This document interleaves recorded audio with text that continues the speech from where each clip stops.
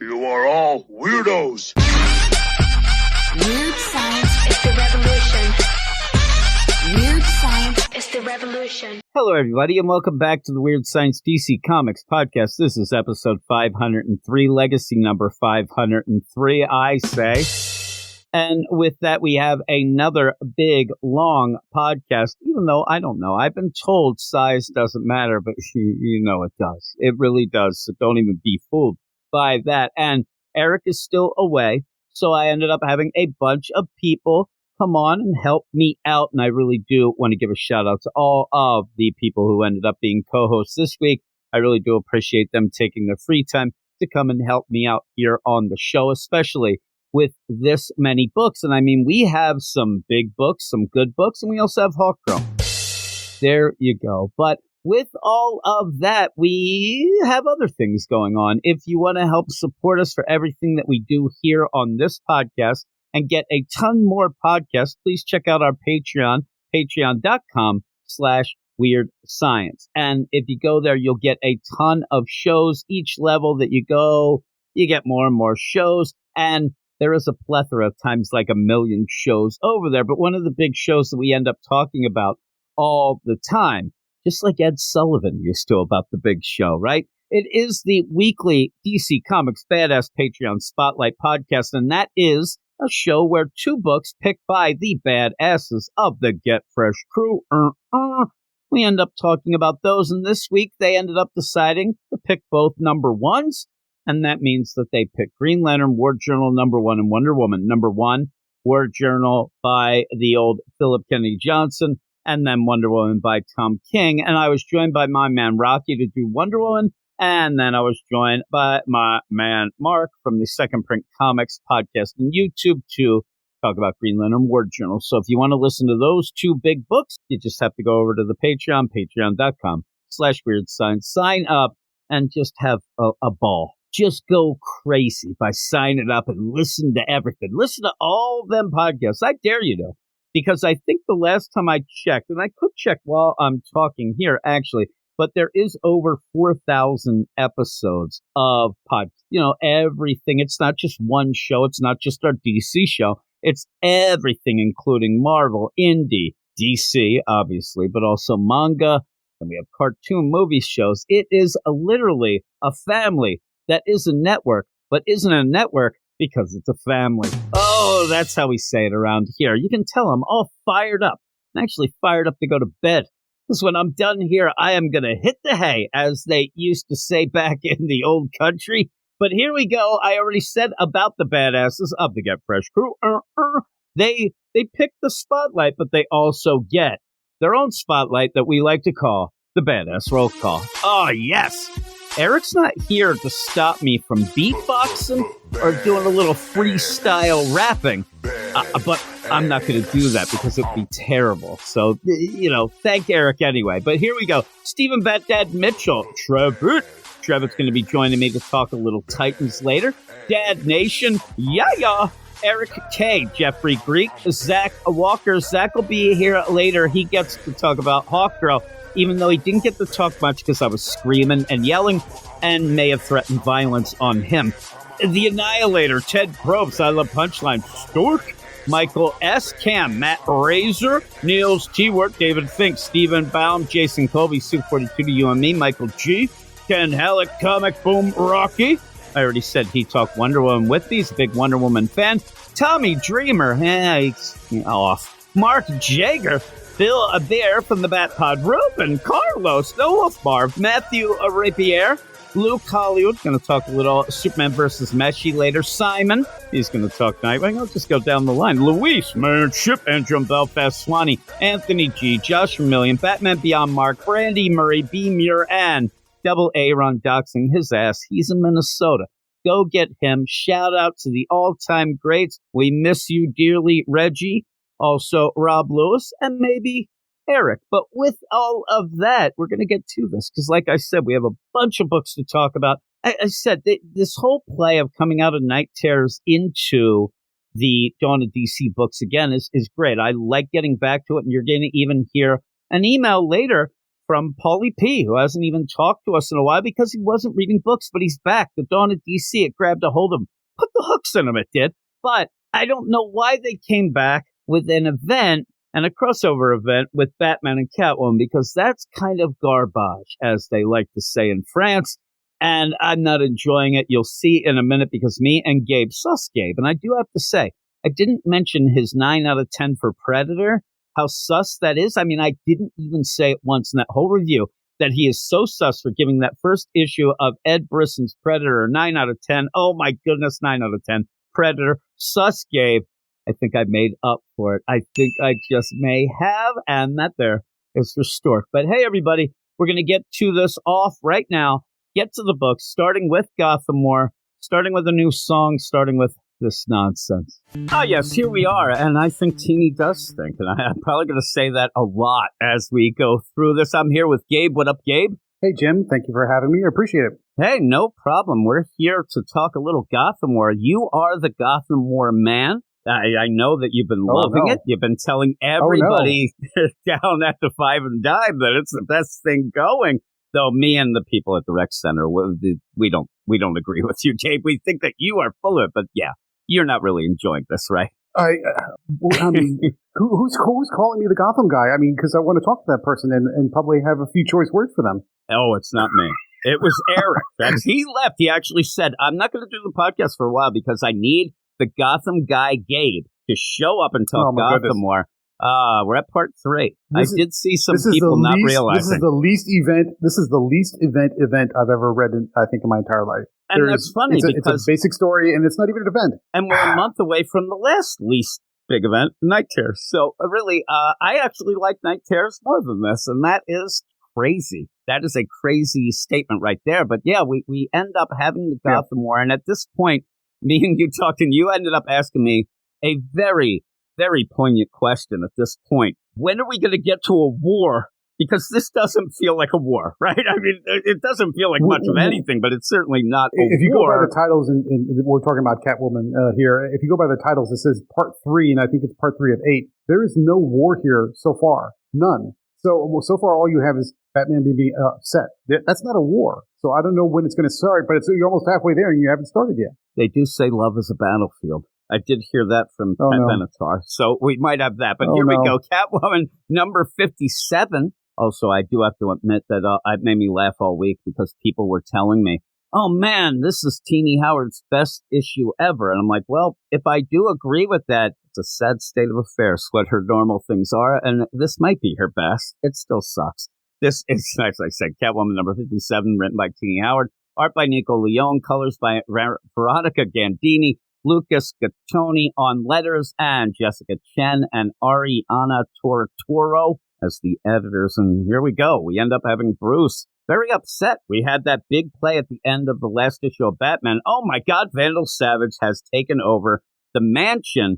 Right here is one of the things, and I'll ask you right away, why do these writers want to make Batman a dummy? Why is it that Batman, because here's the spoiler, everyone, Batman didn't own the mansion. That's why Vandal was able to get it by saying, I made a few calls to the bank and bought it. He lost the thing. The reason he lost it was because it got out that Bruce Wayne funded Batman. Batman looked as a vigilante. All the money, all the hidden accounts, they end up getting taken away. Most of the money went to Lucius through Catwoman, but he also lost the mansion. The mansion was seized. Now, they that's why it's in the brownstone, by the way, everybody. So, when they do that, was Batman ever going to get rid of the Batcave underneath a property he doesn't own? This is where I think he's dumb. I mean, he has just let that Batcave go. It's full outgoing, and you could just open up still the clock and go down. It's still there. So Lucius has a bunch of this money. Dick Grayson has a bunch of money that Alfred left him. So Dick is a billionaire. Between the two of them, none of them can say, hey, let's pay off your mortgage. Yeah, none of them let's pay off your mortgage. None of them thought to say, and seriously, what you're saying, because normally I could say, well, you know, Gabe, they don't know this, that, or the other thing. The two people who have the money know that Bruce Wayne's Batman. They know that the mansion, all this, they know all of this stuff and know that the Batcave is underneath. And Batman didn't even have the smarts to wall up, the entrance. It's just, nonsense. So it's there. And then I'm thinking, well, what? Then the play here, Vandal Savage, okay, he is, pretty much almost immortal. He's going through there. They make the play of being in the Stone Age, a caveman. He is somebody who may not, like Ra's al Ghul knows Batman's secret, knows where, and has been in the back, but he's not going to do anything because that's not his way. And I think Vandal Savage, he's not just going to go and announce to everybody, hey, I just figured this out, so you have that, but why didn't Batman do anything about this? Why didn't, like you said, Dick Grayson at a point could have just bought the mansion, not even for Bruce. Buy it because Alfred's money, Alfred would have bought it. Like, think in your head that if this happened and Alfred didn't die, those billions, some of it would have went to buy the mansion, buy it back for Alfred, tell Bruce he can't, whatever it would be. Bullshit. I mean, it just starts out with this bullshit nonsense that Teenie Howard barely even can tell you the continuity where she thinks that, Batman, Bruce was living there and he owned the mansion. He didn't. And then it gets worse because then we go out and now Batman, what's the scene there? Me and you are going to laugh a lot about like behind the scenes and setup and things like that in this issue. Batman stumbles out, like Vandal Savage shows him these keys that I love. It's like, looks like it's for a medieval prison. He's like, look at me. I got the keys. I own the mansion. Does Bruce just like Charlie Brown walk out, go to the gravesite of his parents, take off his cowl in the middle of the deal and start crying? Like, is Vandal Savage, like, watching from behind that tree and giggling? It's so ridiculous that he goes, and the dialogue is awful. Teenie Howard should never, ever write Batman again. Keep her away from Batman at all costs. But, what about you? What do you think of this? Yeah, Bruce takes off his mask, and he's just basically screaming to the ether at his parents' gravestone. And the dialogue in that particular scene is stiff. It's like a bored stiff. It's like it doesn't sound like him. It doesn't sound like anything he would say. And at the same time, it's supposed to be like this sort of primal kind of rage moment where like everything is against me and I'm at the darkest moment of my life up to this time. And it doesn't sound right at all. It sounds really stiff, sounds really forced, and you just sort of have to go with it because. And I think this is the recurring problem you're going to see throughout this entire event because we've seen it through the first 3 issues. Is nobody acts like they would act if they had any common sense. That's the only way this event can work. That's the only way this event works out. Is everybody acts dumb. Everybody has to act dumb to make it work. They have to act dumb because the story itself is pretty dumb, and to make it work. And what's happening here, and what the problem is this isn't like maybe it would work with a Booster Gold. Goofy guy, right? Maybe it would work. Maybe, I don't want to get anybody upset or whatever, but maybe like a Roy Harper, maybe even, Green Arrow. Oliver at times, he gets goofy, whatever. Not with the Bat family. They're the smartest. They're the smartest of the smart, especially Batman, and you have to make them dumb. Batman, and I think Teenie Howard's writing this thinking like, oh my God, this is, I'm only a page in, and I'm wowing people with this big moment of feels and things. And you end up where, again, I need the ghosts of Thomas and Martha to be like hovering around because he says, I lost our manor. I let it be taken by another. Like, you already did this, son. Like, he already lost it. He lost it because he ended up, being sus. So then he says, I shared our home with others. Again, he's going to really talk about the Bat family kind of awfully here. And he says, I shared our wealth with good people, and now it's gone. And like you ended up buying gadgets and shit with our money. Like, he's actually just funding himself for the most part. Yeah, he donates money and things, but that's kind of the ruse of it all. But then he says, but I won't lose them. My best soldiers, they can't be bought. I have not heard anybody say that wasn't anything but the worst line they've heard Batman say about the joke is that Batman can't realize, well, especially when he gets a young Robin. He can't realize these are little kids. He treats them like soldiers, but he doesn't do, it's like he can't get out of his own way, but he doesn't yell it out loud like this and say to his parents, where this is supposed to be a heartfelt thing. This is him pouring his heart out to his parents' grave. And he says, my best soldiers, they can't be bought. Well, first off, your best soldiers are still kind of out there. They're not really being bought, and they're not doing so. The whole play, though, is that Batman, you're being a dick is what's causing the problems. And the big play should be, I need to stop Selina. This is bullshit. Not my best soldiers. It's such a misplay with everything going on. Then you go and see Selina, who wherever they are, They're up in a penthouse. It looks like they're actually at a building that's being built. They have an infrared, night vision camera thing that they're watching this scene. And I'm like, that doesn't even barely make sense. What the fuck is going on in this? It's so ridiculous. She's hanging out they're watching there. him. Yeah, they're watching him. And then Marquis saying, like, he's almost broken. They're just sort of watching this man fall apart. Now, put aside for a minute that the dialogue was terrible and that it didn't really hit with the emotional level that you're intended to feel. But they're sort of callously, like, sort of almost dispassionately just sort of looking at him like, yeah, he's been broken before. We're going to break him again. And that's just the way it has to be. I mean, this is not at all any way that Selina's ever acted towards Bruce. I mean, there's no compassion. Now, granted, there's sort of always been on opposite sides of the fence when it comes to crime and morality. But at the same time, she's not feeling a lick of sympathy for what he's going not through. At all. And she's almost like saying, yeah, this is what has to happen because he needs to be broken. That's just the way it is. What kind of Catwoman is this? She knows that, I know. And then she's like, and all she's worried about is Vandal Savage a bit here. Not good, Vandal Savage. Yeah. So you're in this place, and it seems to be this is their new headquarters because Batman went in and wrecked house at their other one. That really wasn't hidden anywhere. And again, I have to mention that where are the police? I had it in the song going into this. The police and the feds, Selina, Marquis, just these two characters right here, they're fugitives. We need the whole deal with, we need a hard target search of every, dog house and things. Nobody's trying to find them. There are a bunch of people, including Selina, who was in jail for murder, awaiting trial, who escaped prison. Nobody's trying to find her. And she ended up going pretty much like, I'm going to escape and I'm going to hide in my warehouse that we always had. And that gets beat. There's nothing going on that feels like it is right or feels like it's real going on because you don't have realistic things happening. And yes, it is a comic book. But when you set up things like a prison break with a bunch of metahumans and murderers, there's going to be some ramifications, but there isn't here. And again, nobody's even saying. You have to suspend that disbelief. You have to sell it to make you believe it and to buy in it. Where are the police? Where are the Maronis? Where are the Falcones?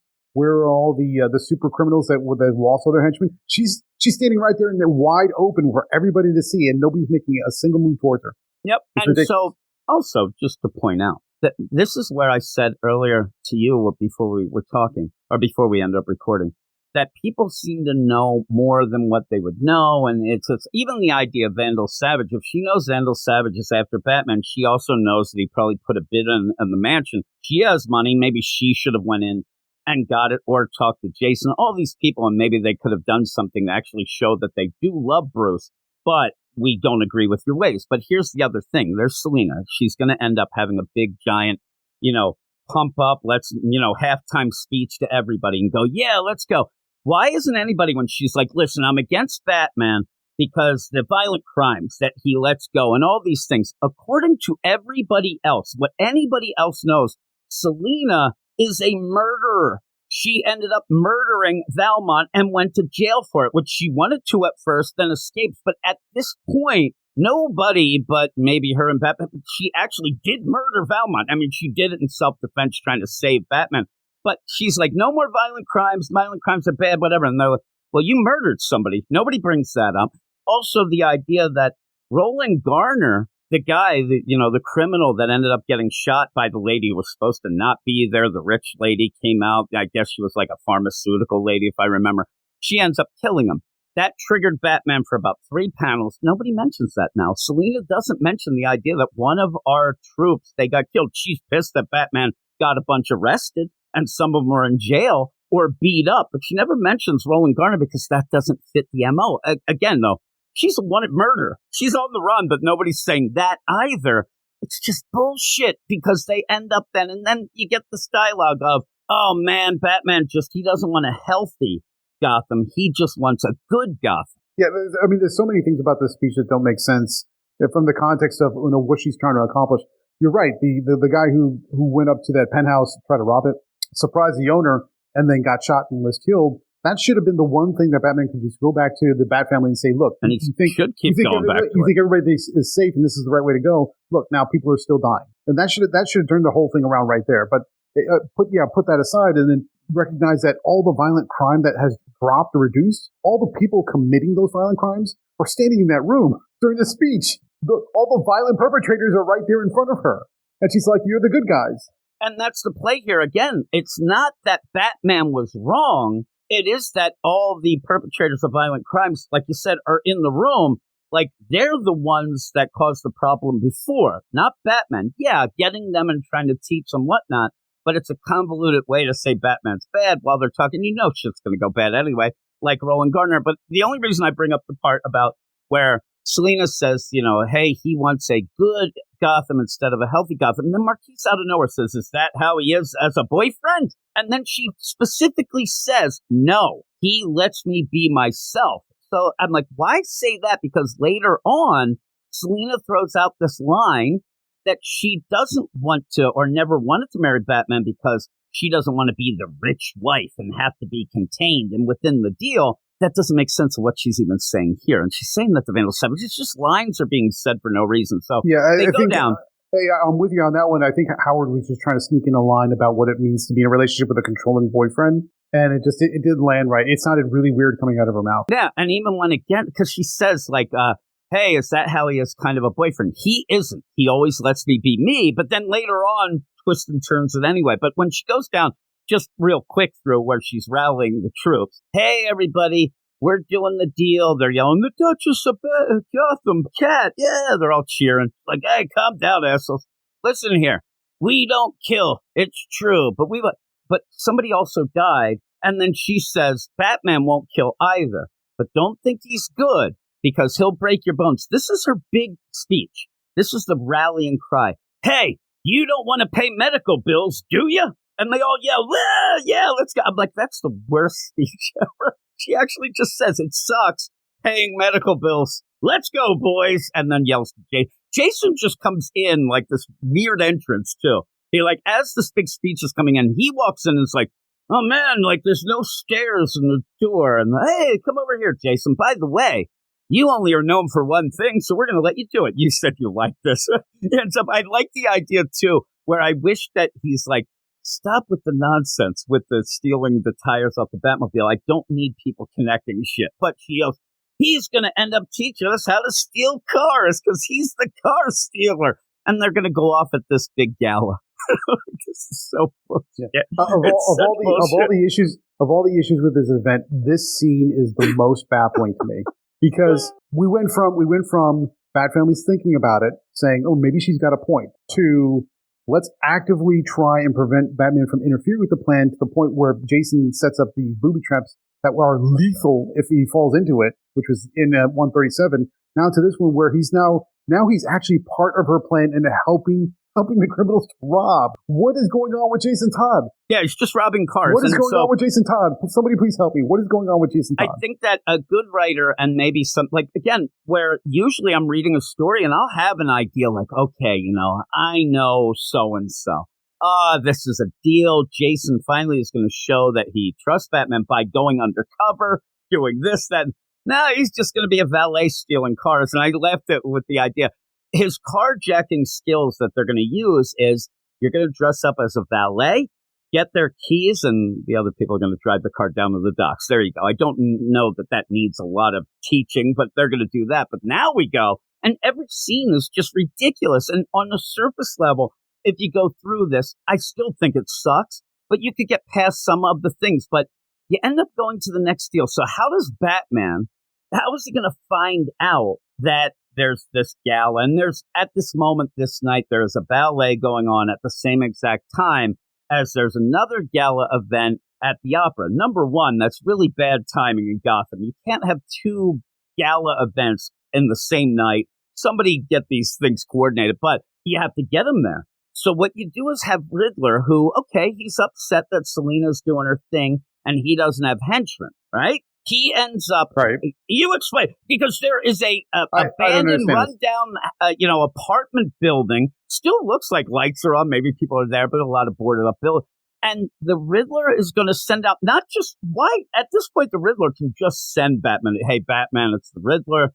I want you to do this, maybe leave. Like, he's often left voicemails with riddles, but he ends up just doing a thing to draw Batman in, but it makes no sense, right? I mean, we were laughing about this, but you go. We were laughing about this right before the call started, before the recording started.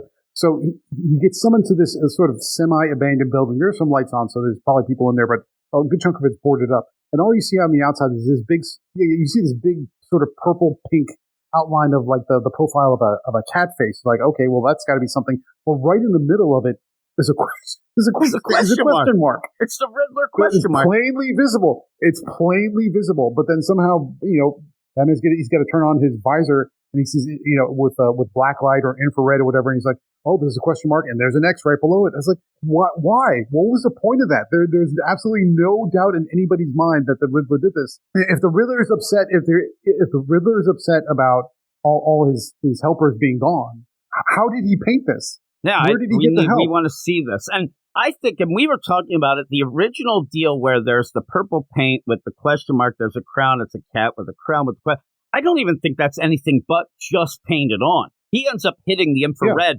only to then see an X over what would normally be the door. Like, don't use it doesn't make sense. But like you said, just think of this, people, please. The idea that the Riddler has no help. All of his henchmen are gone. This is why he wants to tell Batman what's going on with Catwoman. But in the meantime, this asshole must have spent a week painting this fucking building the way that he did. You can even say, if you said, well, there's somebody already... Who paints a graffiti cat on an entire side of a building? Even if that was already there, he still had to get a bunch of ladders, get a U-Haul, and paint the question mark. So then when you go into this... Can you imagine the Riddler strolling into Home Depot, buying like 50 cans of paint, and then carrying them out in a big cart? He's got a couple of paint brushes. He can't get the rollers to fit because they're on those long poles because he can't reach. Yeah, he's trying to do that. He's like triple poling it. Yeah. So when you have that, this is the play. The henchman went with Selina because the idea of these villains, oh man, all the rogues gallery, they don't pay well. They end up not paying at all. They don't go with what they promise, whatever. I think it's because Riddler's busy buying this shit. Because you go into this abandoned warehouse that has this painted deal with a question mark. Now the Riddler has set up what has to be thousands upon thousands of dollars of TV screens. And really, if I'm his accountant, I'm like, you only need one, dude. You don't need the others with all the question marks. Have one. Or how about this? Send him a voicemail. Send him a video. He ends up setting all this up. But again, this is the idea of it's a Riddler thing. But when you think about what is going on in the background, it's hilarious that the Riddler has spent all of this time and money so that Batman shows up. Luckily he does, because that ballet shit is happening. So he ends up giving the riddle. And the thing that cracks me up is he goes through this whole riddle and he's giving the Rhonda uses a comb, but not a brush. It's the idea of silent consonant steal. So he ends up set. But at the end, because this is supposed to lead to ballet with the silent T, the problem is right when Batman is still wondering what it is, Riddler just starts singing a part of a song that is being performed by the ballet. So you didn't even need the riddle. He ends up singing it, and then Batman even says, oh, that is from Turandot. That's an opera, but it's being done at the ballet. Off to the ballet, but then Batman still seems to think he solved the riddle, but he gave him the answer. There was no reason for any of this riddle. It was bullshit. And then we go to the ballet. Jason's valeting things. These guys are all happy, get the cars, the keys, whatever they go, and then Batman's in the background. And then there's just long fights with Jason and Batman. Batman knows he's a distraction. Later, Jason tells him he's a distraction. But they just end up fighting. And at this point, please, Jason goes after Batman with a cleaver. This isn't just let's fight hand to hand. Hey, I'm going to knock you out. He's legitimately trying to. You can say all you want of like, oh, he knows he won't be able to, but no, I don't. He's doing it. He has a cleaver that he's attacking Batman. It is bullshit. And then runs away and gets on his motorcycle. This is the idea of a distraction. While inside, Selina, why is Selina there? I know she seems to like this ballet, but she's also said, where's the guest list that there's old rich people and everybody else are these people who would be known criminals, even if they dupe things. It's Selina's gang dancing around with old people. doesn't make sense. And she says, we're pickpocketing them. This is bullshit. How many of those thugs, let's say Mr. Freeze, how many of Mr.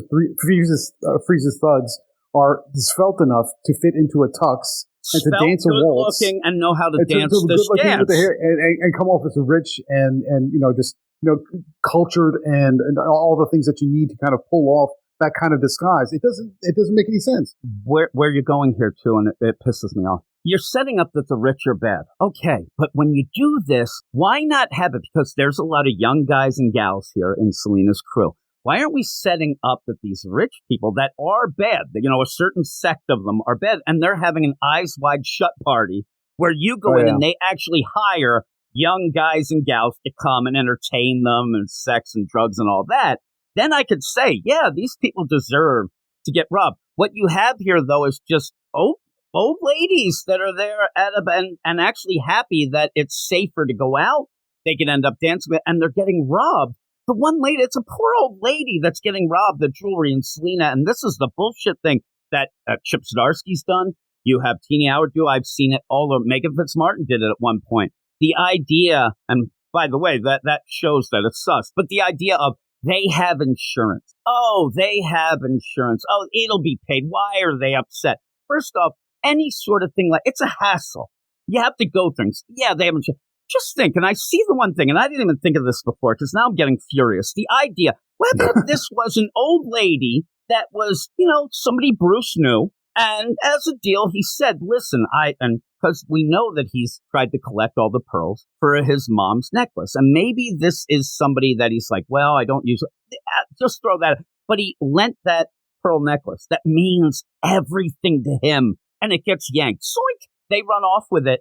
That's more than just insurance will pay for it. These old ladies, the one lady, this might be her great-great-grandmother's pearls that she ended up having, and it has sentimental. It's beyond the idea, and this isn't where, they get this money and don't pay this. This is just their property and things like that. Make it something different. They're not doing anything wrong. They seem like nice enough old people, and it seems like this gala is probably going to be like a benefit type thing, so they're going and paying to give stuff to them. And so what you get are these assholes showing up and just stealing it because, they'll get, just think of this, Gabe. I'm getting angry. The idea that you have a bank account and you end up where a scammer takes your money and somebody says, it's okay. You'll get that back. Fuck you. This is bullshit. And it's that makes it even worse because, and you exactly pointed it out, is usually when they're having galas like this, whether it's a ballet or opera, it's some kind of charity event. Like they're doing an auction to raise money for an orphanage or something. So they're robbing them while they're being charitable at the same time. It's ridiculous, right? And the idea that while they end up doing this, we'll go out, they probably think because they're the targets, it has to be around that rich people are getting robbed. Yeah, they're not getting killed, they're getting robbed. So what? I wouldn't leave the house anyway. But they're here for probably a charity to give to the needy, to give to the poor, to give to usually, the Alfred Pennyworth boy home, the home for boy, something like that. And yet they're just robbing these people like fucking assholes. And so you have all that going on. This is where I think they're missing out on a point that probably will come up, but should have already. Here's the thing. This lady says it's so great to come out and we can go out. There's violent crimes down. Why isn't at one point, and again, they may, but why isn't Selena saying, Bruce, Bruce comes in, you assholes, and she says, Bruce, the reason I'm doing it is because I think that Batman's a bad thing. And I'm saying that I wish you weren't Batman. I wish we didn't need a Batman. And you know what? The worst thing that happened in the city and to you was that there was a violent crime against a rich person in an alley, and that's what I'm trying to stop. And then I'm going the wrong way.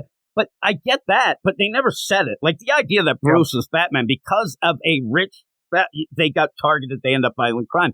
She's never said that. They play off it and they're stealing these people's cars and their jewels. Yeah, the prevalent attitude through this entire event, and this isn't the first one this year or actually this last 5 years or so, it's really along the lines of, if you're rich, that must mean you're evil, so therefore you deserve it. It doesn't matter how they got the money. It could be family. Maybe they came up with maybe they invented a cure for some kind of disease or something. It doesn't matter. If you're rich, you're evil, and if you're evil, you deserve it. And that's crazy talk to me. Yeah, because anybody right now if you found out immediately right now that your great-great-uncle left you this weird deal, you never know him, he left you $1 billion, I would hope that most people listening, they're actually good people or good enough. It doesn't make you evil because you got even if it's somebody who did nothing but inherited stuff down the line, it doesn't make them bad. Bad people. I said, you have to set up the scene where it is, where, hey, what are we doing, boss? Selena's like, listen, there's this party. I kind of finagled it, so we're going to be the entertainment. When they get there, it's awful. You end up where they're eating, I don't know. They're eating people. They're cannibals. Yeah. They're doing drugs. Like the worst of the worst that could be happening. They're doing it to say, okay, these are the evil rich people in Gotham. Like this old lady, do you think she's the evil one? Or do you think right now, the Penguin's twin son and daughter that running the ice. Well, why aren't you robbing the Iceberg Lounge? You were hanging out in it. That could be looked at, but not. It's bullshit. It is a surface level bunch of bullshit. And then Batman's just chasing Jason around. Jason says Batman won't try to yoink me off of the motorcycle because he wouldn't want to kill me. And then Batman does it immediately. I kind of like that scene. I mean, it was kind of funny. I did like it. What I did love when Jason ends up, I'm a distraction, and you always think I'm this and that, and Batman keeps saying, no, I think that you're good. At one point, I like even the line that Jason says, you probably think that I don't even know about the ballet, that I'm too dumb. But then he has to yell out. He's like, I read books. But then Batman knocks him out. And I swear to God, that he left we find out that Batman takes him away. I thought he left him in the street. I thought he just like, boom, dead, gone, because he does end up knocking him out. Now, I'm going to say right off the top, I mean, I kind of like Nico Leone's art. I mean, it's very digital, especially you can tell in the coloring, the background. It's very digital. I don't understand the choreography in the scene because in the one panel, he's like holding the needle and Jason's about maybe 15 feet away, 12 feet away, and he's looking at the needle, and then suddenly Batman's behind him. How does that happen? And he even says, and I think, here's the weird play. I think that they're going with that weird, Batman disappears from Gordon, but not to Jason in a fight. That's bullshit. Also, pointing out that in this fight, Jason has the arsenal of all arsenals. He's got a katana in the one hand. He's got obviously his crowbar, because that's the other thing he can't get away with, or get away from. And so he's actually fighting Batman with a crowbar and a katana why isn't he just trying to fight him, hand to hand because he doesn't want to hurt him? We go back to... when did Jason have time to change? Because he's doing the valet thing in the tux and he just had the mask, which I remember, get. And he put the mask on then, he put the mask on, but all of a sudden in the next panel in that sequence of events, all of a sudden he's in He's red got his outfit. Cargo pants, the whole foot. When did he have time to stop and change his whole thing without Batman catching up? See that. He drove the motorcycle off to a safe. It's nonsense again. Yeah. And I like Nico Leone's art. I think it's good. At points we were talking that it feels a little. His has a digital look. A lot of times it just seemed a little more at points. But he also there was an infamous deal where he got on Twitter and complained that he was not going to be allowed enough. You said that that's going to be the next issue. Yeah, the October issue. Yeah, and really was like, Jeannie Howard hasn't given me the script. And then I think that it was funny, just as an aside, when he went on Twitter and complained, Jeannie Howard, the script's late, but I'm not given time to do the art properly, and that's my career. I think that really the big play there was that DC wouldn't then allow it to be, delayed a bit to go, a week or two more, because they have the schedule. And yeah, it's on Teeny, but I think it was also on DC deal, because they basically seemed to say to him, deal with it. Just deal with it. And he was mad because when you deal with it as an artist and you get one bad thing, that sticks with you. So beside that, we'll see next issue. But when you end up having this, then Selena, everybody's getting robbed blind and she's having a little champagne. And then I don't get the scene at all. I don't get the scene at all. And people were like, they love this. I saw people saying this is the best scene ever. It's like, first off, he comes in like Spider-Man. And even then, and we're talking about Nightwing. If you're listening, we're talking about Nightwing. Nightwing comes down and he's actually hanging on the side of the building, but then he's upside down. I'm like, what is this guy doing? And he basically says, hey, I knew you. Selena says, who tipped you off, Jason? No, I figured you'd be here. This is your favorite ballet. You remember the ballet that we went with when I was a kid and Bruce let me tag along. You let me go to the bar with you and have a Shirley Temple. And you asked what my favorite play was. And I said the Nutcracker. How embarrassing. But hey, it's cool to be a family, isn't it? Goodbye, and leave. That's it. I think this is only for Selena to say, it would have been nice if we weren't fighting. Well, listen here, bitch. Stop fighting, man. That's all I say. Stop robbing assholes and stop fighting. I think you're right as far as that was the point of the scene, is for Selena just to say that out loud. You didn't need an entire page to do that. No, you didn't need any of that to do that. She could have said that to Jason at any time. Why is this page here? Framing of the scene, first off, she's there against the balcony, and Nightwing's crawling down on the wall. Then he's where is he upside down? Because where she's looking and where he's off of is over the balcony. He's just is that while he's falling down to his death? It makes no sense. He's just floating in midair. He's floating. He is legitimately floating in midair after just scaling down into... I know we're getting into nitpick territory, but every page has something. Every page has something to make you angry. So then you go off and then Selena, okay, well, I just talked to Nightwing. Well, let me go because Vandal Savage has shown up, a hook of a man, and ends up starting to dance with Selena and says, boy, you're exquisite. You are so hot. I wish that when I bought that damn mansion, you came with it. It's a shame you didn't marry the Batman. And she's like, what are you talking about? And he's like, I know it's you. And then this is where we go back. And this is why I brought up before, where she says, Batman isn't like that as a boyfriend or what would have been a husband. The idea he lets me do my thing. He is not controlling like that. And then she says to Vandal Savage, well, I didn't get married to Batman pretty much because I didn't want to be the rich wife who doesn't have her own thing. I'm like, that's not what you said last issue to Batman to his face. And it's not what happened anyway. And it's just ridiculous. And even this, it's just this play back and forth with Vandal Savage. It does nothing. It does nothing at all. And then he says, I want to get shit going in Gotham too, because I love Gotham. It's great. And she's like, I don't know about that. And that's only, again, to set up Vandal and then what happens at the end as well. Yeah, to be honest with you, I'm not clear that whatever Vandal's being set up for has anything to do with Gotham War. It wouldn't surprise me if this is for something after. So we'll see how that goes. But I have to go back and check. You tell me in all this time, in all these years, decades even, that Vandal and Catwoman have never crossed paths once? They've never met once? And that's the thing. I love the idea because earlier, and here's the thing, Marquise gonna show sus, but you end up where Selena, like everybody in the DC universe, whether they've met somebody or not, whether it's going to be played in the issue that they met somebody or not, everybody's read the who's who. Because every time, like Vandal Savage, oh, you mean the caveman, immortal guy who's going through Chad? Like she knows exactly what would be on a Wikipedia page. But then when she comes face to face, oh, I don't think I knows you.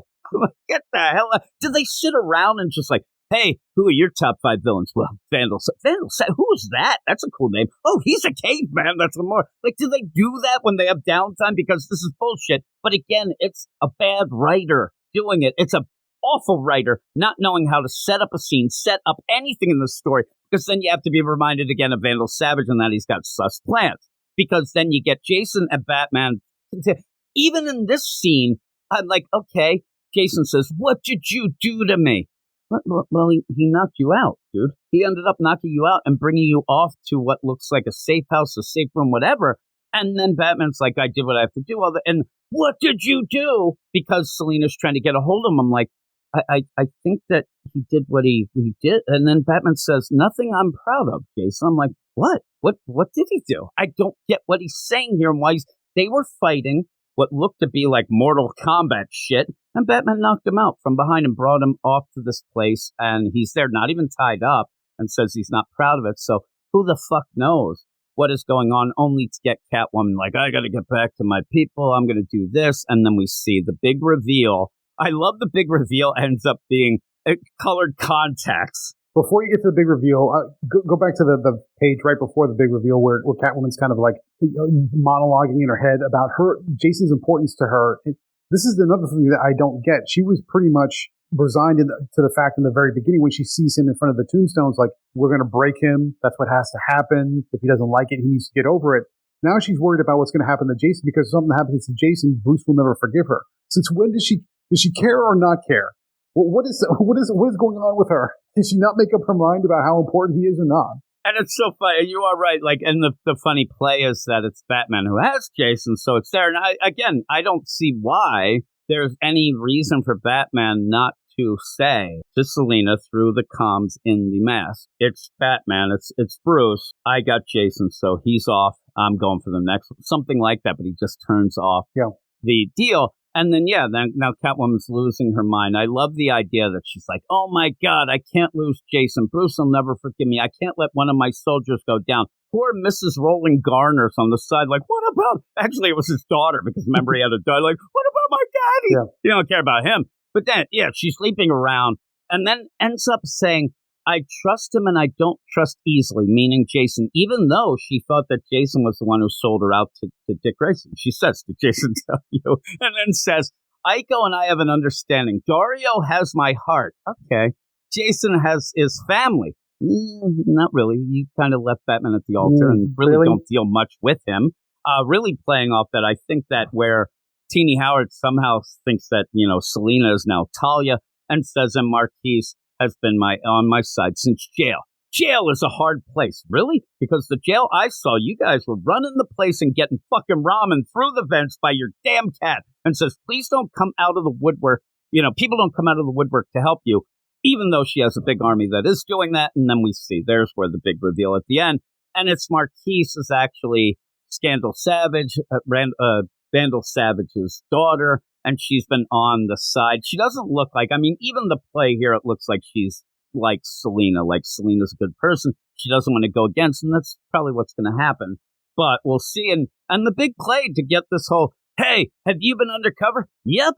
I put in my colored contacts. Nobody knows. I'm like, this is bullshit. She was in jail under here's the setup. Here it is, Gabe. Just, let me have my deal.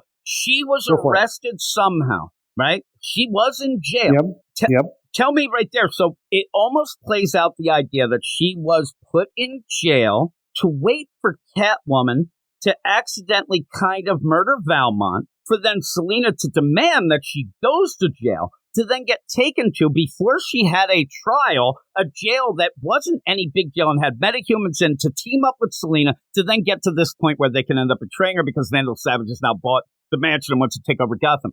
None of this makes sense. It doesn't make any sense. And if that's going on, like we saw Catwoman, Selina Kyle, kill Valmont. Are we going to play this idea? And this is where Eric has made the play that somehow that Valmont is going to be Duchess the cat, right?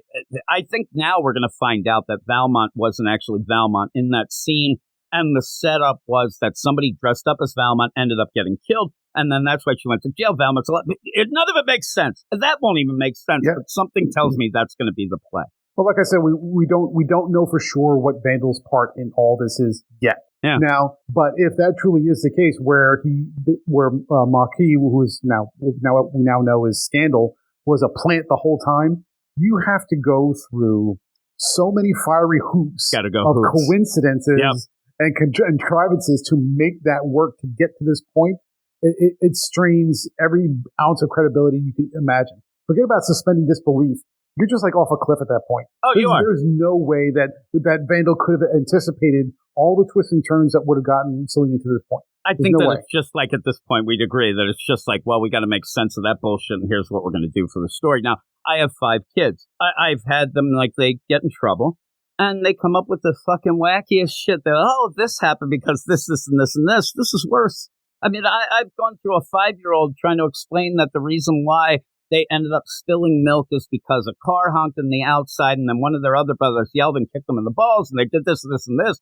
This doesn't make any sense. It doesn't set up anything. It's just bullshit. And I do believe that what we're seeing, this is a Teenie Howard written it. I think that Chip had to say, we got to tie this, make it work, and she still can't. And I think Chip is doing a bad job as well, because this whole idea of a story is just bullshit from day one, from page one, with the concepts and what's going on. So it's just now the whole thing with Marquis and Scandal only makes sense if you say it just sort of happened that way. And Vandal sensed an opportunity. Yep, and he's taking advantage of an opportunity. Okay, that I can get by with. But if it turns out that this was his plan all along, forget it. Then I don't know you, and I reject you. I reject you utterly. And the reason why I claim that it has, because she was in jail, but under this other guise that ends up it's a weird deal. It's very odd, but they finagling. People have false, but she was in jail, arrested as somebody, not Scandal. And it seems like maybe there's some finagling. I don't know how they're going to make it. Or they may not, because a lot of these things, they just kind of get left behind. Yeah, this is bullshit. What would you give it? Let's see. On the written, I think I gave it a 5.5, which I'm pretty much going to stick to. I could probably go a little bit lower, but 5.5, I think just because of the art, and I like the marquee Scandal reveal. So that gave me a little bit of something that I could latch onto. But I'm sticking with 5.5. Fuck you! That's not a 5. That's to you, Gabe. That was to you. I'm gonna give it. I'll give it a fuck you 5.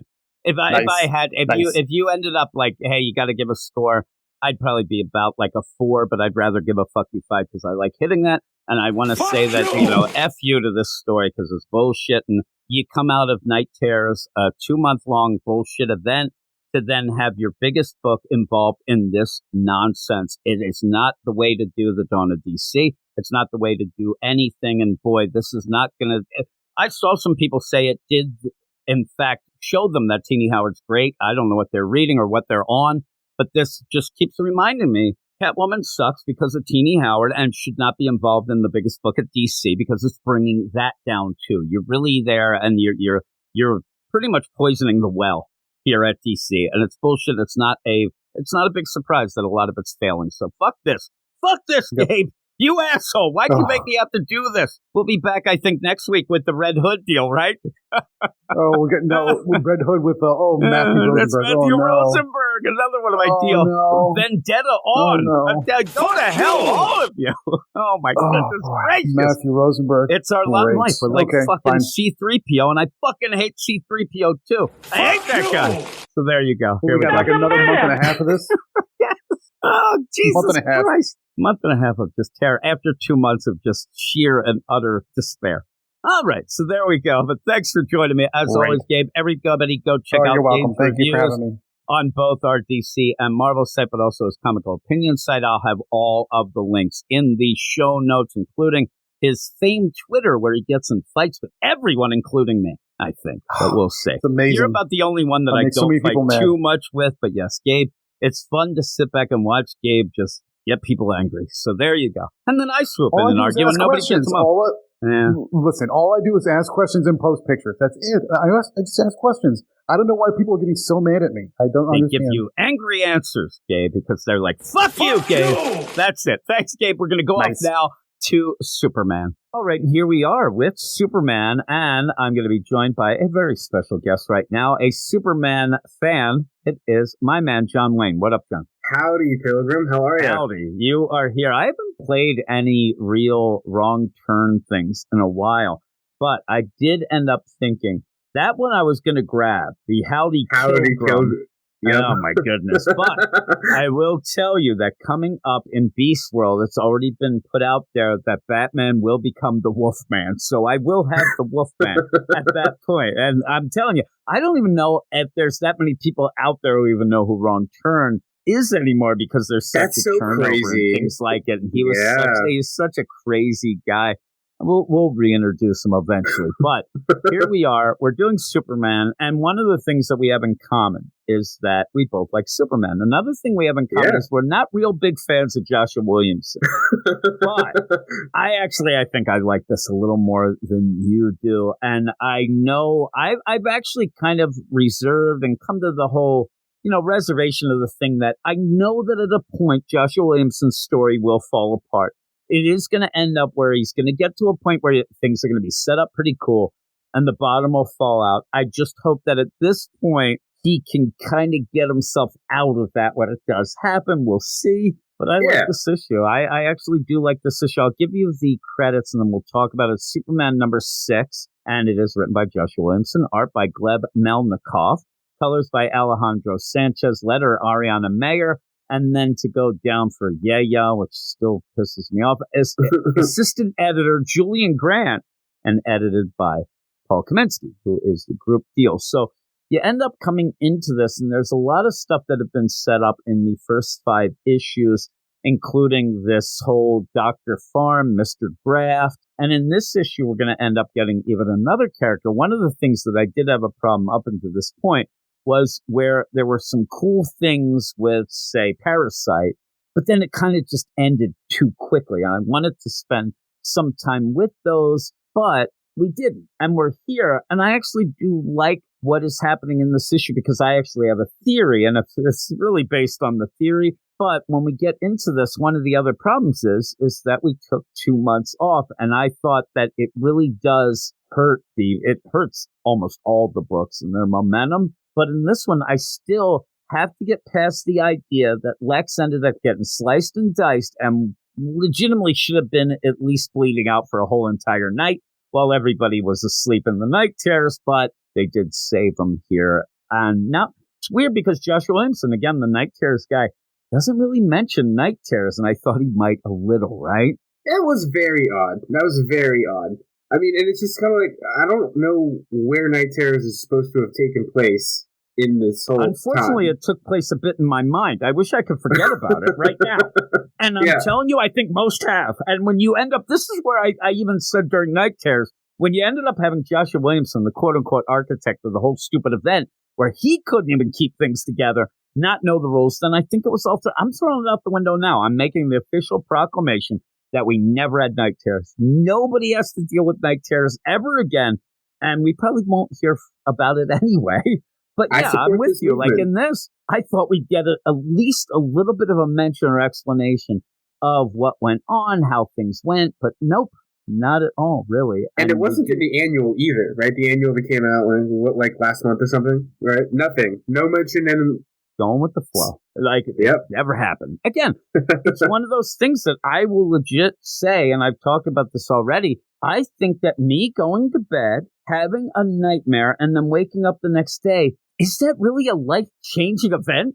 I have nightmares a lot. I end up going to bed and have crazy nightmares. I wake up, if I said, and the idea of like, oh my God, I just had a nightmare that Batman was a bat with a gun in his head. My wife would be like, shut the hell up. Like, what is that? I don't know. Like, whatever. And I had a dream that Justice League was evil. It was like, we've seen that before. Whatever, go back to sleep. And it's a nightmare. Like, it's not real. Like, my wife legitimately will wake up from nightmares and, like, be very upset. And I'm the one who sits there and, like, what are you upset about? It wasn't real. It's not real. I definitely, I'd wake up. Oh my God, I had this thing, and I would just really equate it, man. I shouldn't have had that meatball sub last night. It would be some shit like that. So with that, because the architect, and again, air quotes, he's not even dealing with it going forward in his screw it. It never happened. It was all a nightmare for all of us. But when we do jump into this, we do see that Lex is, he's alive. They were able to save him. I'll tell you right now, I like Gleb Melnikov's art. It takes a little bit for me to get used to it, though. And I think 100%. It even took him a little bit to kind of get the flow. But by the end, at points, I actually thought it was really good. I actually thought it was like a Greg Capullo looking even at times, which I agree was cool. Yeah, I had thought Victor Bogdanovich or whatever his name is, and then I remembered the whole scandal right between the two of them. Victor Bogdanovich, which is the lower deal, Greg. So it is a lot alike, though. I will tell you, I think that Gleb Melnikov here does a little bit more of his own style, but it is reminiscent to me at points of, say, and really when you get the blue eyes and stuff with Superman, you really get that Bruce Wayne look from the Capullo deal. Yeah. But yeah, we see that Lex is fine. And you do get, it makes me laugh, where you end up having these surgeons like, can we just kind of not help Lex Luthor? I mean, he's a real bad dude. Like, we shouldn't do it. I love that there's the over-the-top doctor who's like, damn it, we made an oath. We had the hypocrite. Like, he's like, you shut your mouth, and it made me laugh. As Lex is, he's having problems. The first time reading it, it's weird because I didn't quite get the 2 weeks later where you have when you get into the story. I'm like, why would we need 2 weeks? Oh, it's because Lex has to kind of heal a little. Yeah. But again, that 2 weeks, what it really does, it gets you away from the night. So why would you mention it to like somebody's like, man, remember that one night of nightmares, 2 weeks? Like they're just pushing aside with that. But you end up having Superman flying through the city. I like the angle there and the depth and the perspective of it. But I thought that Superman at that point looks very emo. and he kind of scares me, his look. While you get the live wire radio show that I'm certain that would not be allowed, but it's the Lois Lane allows Livewire, who's in jail, to have a show, but I don't know that she'd be allowed to throw shade at people the way she is now. If she was 100%. Actually doing it, they would seriously, they would have a delay and a dump button. The minute that she starts saying, I don't know, this town is bullcrap, you're hitting that dump and going to commercial. Like, hey, let's go. But it is 100%. Kind of funny. And what I do like the feel of this issue, coming back from Night Terrors and stuff like that, this had a bit of a more of a, like, that annual had, Superman wasn't really in the annual a lot, but it had all the side characters, and I like that Joshua Williamson continues to have some of these. So Superman is the main deal. We get to see Jimmy. Lois is losing her mind. Livewire's on her whole deal. So you do get these characters. And, you end up where Superman's going around, and to get back in the swing of things after the Night Terrors for us, you do have somebody in there, and they're doing like a car chase. You end up a robbery. They're using some alien tech. It's probably some of the LexCorp stuff that we see before where Superman's going to get it. But I thought this was pretty cool, the way Superman even uses his heat vision to melt these bullets. I've never seen it quite done like that. And I thought that was pretty cool. But in that, you also get that play. It's almost like the villain version of who's got you, who's holding you, because they are like, floor it, but Superman already has the van. He's already taking them in. And then you do get, and again, there's a lot of characters. You get Police Chief Neo, I always say his name, Keikoa. Keikoa, and I like him there because he's a cool guy that Superman usually does talk to. He's really nice. And Superman is really concerned because when he grabs the gun that this guy has, he crushes it. And then when he drops these guys off, he's really, really like, what is this stuff doing out on the streets? And he just zips off.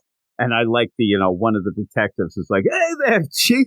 He usually talks to you. What's up? And they're like, he's got things on his mind. But I did like that. I thought it was a good opening to that. Now, he does that, pissed off, doesn't talk to Neo, but then goes off just to the Daily Planet.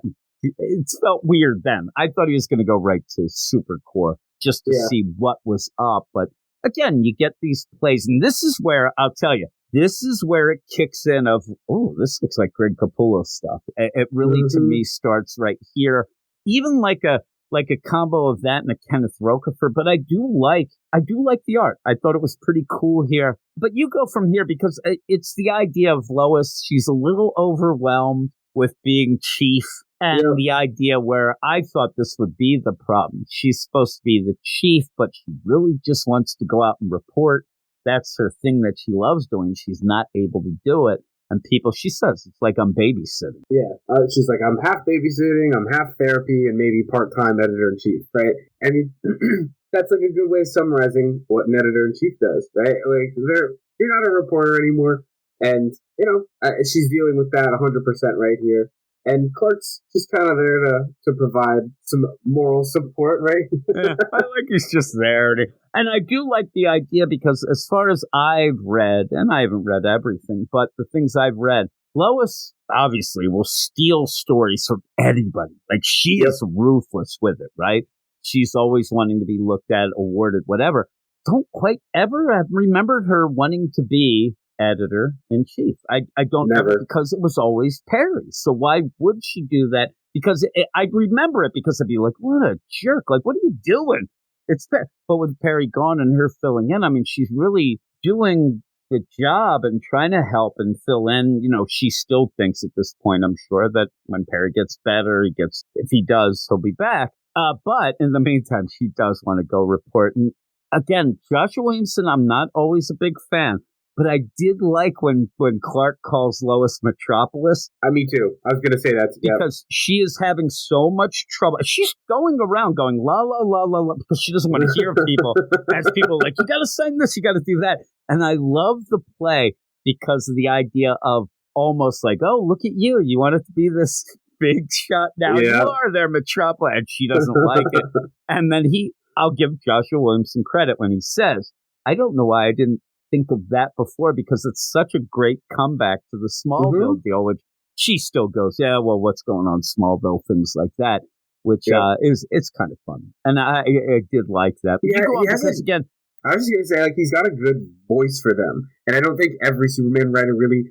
Sometimes you got a good Superman, but not a great Clark. You know, sometimes you got a good Clark and Lois, but you don't have a good Superman and Lois. Like, I will give Joshua Williamson credit. I do think he's got the balance of that between the three characters, if you will, pretty well down. And even me and you saying, and I kind of am emphasizing a bunch of times that I'm not the biggest fan. But when I do talk, and we talk in the Slack and things like that, what I have said, and I'll say it now and I'll stick with it, say something like the Robin series with Damian Wayne.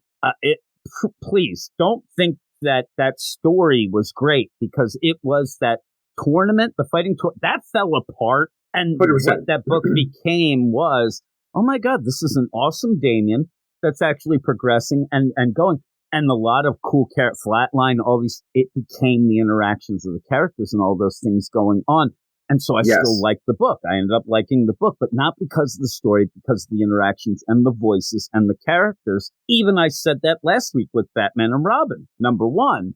So in this, like, if he could just keep with a story, don't get too crazed up or get lost in his own little, because he does end up seeming like he keeps running after this next shiny thing, or he sees something that is interesting to him.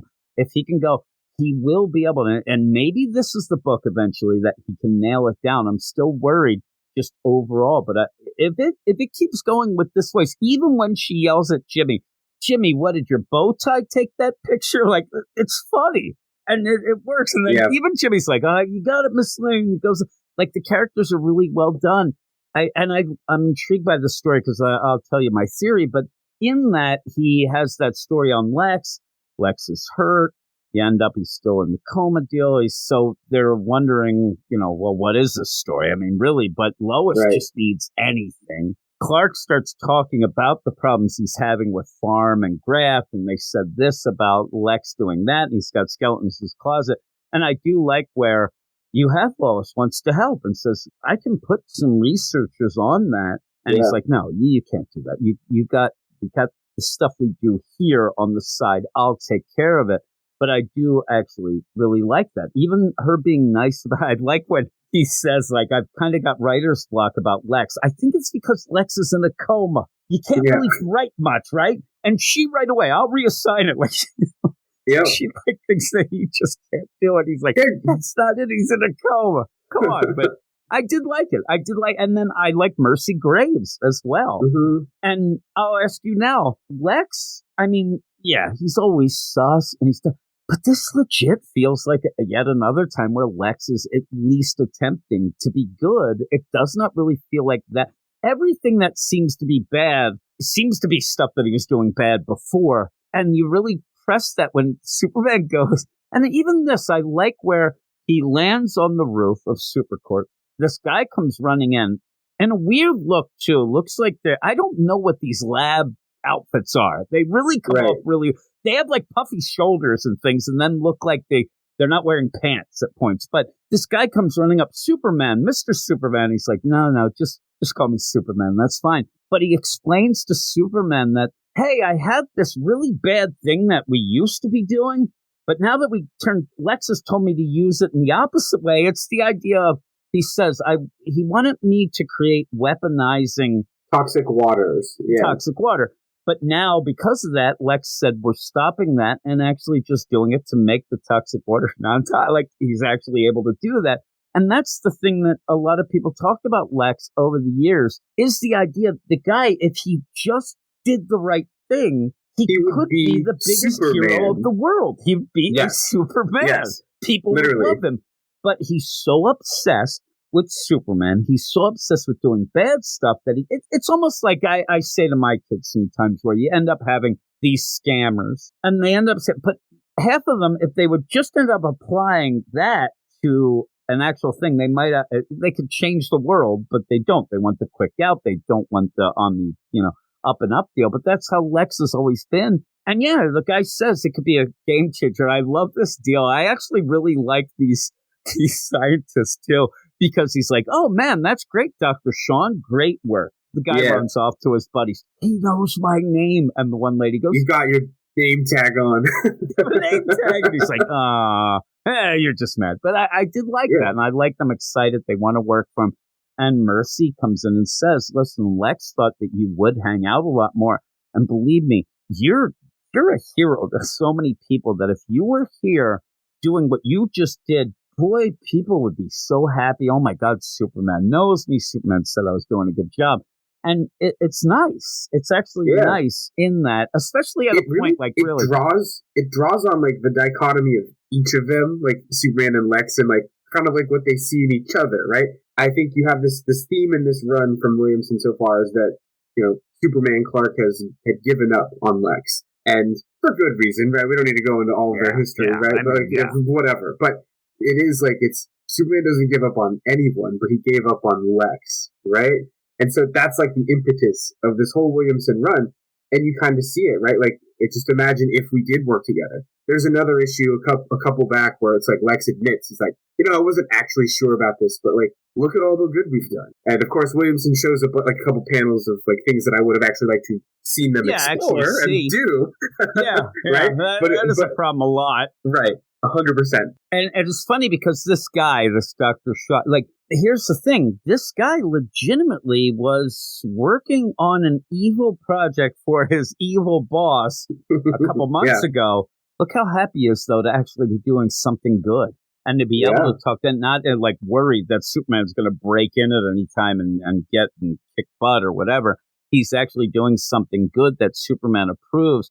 I'm sure that he feels better. It's like, it's a nice thing, right? And so when you end up having that, it ends up where what you keep doing, though, you keep reminding people that, or Joshua Williamson keeps saying, that Lex used to be bad. I mean, that guy coming in, this used to be a thing that weaponized toxic water. Yeah. So then with that, you end up having them try to figure out things and wonder what's happening. And especially with these, hey, do you know anything about Project Chain Files? Because this is what Farm and what's it called? I always, Grafton Farm said. He's got skeletons ask him about this Project Chain. So when he asked Mercy does, and I like at one point Superman says, you conveniently know nothing. And anytime I ask you are not involved and don't know.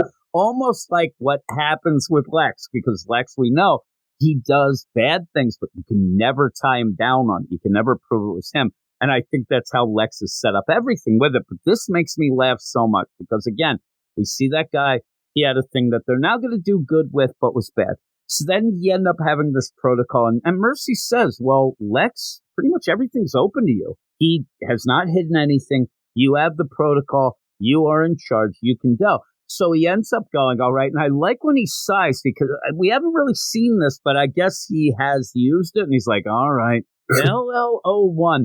What the Lex ends up having a hologram deal that is so Jarrell that is like where you have this whole play when he would go into. I think we were introduced. I think we introduced to this version of LL01 in the very first issue of Williamson's run. It's so crazy in this because in it, I mean, he's dressed up. I mean, he looks like you're in the fortress and he's got the Christmas. 100%. He even calls him son. And it made me laugh so much. And he has the he has that band around his head, just like he's Crypto.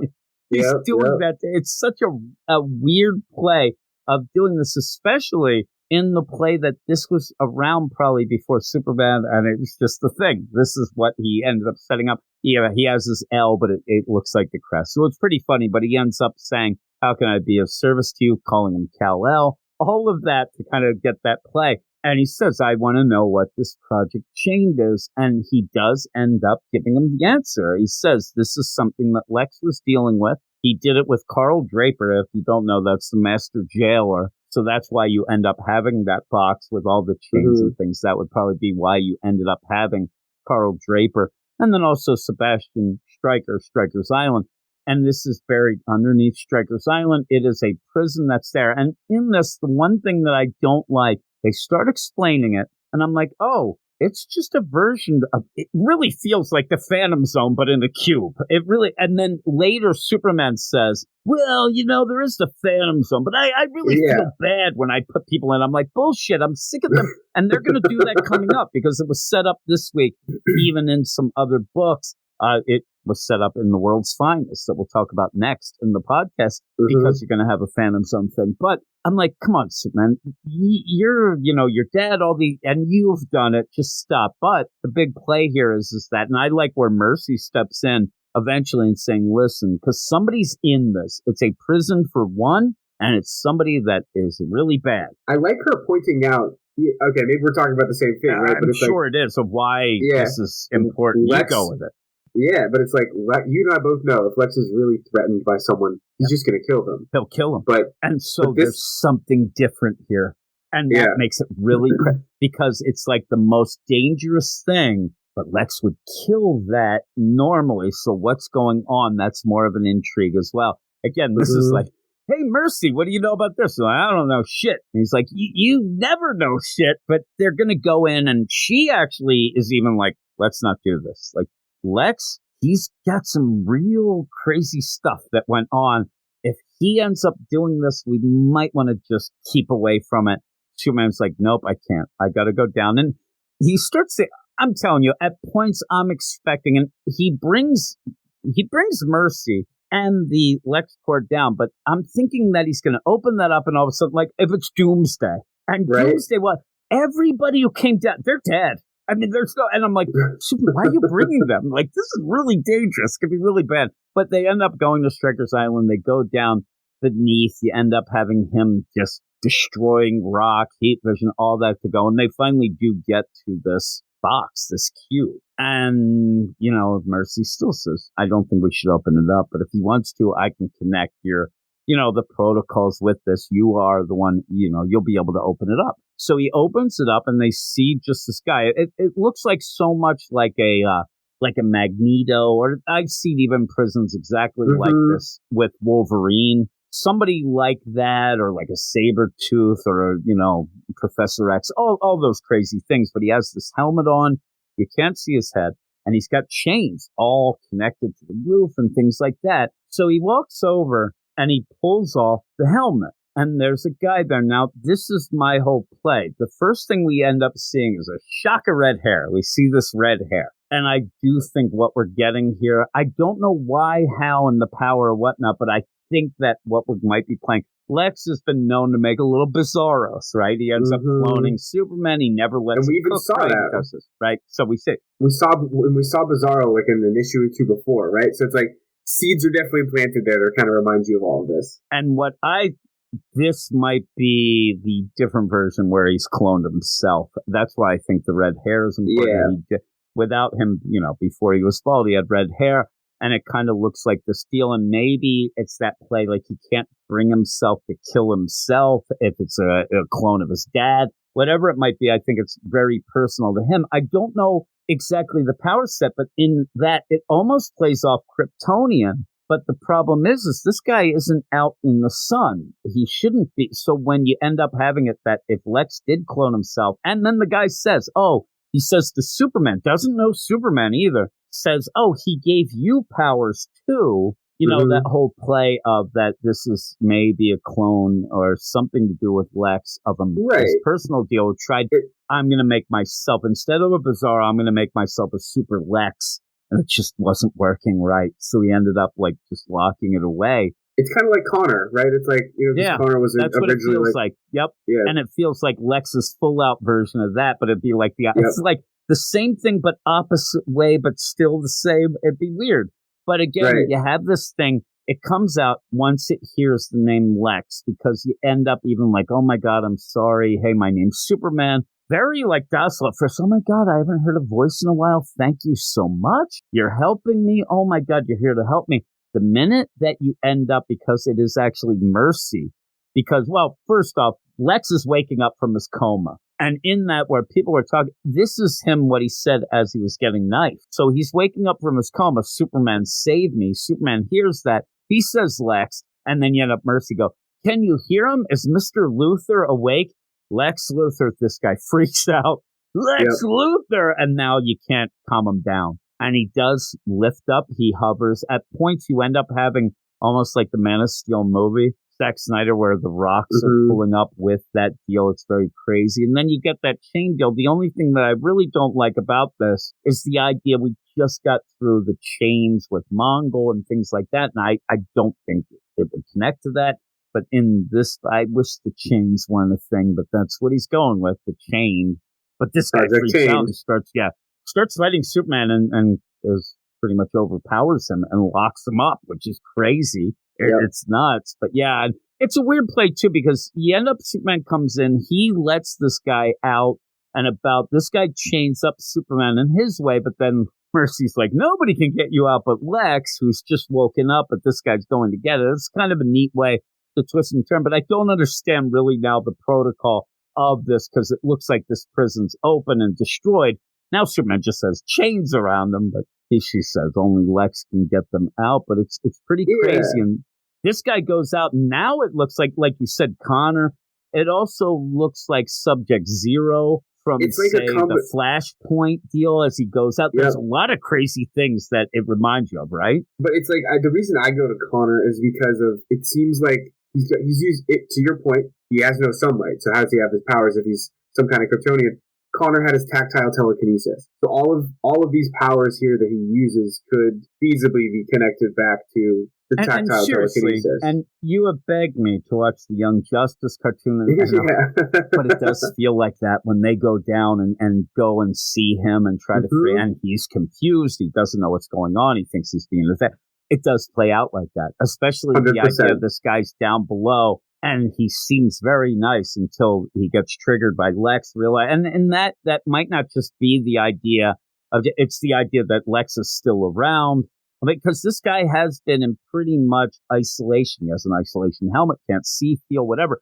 Very much like that's the weird part. And when Superman is going down, he's like, I can't believe Lex would have somebody trapped where they can't, see, hear, whatever. I'm like, dude, that is a lot of the way that they play up the Phantom Zone, and you throw people in that all the time. And then he goes, and then he on the side, because Williamson knows that's the case, he goes, kind of like the Phantom Zone, but that's a last resort. I don't really like to do that. I'm like, I don't care if you really like to do it. You still do it. So stop. And we've dealt with this in the Dan Jurgens Action Comics and but a lot of people bring that up, and it keeps coming up as that whole play of, it's cruel and unusual punishment. It shouldn't be done. It shouldn't this. And it never really sticks. It never really plays out, and it gets, so I hope that if this is the play, because again, when I talk next about Batman, Superman, World's Finest, you are setting up that type of story, and it says to be continued in Action Comics, not this book, but we're going to get something like that again. But you end up where, this guy goes out, he even he pretty much just imprisons Superman somewhat easily and then goes off. And not even when when he hits the sunlight, then he's like, oh, it's been so long. And then he's above. He's just really like a Doc Ock looking deal hovering over Metropolis and says, Lex Luthor loves Metropolis and Metropolis loves Lex Luthor.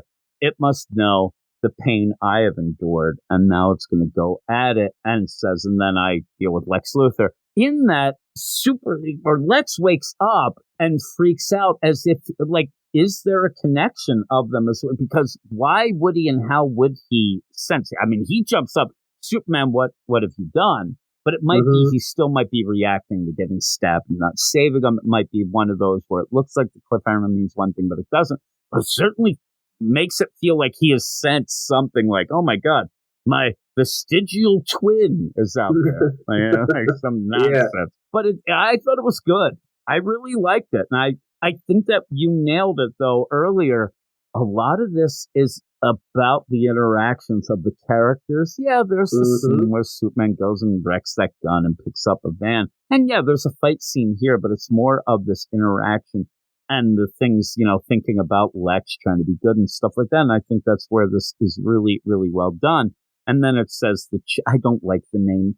That's one thing, too. Joshua Williamson, somebody's got to get a hold of him and say, listen, when you make these characters from now on, get a hold of somebody else and ask them to name them, because his names are awful, like Shush, the female Hush, or, hey, we have Peace Wrecker. Well, it's just the Chain, Chain. I mean, isn't that a Fleetwood Mac song? I think it is. It is. It Maybe is. he was listening to Fleetwood Mac. But, I mean, at the end, I'm like, yeah, you don't have to name it just because the guy has a bunch of chains coming on. You don't have to name him the Chain.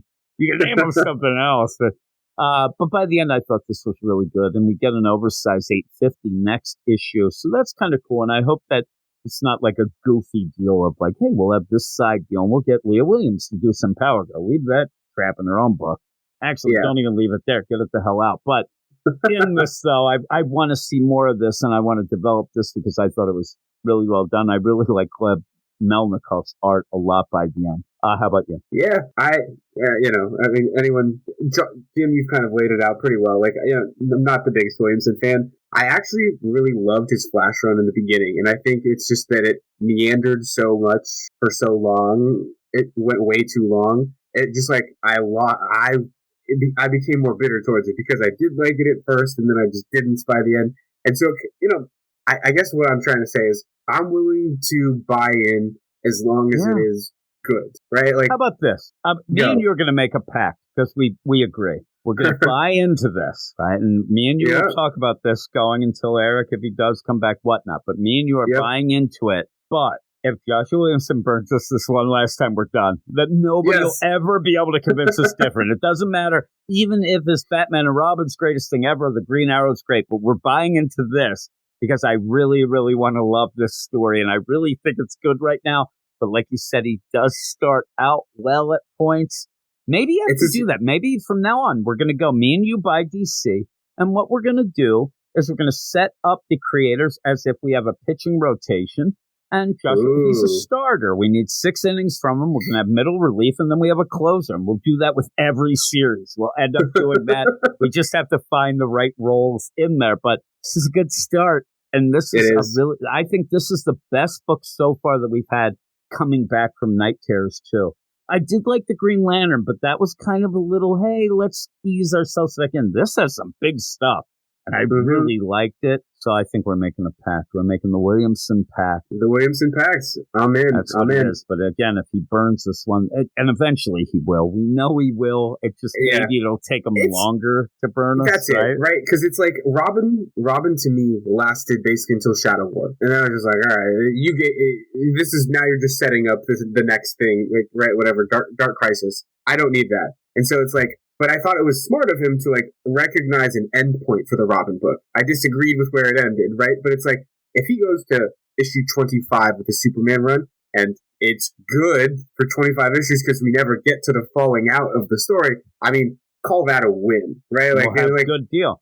You know what's funny? The weird play of that, though, is that a Robin book ending at like 18 or 19, whatever it ended at, you can end that. A Superman book's going to continue. So what he needs to do is it's going to continue. It will. We know that. He's got to realize when he needs to get out. Like, okay, I told the story. Go have him realize that he should go out on top of one of these, not just limp out to. Correct. The Flash deal then became a thing, and I swear to God, I thought it was, okay, we didn't let Tom King go to 100. We really want to stick him. So, Josh, you're going to go to 100 so we can laugh. But it ended up at one point where you get that far, they're going to want you to get to that 100 because there you go, a big 100th issue of one run. And I think he should have been off that. The Flash where I liked that, but the middle of that and then on, I was just like, you are... Jim, Flash War was like what? That was like mid-50s? Yeah, it's like that, I'm telling you, it started having problems. And it also was the accessory to getting Wally off to the sanctuary for Heroes. It started doing some real bullshit. And I don't need this book to get to the point where, I went on a Flash, quest to see what these other... I didn't find anything. That's how that story ended. Like, all right, Paradox. I could go through all that nonsense. Again, right, the strengths are just like that he's got the characters down and like the interactions between them. And like that includes like new developments even, right? Like who we talk, like it's Jimmy and his girlfriend, Silver Banshee. Yeah, like, Silver Banshee. Right? Like, I'm just like, I buy this. I buy that they work kind of as a couple. Like, are you with me that as we go through this, the one thing you're like, but really, get that Marilyn Moonlight the hell out of here, because that's like the weird thing. I'm like, I don't need that, because if you're gonna give me the choice between date night, Jimmy and Silver Banshee, or Marilyn Moonlight's out, I'd rather see Jimmy. I like Livewire doing the stupid radio show because it makes me laugh, but I want to have the react. I need Lois to get mad about it and like have all these things, and maybe we'll add this. Like, I want to see more of that stuff. I don't need Marilyn Moonlight. Some people remember when there was that play where that person put out that there was going to be a Marilyn Moonlight miniseries, and it was just a joke. And then I'm looking at the comments like, oh man, this is the awesome thing.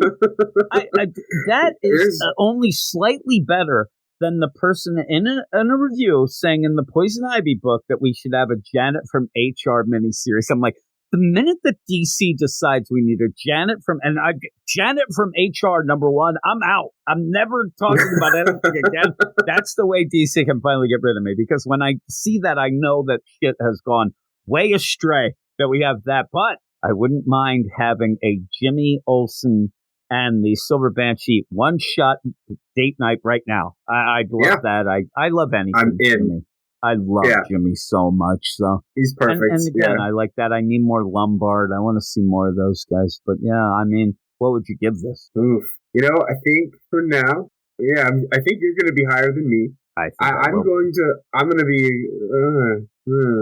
to go with a solid 7.5. And I know, because you're going to give me. I'm a 9. Yeah, you're more bought in than me. I really like this. I have to be happy about something. So, and I think that I even think, and I'll let everybody know. I'll go up to an 8. I'll go up to an 8. I think Eric is going to really like this. And when I was reading it, I was like, not even Eric could bring me down on this one, because I really, really enjoyed it. And just as an aside, this is actually the second time I've talked about this, because I ended up talking on Thinking Critical about this as well, and I like it that much that it did. I'll talk about it a third time. I mean, you can go and talk it again. But yeah, I really, really liked it, and I really liked the art, and I really liked the character interaction. So when I sit there and think, the only things that I can say negative about it really are things that I'm worried that might fall apart, but that's not happening yet. So, and also the name of the chain. I can't stand that. That's bullshit, but that's fine. Yeah, I think you nailed it though, right? Like, I guess I will go up to an 8. You talked me up. But yeah, it's like those two make people more positive whatsoever. There you go, DC. It's positive Peter over here. Happens. Positive Jimmy. I'm the purveyor of positivity. Purveyor of positivity. Yes. Those 2 points off are really just like they're a skeptical 2 points off. I'm like, it's hard not to do it. Yeah, it's hard not to. But again, that's something that if you end up being burnt by a writer, it is hard to get. I will admit that when I end up, I really have to say to myself, when I read a Tom King book, like this week on the Patreon Spotlight, when I go in, I have to sit there. This is a new thing. He's not. But once you start seeing those tropes and you start to get worried again, and that does affect the deal.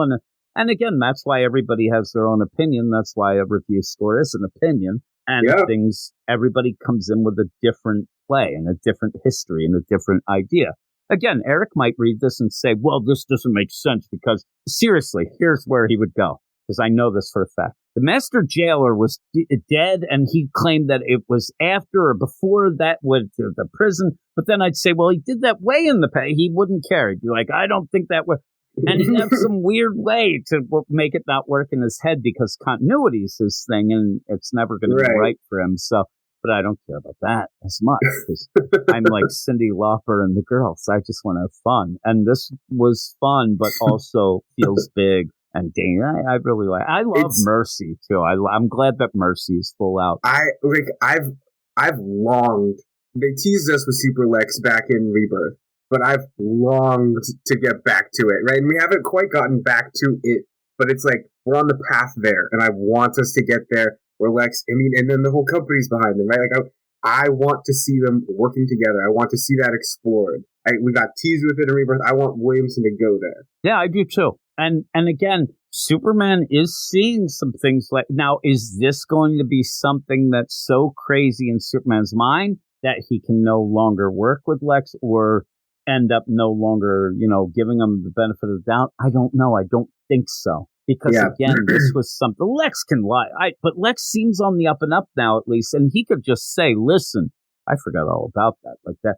I'm sorry. I shouldn't have done this. Maybe there's an explanation, maybe this or that. But I think that's why you're pushing the idea of, hey, look at this, Mr. Superman. We had this that was going to make toxic water weaponized. Like, there are things going on that you can't overlook, that Lex used to be a bad guy because he was. But he's changed, and he's trying to change, and it seems legit. Or the funny thing is, here's the other thing before we go. The idea of this is you're waiting for Superman to get pissed off and say, Lex, you're too bad, you're too sus, and leave. What happened if it's the opposite? What happened if Lex is the guy who's like, you're not good enough? So, like, you never think of Lex breaking up this bromance. In my mind, you're always thinking it'd be Superman, but it might be Lex. The last time it was Lex that broke up. Yeah, it was. Broke up the bromance. It was like the whole, you don't trust me on Apocalypse or whatever. The thing that would make me laugh is Lex goes back, but it's because he wants to be nicer. It'd be weird. But I'm telling you, like, you have all that. And Mercy's kind of in the middle. And, like, there's not a play here that in a lot of other stories we would have had Mercy run off at a point and get on the secret phone. Lex, he's buying it. Or anything, you end up seeing Mercy look shady and do it. You don't have that here. I'm still waiting for Lazarus Planet nonsense to be revealed, like the deal. But again, I think that's another thing that gets just pushed away. But all this going, I think that Lex and Mercy are on the up and up. I think that Mercy is enjoying working with Superman. Unfortunately, Lex was in a coma. He's out. We'll see what's happening, but we'll have to see. But I really enjoy, and I'm worried. And it is one of those, like, it's like, when am I going to learn the lesson of, he always breaks my heart, but I always go back. Like, I'm the guy, I can change him. He'll be better this time. And then you realize, Jim, you're in an abusive relationship here with this writing. You got to go. But that's why I said we're making a vow. We're making a vow. If he breaks our heart again, we're out. We're out. Until the next time, because I can't help it. I mean, that's the thing. You have to. You do this podcast and reviews, like, So here's the vow, and if you're doing it till the end of time with me, even if you're not, the vow is that yes, if he breaks our heart again, we won't get rid of, but we'll know that, and we'll never let him live it down. Like any book I review after that point, I will say I'm knocking 2 points off because he broke my damn heart, and I know he's going to do it again. I'm not going to fall for it. Yes, okay. That's what we'll do from now on. I think that'll work. No one in the Slack ever gets to get upset with me for bitching about Nope. him. You won't be able to do that. And we'll even come up, while we're doing that, we can come up, if somebody comes up, we have the fuck you 5. This will be like the Williamson -2 or something like that, where I'll say, this is an 8, but we get the Williamson -2, it's a 6. And screw you because you broke my heart, is what we'll do. That is a vow right now. And there it is. If Eric comes back, I'm forcing that on him too. Because he admits the same thing, that he's been burned, so we'll do that. But that is that. Well, I kept mentioning the idea of the Batman, Superman, and the whole deal with the Phantom Zone, and that's what we're going to go off to. I'm going to be talking to my man Chris about that in an issue that's pretty good, but kind of it ends up not really making a lot of sense by the end, but sets up some big things coming in the future. But we'll go to that right about now. All right, we're going to finish up the first section of books with my man Chris from Homebrewed Comics. What's up, Chris? Oh, not much. Just enjoying today. Yeah, well, that's good. It's actually kind of crappy here in Pennsylvania. Somewhat. It looks like it's going to start raining, but that's fine. I'm tired. I'm ready to hit the hay is what I'm ready to do. But we do have this book, and it's one of the books that people really do like. It's Batman, Superman, World's Finest. And a lot of people have even come back to DC Comics, almost like Mark Waid did, coming back to do this book. Now, this past 2-issue arc, we were talking right before we got on, feels like a little bit of a filler, even for the port where it's Travis Moore on art, who does a pretty good job, but it's not Dan Mora. And it's this side little Jaxer type of story that you end up having the Phantom Zone. It seems to be setting up some things that'll come up in Action Comics. Later on, it says in 2024. But we're going to go and get the whole deal with Boy Thunder and the Kingdom Come universe starting next issue, that seems like the big play. That seems like the big story that you would want to wait for. Are you with me? Yeah. This felt, like I said before we get started, it felt like kind of a filler, getting us ready for something bigger, which is fine. Yeah, it's fine. And the art's still pretty good. It's just not Dan Morris. Dan Morris' art's so good. It'd be tough. But, I mean, he's doing Shazam. They have all the other things going on. And again, I think that he's doing the Kingdom Come deal. So you would want him to, work ahead and get that going. Anything with that? The art and the writing felt very like 90s cartoon to me. The old Batman, old Superman cartoons, which was pleasant. I love those cartoons. So that's nothing bad. I think the art matched it perfectly. And I am not going to hold the artist to a standard that, he's doing his job well. But he's not Dan.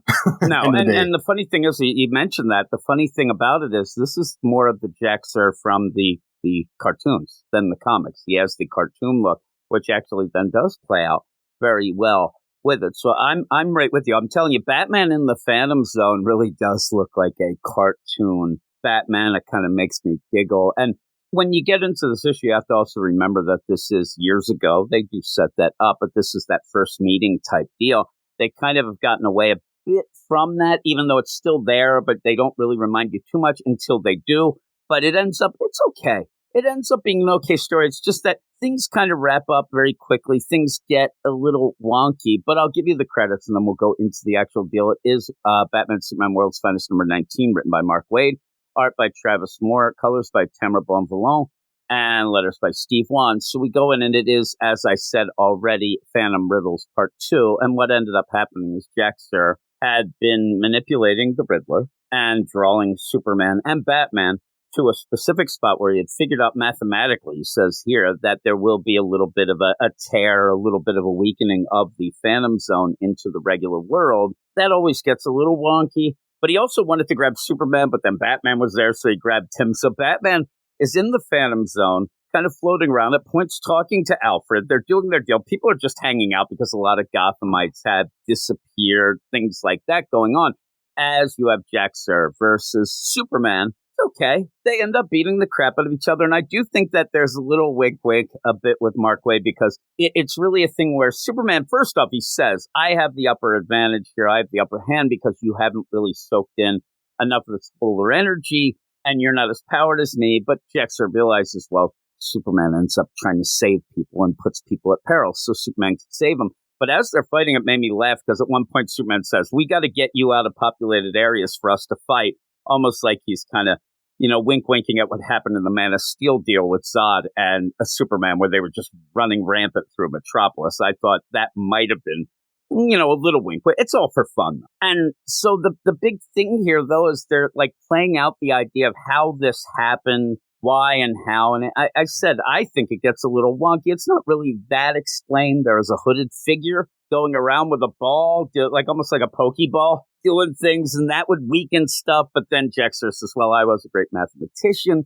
I ended up figuring out this, kind of pattern it was doing so I could, ahead preemptively know where these tears are, where these things are going to go, and grab some people and then grab Batman, unlike Superman. So we're going through all that, which is fine and dandy. But again, I wanted a little more explanation, but by the end, it is one of those things. My score is going to be affected by it, but it is just kind of a cartoony comic. So you got to think of it as a, Silver Age, not everything is explained. So you go with it and try to have some fun.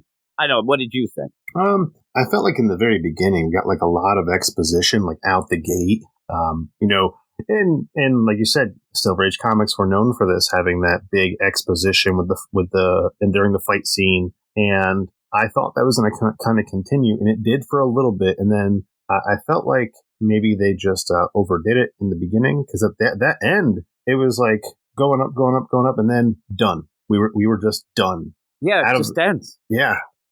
It's crazy, right? And it really could have used an extra 2 to 3, maybe 4 pages to really flesh that ending out nicely. But I will say that out of all the Batman, Superman first introductions, they didn't do a bad job.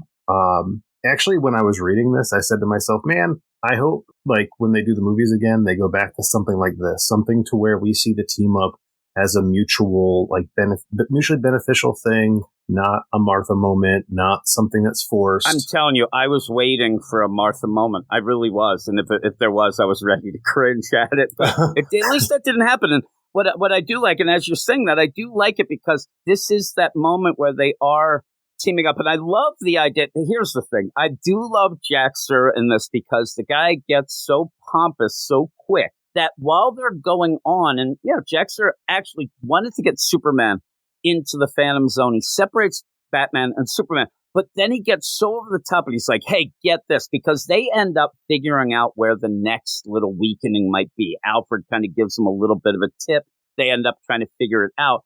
And when they do, Jaxer's ahead of them and actually says, oh, you were trying to push me into the Phantom Zone? Well, I could beat anybody, including you and your butt. And actually, he's the one that grabs Batman out of the Phantom Zone and says, look, I'll even bring back Batman so you both can fight me because I'm so great. And I thought that was hilarious. The idea that he thinks he is so smart and so over the top. And he does play that deal with Superman of saying, I'm better than you because I will do whatever it takes. You end up, and we have this so many times with villains, the idea, well, you think you're so great, but you won't go that extra step. You won't kill people. You won't hurt. So I did like the way that played out. But I thought it was hilarious that he was the one who grabbed Batman out and just, yanked him in. And so when all that is going on, you get back to Batman and Superman. And like you said, I like this intro because nothing feels like Batman saying, hey, Superman, what are you up to? What is your thing? It is Superman kind of talking, yelling at Jaxer while Batman listens and realizes, okay, this is all about family.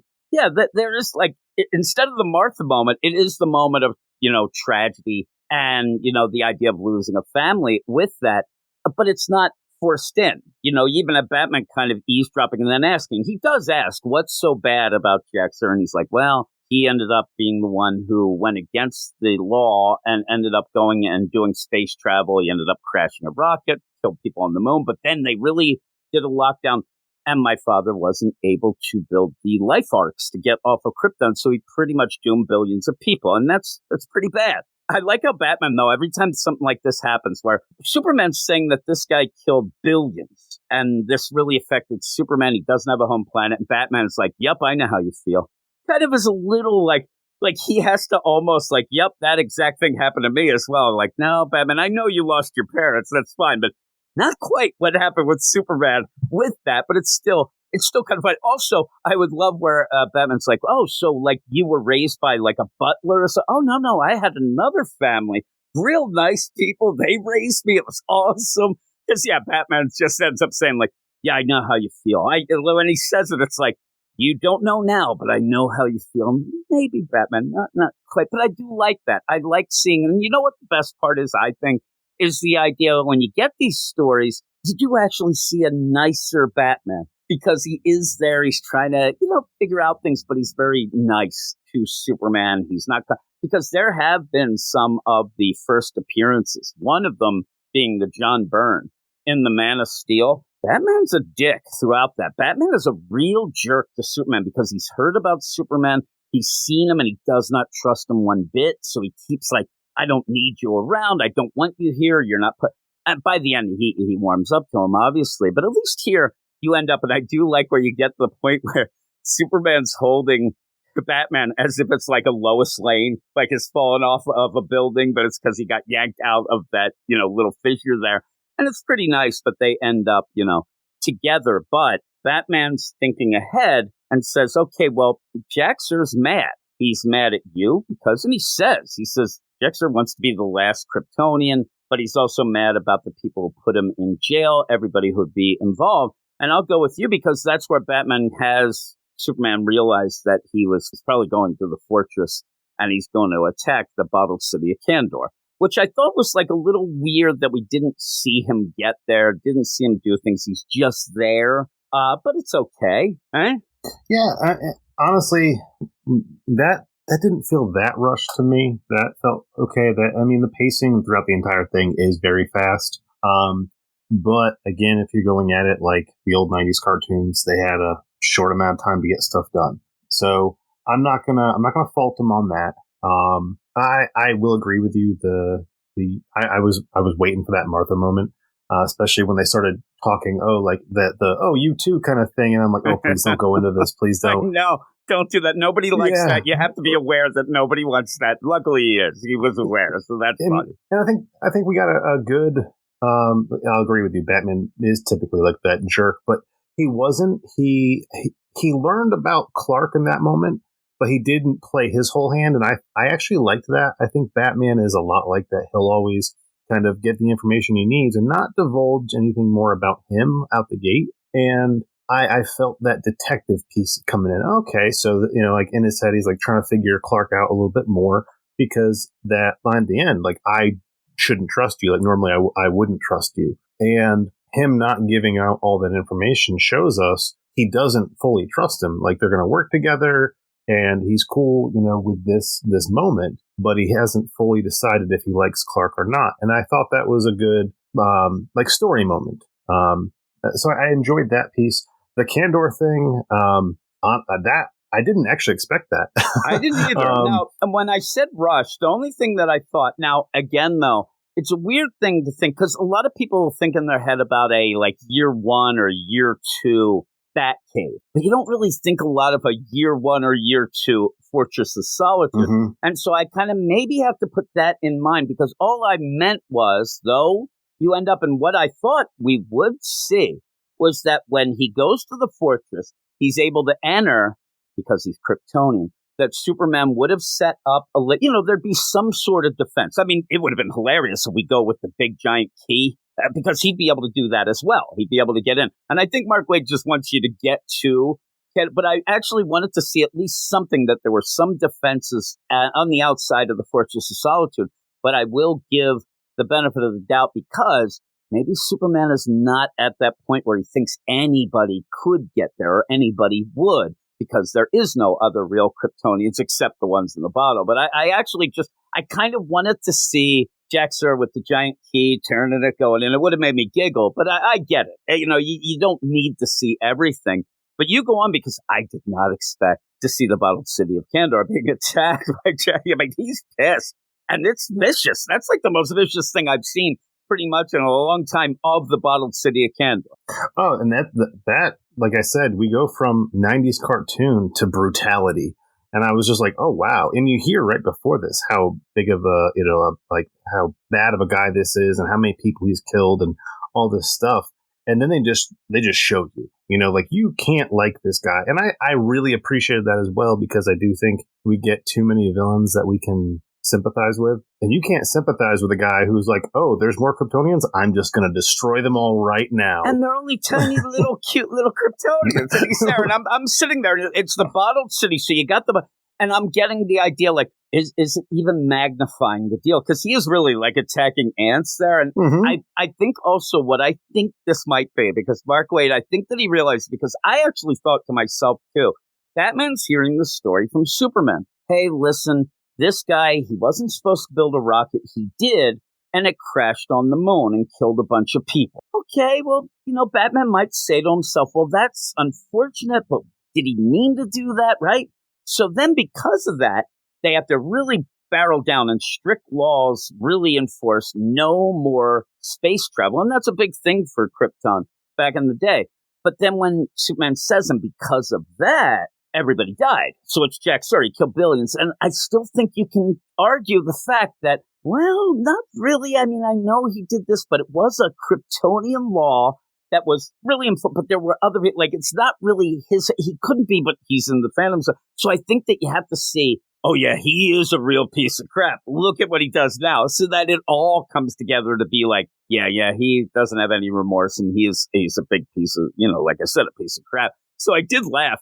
But when he did it, I'm like, these poor Kandorians are like, oh, and I'm telling you, the Kandorians, a lot of times they end up being so sus, because they'll end up escaping the bottle. All of a sudden, they're attacking people. I mean, they have had so many times where they do get out and they cause havoc and mayhem and things. But at this point, they're just in the bottle. They're doing nothing. They're not harming anybody.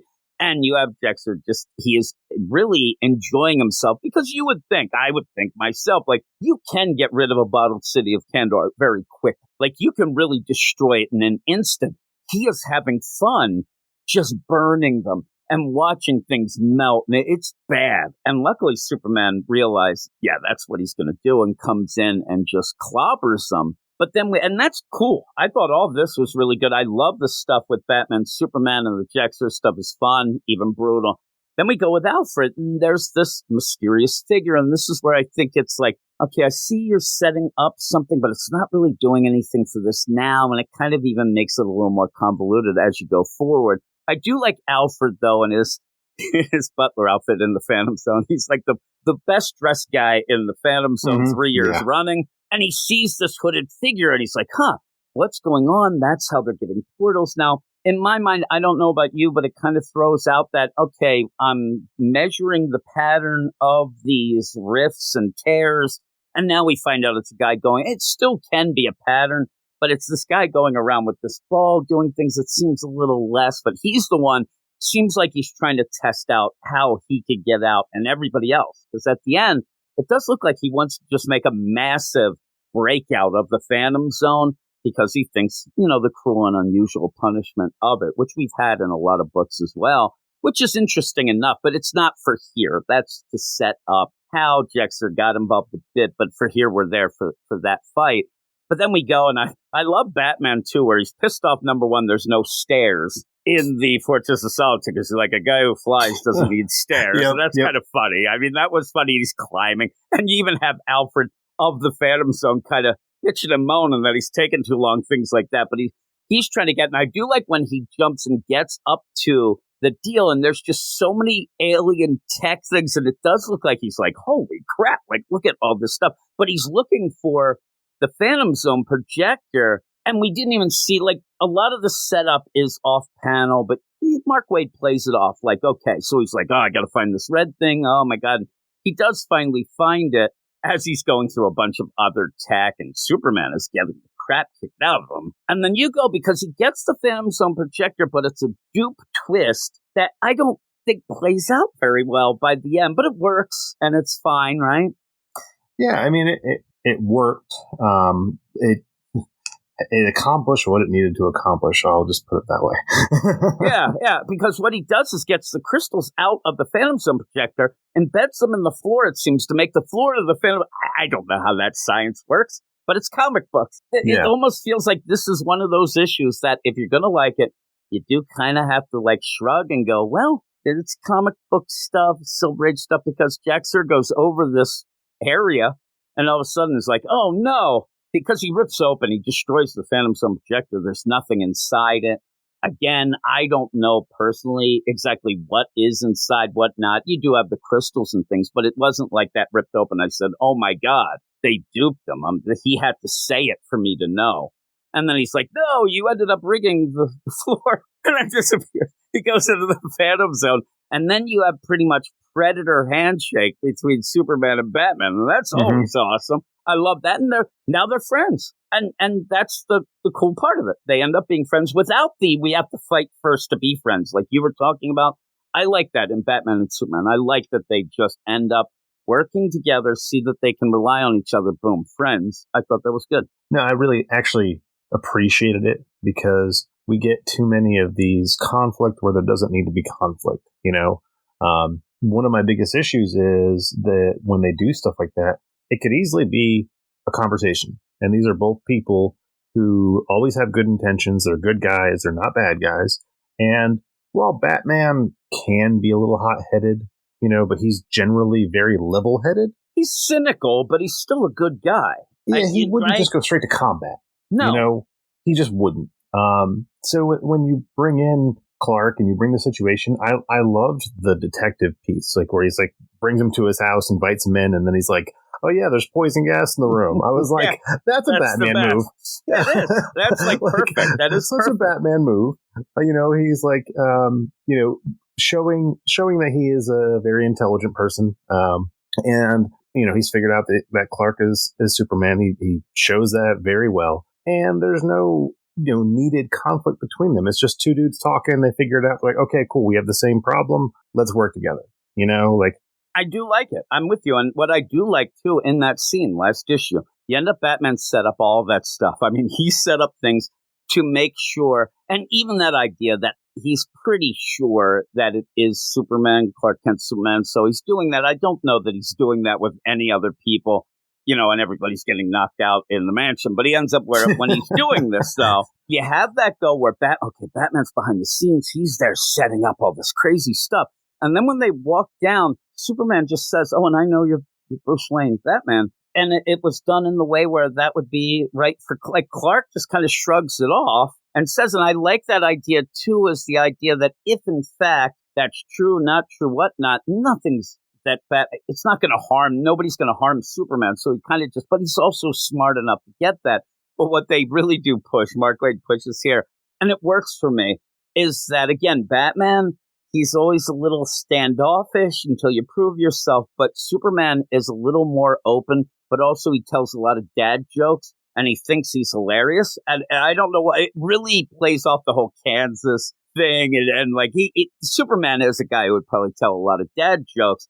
Batman just doesn't tell jokes, but he ends up, like, laughing at it a bit because they end up, given the Predator handshake, as I said. Now, in that, then you just see people being fished out of the Phantom Zone, seemingly from the projector in the floor.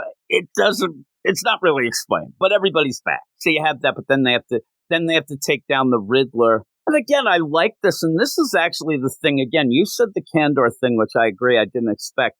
I didn't really expect the crap talking of Batman about how hard it is to live in Gotham, because he really tries to push to Superman that it's usually not this easy, because Riddler ends up getting caught, but he's out of sorts. And then even there, where there's the Riddler, he gets caught. Looks like they're just throwing rebar at him and getting him in a prison as Superman tells a dad joke riddle and then gets him as if he's like, hey, and it's hard to explain. It reminds me of, you have a friend and you've really pumped something up as really cool. And then when you go to it, like I'd say to you, me and you are hanging, and I have a friend, Tommy. I'm like, man, this Tommy, he's so great at basketball and he's awesome and he's cool. And then you show up and he's he's the worst. And then I'm like, oh man, I feel like a jerk for saying that. So I make up these excuses.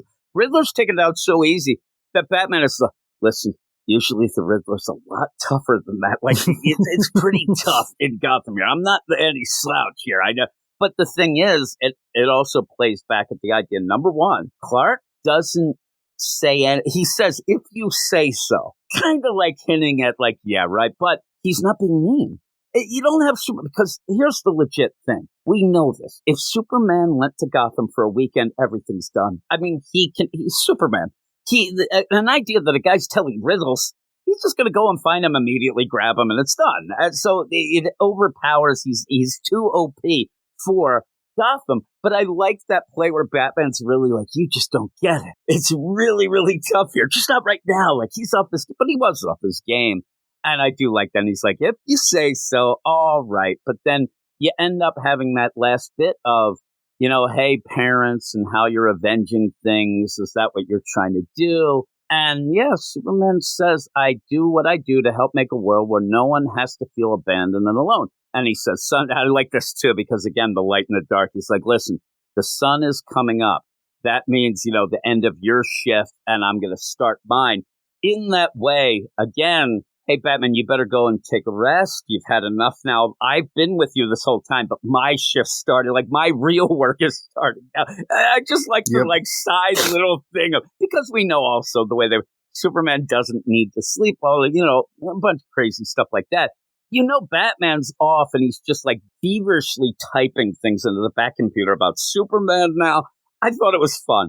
I thought it was really fun the way that it ended. And there's parts that I really liked. It's just the overall story. You have big parts of it, like the Phantom Zone, that isn't really explained. You kind of get in out of that. A shame that you didn't get more, but I don't know that there was room for that anyway. And then there's an epilogue with this guy, and it's Aether, the Messiah. He is in the Phantom Zone. And again, it's going to play with the idea that being banished to the Phantom Zone is one, it's just torture. We've dealt with this a lot of times. But he says, I'm going to release all of them. There's a lot of bad people in the Phantom Zone. So it says continued in the pages of Action Comics in 2024. I'm looking forward to when that happens and see what goes on. And then we'll be like, oh, man, I remember that guy. We don't learn much about him here. But then you end up saying next month we're going to get Kingdom Come, which that'll be pretty cool. We'll see how that works out. I hope that it's just kind of there, and you don't have to do too many wacky things there, but I am interested to see how it plays out. How about you? Yeah, that ending, it felt kind of shoehorned in with those pieces. Like you could have accomplished this story without the introduction of that additional character. I get that they're trying to connect it and all. I do wish this two-parter would have just been the two-parter. Not, hey, we're going to spend the last page that could have been fleshing this out a little bit more, getting you ready for the next thing. There's a few things in here that I really liked. One, I liked the way they work together. The hard thing about Batman and Superman is you have Superman, and a guy, right? How do you balance a fight when you have a Kryptonian and a human? And I thought that they did that very well. Batman doing what Batman does, going there, setting up the trap, and Superman kind of just, taking the punches, right? He said he was doing the rope-a-dope. I mean, even the wording that they used was very old school. I enjoyed all of that. I enjoyed the feel of it. I actually went, so I started it out and I started reading, and I was like, let me go back, because I was really taken out by the way the words flowed. It was just very jarring to me. I'm like, wait a minute. Oh, this is old school. So I had to go back in that mentality. There was a line where you're waiting for it, and he used the older expression, hey, I got out of there in a nick, not the nick of time. But that is the older expression. I got out in the nick, that's the deal. So I'm with you. Also, I have to point out that I didn't even bring it up, but I did think it was really nice, because while you have Jexers just talking crap on Superman, and he says, listen, you think that you're equal to me, I'm smarter, I'm stronger, I'm more brutal. And when they do the plan, and it is Batman who rigs some things because you need the distraction of Jexer is pretty much going, full out WWE on. I mean, Superman's getting the crap kicked out of him. But when they do end up right before Jexer, you do have Batman yell, by the way, it was Superman. Okay, like he actually gives props to Superman just so Jexer knew as he went into the Phantom Zone the last bit. It almost felt like the, shake and bake and I helped. He ended up where Superman's like, oh, thank you. Because he got the crap. I love what he says. Like, yeah, I couldn't have rope-a-doped anymore. And I'm like, I have not heard somebody use that expression in quite some time. Maybe Muhammad Ali back in the day. So but I thought it was really fun that way. Again, some of the things were forced, some of the things weren't explained, and maybe you're right. Maybe we could have gotten rid of that page, even the page when Alfred's basically following this guy around. The guy just disappears. Alfred doesn't learn anything. He just says, I think that this guy, he left. So we had pretty much 2 pages. But maybe you could have fleshed that bit out a bit more, and you could have had just Jexer figuring out a way to get out of the Phantom Zone. We've seen that before, and it's Jexer. He is smart, so maybe that's the play. But what would you give this overall? Honestly, I enjoyed it. I'm going to give it an 8. I think I'm going to go 7, 1 point lower, only because of those other things. But I do give it my recommendation. I still think it was very good with the basis of what it's trying to do. A first meeting, they're best buds, they learn to trust each other. It really does accomplish all that. It's just kind of getting there is kind of forced around the edges there that I can't really go full out. And like you said, I'm not going to give Travis Moore any crap. I think that the art worked for what the story was, and I'm not going to judge him just because of the normal artist on here. He's Travis Moore. He's not Dan Mora, and that's that. I mean, you can't really, get upset about. So I'm sure that my wife ends up wishing I was Brad Pitt, but I'm not. And she's never going to get Brad Pitt, so she's going to have to deal with it, and so there. So I think that she probably rates me lower because of that, but maybe. But I did like his art. I felt like a lot of his panel layouts were trying to channel some of that Dan Mora. If you go back and look at some of his design styles and the way he sets up his panels, it reminded me a lot of Dan. And I like when guest artists or fill-in artists do that, because it doesn't take you out of the cinema, because your brain kind of has a cinematography feel to it once you go through book after book after book with the same artist. And he channeled what he could. But at the same time, like I was saying earlier, I really felt that the art style lent to the story itself. You don't go back and rewatch a 90s cartoon and expect it to look like a 2023 cartoon. Yeah, unless you're like my kids, like jerks. Like if they're going the first time, then this looks like crap, and you're like, no, it doesn't. You don't understand. I had them arguing with me that the space scenes in the original New Hope and the original Star Wars, the ending, the whole deal with the Death Star, I'm like, you don't understand, kids. Like, this is way beyond state of the art at that point. And they're like, no way. They get mad. I'm like, no. But no, and I think that when you're talking with that, one of the biggest things is, first off, this is a 2-issue side story. So having the new artist, different artists in that works out. And I think that in a trade, this will be fine. You'll end up getting something. You'll go, you'll notice there is a difference, but you also will notice that you're telling a different story as well. Even going back further in the timeline in a series that is back a bit in the timeline. It's like a flashback of a flashback. It's a flashback of a flashback, and I do like it. And it's one of those things, everybody wants to tell their year ones and things like that, and a lot of people have. But the first meeting of Superman Batman is huge, and it's one of those things that you don't really hear about how many times there were that. Like, Grant Morrison came up with that deal, every Batman writer has to kill Batman. That ended up being one of the worst trends ever, because then they really took to it. But I do think that if you're doing a World's Finest, at some point you should tell your version of the first meeting, and that's fine. Nobody's going to get upset that this wasn't on the cruise ship that was one of the first ones. Or, as I said, this at points even feels a bit like the John Byrne deal with a couple twists and turns. So I liked it. So I'm going to go natural. Everything in this, it felt natural. The only things that really took me out were the rushing at the end. And the one scene that really did irk me was Batman just using telepathy because he can. Yeah, it's funny when they and that, I think that, and I'm glad you brought that up. I think without that, I wouldn't have been so particular with some of the other things, but because that was fudged so poorly, he's like, well, Jack Sir could do it, so why wouldn't I be able to? All right, that's Jack Sir. He's also Kryptonian. He also lived in the Phantom Zone all this time, so stop it.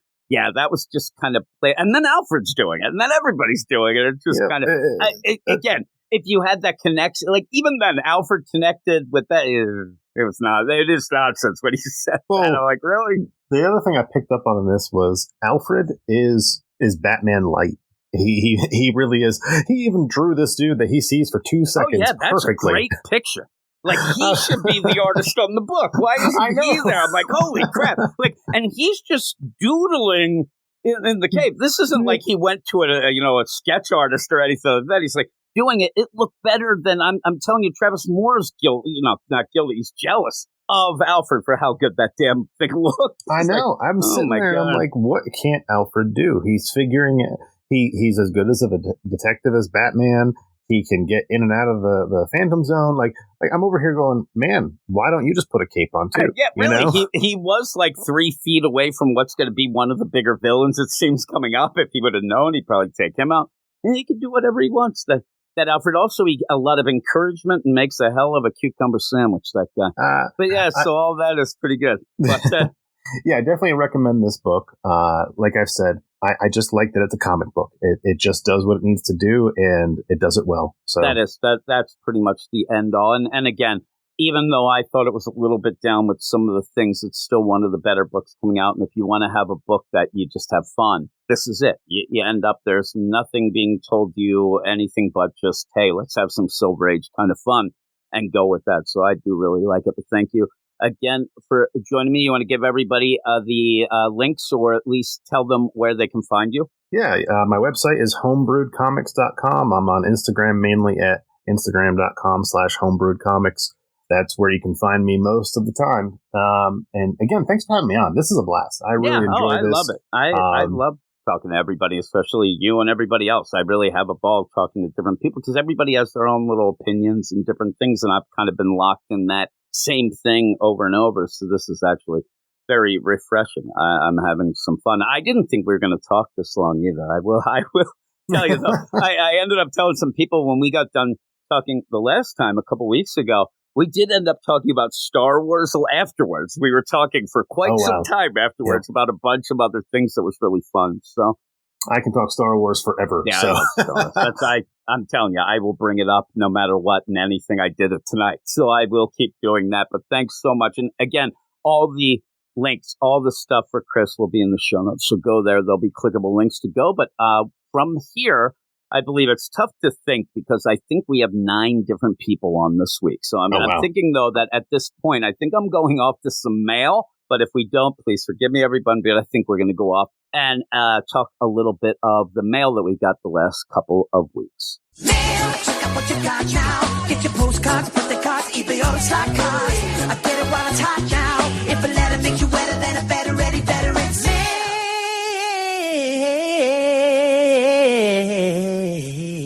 And this is the mail section of the show. And if you want to be part of the mail section, making you one of the stars of the show, of course, just like Joe and Paulie P right here, please email us at weirdsciencedccomics@gmail.com. And really, that's something that Eric had made a rule for so many years, that you had to email for the mail section. I'm throwing it out. While Eric is not here, it is no rules apply. Sunday, Monday, I don't know, whatever day you want to message us. But you can end up, if you follow us on Twitter, if you follow us anywhere, just send me a message. Tell me, hey, this is for the podcast, for the mail section, and you are in. Once Eric comes back, we'll pretend this didn't happen. We will never mention it to him. But I say, all rules out the window, and we're going to start with Joe here. And Joe says, good morning, Jim. Joe again. Keep up the great work. In the podcast, you mentioned that you can't remember or find an issue where Green Lantern manipulated the color spectrum. And what Joe is referring to is last week, during the Green Lantern number 3 review that I did with my man Mark from the Second Print Comics podcast, we were talking about that play where Hal uses his ring and uses a different color, actually makes a pink, what looks like an elk or a gazelle, I guess it was. And I said that I knew it happened at some point. I even had heard the podcast of Oa talking about it as well, but I never could find the issue. I was trying to do it. And he says the only instance I can think of is in the Green Lantern Green Arrow team up number 1 on page 18. He uses it to change or remove a suit. While the suit is green, there are a number of different shades of green in the outfit itself. And that's something I said to Mark when we were talking about it, kind of that little bit of a wink, wink. It always was able to do a little bit different than just green because it does create the costumes. And a lot of the Green Lantern costumes have little different things going on with blacks and whites as well as the green. But I think that what Jeremy Adams was doing here is specifically giving a color that was from the emotional spectrum that's usually the star sapphire. So I think he was playing with the idea that maybe, just maybe, that this ring that Hal has made out of pure will, it's actually tapping into not just the green or will of the spectrum, but also other colors, which that's kind of cool. Kind of a cool thing, right? I remember back in the New 52, the New Guardians book that ended up having Kyle Rayner leading a team of all different colored rings was one of Eric's favorites. He loved it. He had a shirt that actually was the cover of the first New 52 issue, and I thought it was cool too. We used to joke around that was a colorist's dream to actually be on that book and have that many bright and popping colors on it. But that was a pretty good book. I actually did like that. It was kind of a crazy deal, crazy team going on there, which then led to what seemed like Kyle was the White Lantern, that he could actually grab all of the different spectrums. It was kind of a cool time. Cool time indeed. But Joe says, don't know if that counts. I say it does. There's no rules. No rules Sunday still, but that is the instance that I found, and then says, see you in 7. So thank you, Joe. Thanks for looking into that.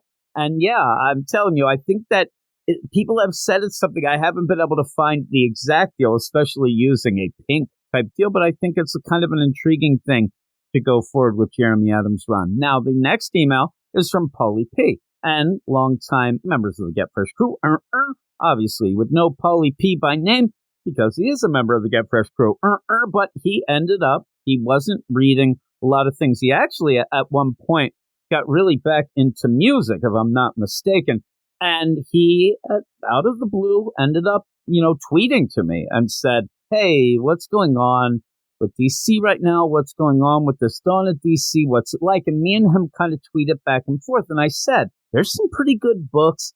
It's kind of getting back to the basics, and it was funny, because Paulie, he didn't want to accept that right away. He actually said to me, like, yeah, that sounds a lot like Rebirth. And I'm like, well, here's the thing. I did say it's a back to the base. DC didn't necessarily say that. I was just giving him like, that's what it feels like to me. And I think there's some good books. So we ended up talking in DMs about DC, Dawn of DC, even some things about where it went wrong with Rebirth. And I ended up pointing him in the direction of a couple books that I thought, I think you're going to like these. I think that you're actually going to enjoy these. And lo and behold, he did. And that's awesome. Again, in a podcast, especially this episode tonight where I'm going to scream and yell about things not being great or whatnot, it is the fact that I love DC Comics more than just about anything. I have to keep that quiet. My wife's in the next room. But with that, I love when people are reading the book. I love when they're excited because that's what I feed off of as well. If people end up getting excited, then I get excited, then they get excited, then I start crying, and then they laugh because they're such troopers. You know how it goes. Polly P says, hello, Jim. Hello, Eric, wherever you are. I'm like looking off to one glowing star in the sky, wondering where Eric is. Hello, Get Fresh Crew. Boop, boop. And hello, Mother. Hey, howdy. Hey, everybody in Weird Science Land. If my name doesn't sound familiar, I was part of the original OG crew back when it first launched, and he definitely was. That's why I said it. It's funny. I had read this email when it first came in, but it was a bunch of days ago. I forgot that he said that. I survived the 12-plus hour podcast, did some stuff with the WS Mixler channel. I ended up thinking about that the other day. We used to have just a radio channel that we didn't do really anything with the podcast on it. We actually just had a bunch of people, including Polly P, spinning the platters that matter. It was pretty cool, and did some reviews for the site, which he did. But then about 3 years ago, I stopped reading completely because I simply wasn't enjoying anything. It was when Bendis had control of the entire Superman line. Scott Snyder, my least favorite writer of the time, or all time, he says, had his death metal bullshit going on. Tom King had long overstayed his run on Batman, even though I did enjoy most of his run. And that's one of the things that me and Paulie and his man Gareth used to get in a bit of a fight. And I caught them throwing shade at me on their podcast at one point, pretty much about, I believe, the beginning. Either it was the beginning of the Jokes and Riddles, which I do think it was, but I think they also made fun of me during the button as well. That's when I lost my cool about certain hockey things going on. But I do think it was the first issue of the Jokes and Riddles that I'm like, ooh, I'm going to see what Polly P and Gareth are talking about on the thing. I'm going to see that. Oh, my God, they're making fun of me. And then I yelled at them, and then they yelled back at me, and then I cried. Then they laughed because they're such troopers. Oh, my God, it all goes full circle. Every writer had their own little fiefdom and nothing interconnected. And it was hard to invest in any story. And Paulie asked me if that was going on. And while there are different little things going, it's not as bad as it was with Snyder, Johns, Bendis, everybody, Eric. I had event fatigue and was tired of constantly having the DC universe will never be the same again. Speaking of which, Tom Taylor just ended up tweeting this week that after the Beast World, the DC universe will never be the same again. And that's Paulie's just got to not listen to that. Every 2 months, anyway, I've started poking my nose back in the comic scene, and Dawn of DC came at just the right time. I've been catching up on what's happened, starting with Action, Superman, Detective, and Brave and the Bold. I'm enjoying seeing some old faces around the titles. Con Keenan from the Rebirth Superman was a great thing to see. Yeah, back in the day when that book first came out, I have to say, I mean, I'm going to get on my little, soapbox, pat myself on the back, maybe, because not everybody liked that book, but I really liked it right away. Eric did not. Reggie was kind of on the fence. Reggie kind of came over to my side quicker than Eric, but we both, or all of us, did grow to like that by the end. That was one of my favorite books from Rebirth, and at the time, it was so unlike everything else. It was such a breath of fresh air. Glad to see him back. Now, I say that, and I was pointing Paulie to a bunch of different things. I might have to point him to some other Gene Luen Yang stuff that has come out that he might enjoy. I'm not up to the Gotham War, and I'm skipping Night Terrors completely, which, right there, we see that Paulie, he's a smart man. It seems like bullshit, and I don't understand for the life of me why they'd interrupt on to DC for such a stupid quote-unquote event. See, that's the thing. He's already explained the event completely and accurately, so why should he read it? He already said it was stupid, and it interrupted the dawn of DC. Yes and yes. I really like Brave and the Bold.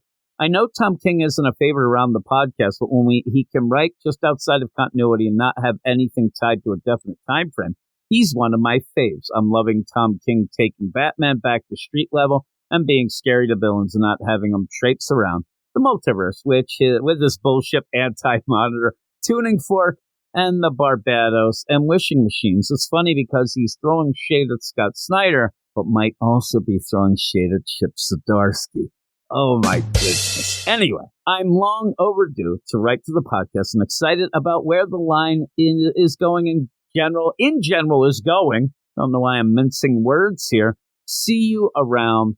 And that is from Paulie. And I wonder what Paulie will think of Wonder Woman this week when he gets to it. He's actually not up to Gotham War, stuff like that. But when he does get to the whole Wonder Woman deal, I'm going to use my soothsaying, future-telling abilities. He's going to like it.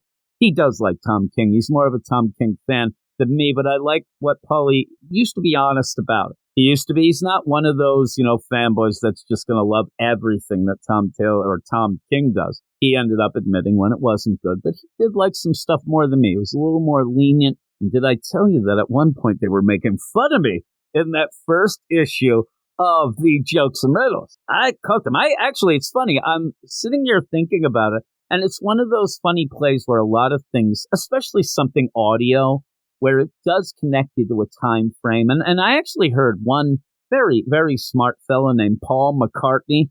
You might have heard him, Paul McCartney. He actually said that in his mind, this is kind of funny, but he said in his mind, the only thing that really can be a time travel device is a song. Because he said a lot of times you will connect those songs to something that happened in the past. And when you hear it again, it's almost like a time machine and takes you back and you get those, you even sometimes will get smells or feelings and emotions. I do remember when I heard Paulie talking shit on me. It was during a lunch break at our work. Me and Eric were working, and I went out into the car to eat. And I would go out in the car and just sit there and eat and listen to the radio. Well, I happened to listen to their podcast while I was eating, and I'm like, what the hell? And then I made them eat crow, I did. They eat crow because he's in Australia, and I hear that that's a delicacy. I don't even know if they have crows there, but maybe they do. But yeah, Paulie, thanks for emailing. I'm glad that you're back on. That is exciting to me. Like I said, it did get me really, really excited when you first ended up tweeting me. And then after our little talk about rebirth and you were worried that, things hadn't changed, that you did give it a shot. And that really is something that I hope that a lot of people end up doing. And maybe we'll get a lot of the OGs back. I'm talking about like Missy T, Bobby, all of the OGs from back in the day would be awesome. But thanks for getting back in touch, Paulie, and I'm glad you're liking the book. So that is it for the mail. Like I said, you don't really have to email if you end up having anywhere that you follow us or, see me walking down the street. Just yell out your questions, comments, whatnot, and then I'll put it on. But if you do want to email us officially, you can email us at weirdsciencedccomics@gmail.com, and I will read everything, very much so, if you end up either saying that Gabe's sus, telling me that Luke Hollywood's drunk, or also, worrying about Eric / throwing shit at him. Those are the things that'll get you right to the top of the chain there. But thanks, everybody, again. And we'll get back to the show, and we're going to get back to another foreigner, old Simon. Oh, that Simon, the things that he tells me about London town every time that we get on the podcast, they make me blush. They actually do. But we're going to go off. Me and Simon are going to get kicking into the next section with the old Nightwing. Oh, yes, he is better than me and you. And the you is Simon. What up, Simon? What up, Jim? Here we are, and we're going to be going through Nightwing, The Crew of the Cross, Part 1. And when we go through this, and me and Eric have been talking about this for quite some time, the idea that Tom Taylor doesn't really tell much of a story in an issue. You end up ending an issue with, okay, we got something there, but I have told people, and I explained it as empty calories. It's like the idea of eating something, I'll sweet tell you, candy or whatever, but you're not getting any value. I out of it. binged a lot of Nightwing over the last 24 hours to catch up because I kind of fell off after Tom Taylor's first arc. So I've been binging these empty calories for the last 24 hours, and I might have diabetes now. You might have diabetes. You have the baddest. Shackeringly sweet. It's so, and again, like you say, it's so empty. Like we're up to, this is almost the 30th issue of Tom Taylor's Nightwing now. And it just feels so insubstantial. There's so little progress happening at any given point in time. And I mean, stuff has happened, but has it been 30 issues worth of stuff? The other thing of that is we now have a backup, which we'll get to, this one by Michael W. Conrad, which has some odd things in it, but also that play of things end up being put aside a lot. Heartless ends up showing up right away. He drifts in and out of this book so much. It's bizarre. I'm going to end up having an issue with some time frame, but that's what Tom Taylor does, and this isn't the only time he's done it, is where you end up, because he must realize, oh man, I've let this lay too long. I mean, there is a serial killer going through Bloodhaven that Dick Grayson, though, in this issue claims that he's working on it. We never really see him working on anything. So to combat that, Tom Taylor tries to make it feel like the whole run so far has been like a month, 3 weeks or so. He tries to kind of compress time to make things, because he ends up meandering. And at one point, I think people would agree that this book then became not Nightwing, but hey, everybody, prelude to the Titans. It was a Titans book for about 6 or 8 issues. I mean, even before that point, the Titans were showing up so frequently, it might as well have been. And again, I'll keep going back. If Eric was here, he would say he doesn't remember.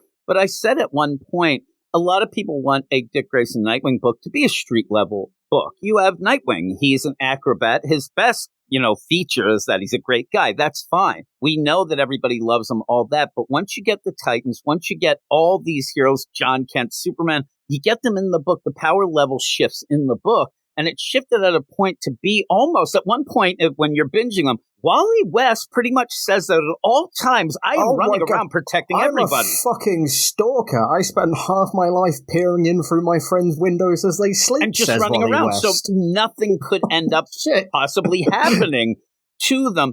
And so that it's crazy. And so all of that going down, I also ended up saying, and again, I'm saying this because you ended up doing the whole binging of it. Plus, we're coming back from the Night Terror, so it's been a couple months. Yeah, so I did skip the Night trailers. I'm not a complete... and that's nonsense, and that's not even Tom Taylor, so it didn't matter. So you end up and that was Michael W. Conrad and Becky Cloonan, I believe. Nonsense. So the other thing I thought in this book is, for the most part, even though Tom Taylor's trying to give you this, social, political kind of message, with the prison system and things like that, Dick Grayson either throws money at a problem, which he does early, but then since then, he really doesn't do anything. Yeah, and it's always such a surface level fix to all of these problems as well, which is the frustrating part. And there's, again, Heartless dips in and out of the book, and, Tom King's got too many ideas, and some of them are okay and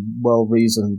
There's too much stuff going on with Heartless as well. Heartless is just set up to be the perfect mirror image of Dick Grayson from every possible level.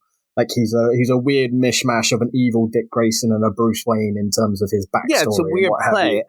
And instead of just going through that, exploring it and resolving it in 6 to 12 issues, he's just lingered in the background. Just lets it hang. So in that, and this is something, again, now I will step aside or back a bit and tell everybody that we do realize this actually won the Eisner for Best Book, but whatever that means. But did it win Best Ongoing? Yeah. Or did they just win Best Covers or something? Best Ongoing is God. this. So when the state of comic books really that bad? But again, people could argue that against us. That's fine. But I do think that Tom Taylor, in a lot of his books, including the Titans now, this book, and the John Kent Superman stuff that we ended up getting, he is really set on the idea that the actual hero can't really do anything real bad to people. And in this book, one of the biggest things that's happened that really didn't make any sort of waves is that Blockbuster got killed. Blockbuster was killed, but by Heartless. So what I'm saying, though, is Dick Grayson didn't do anything there.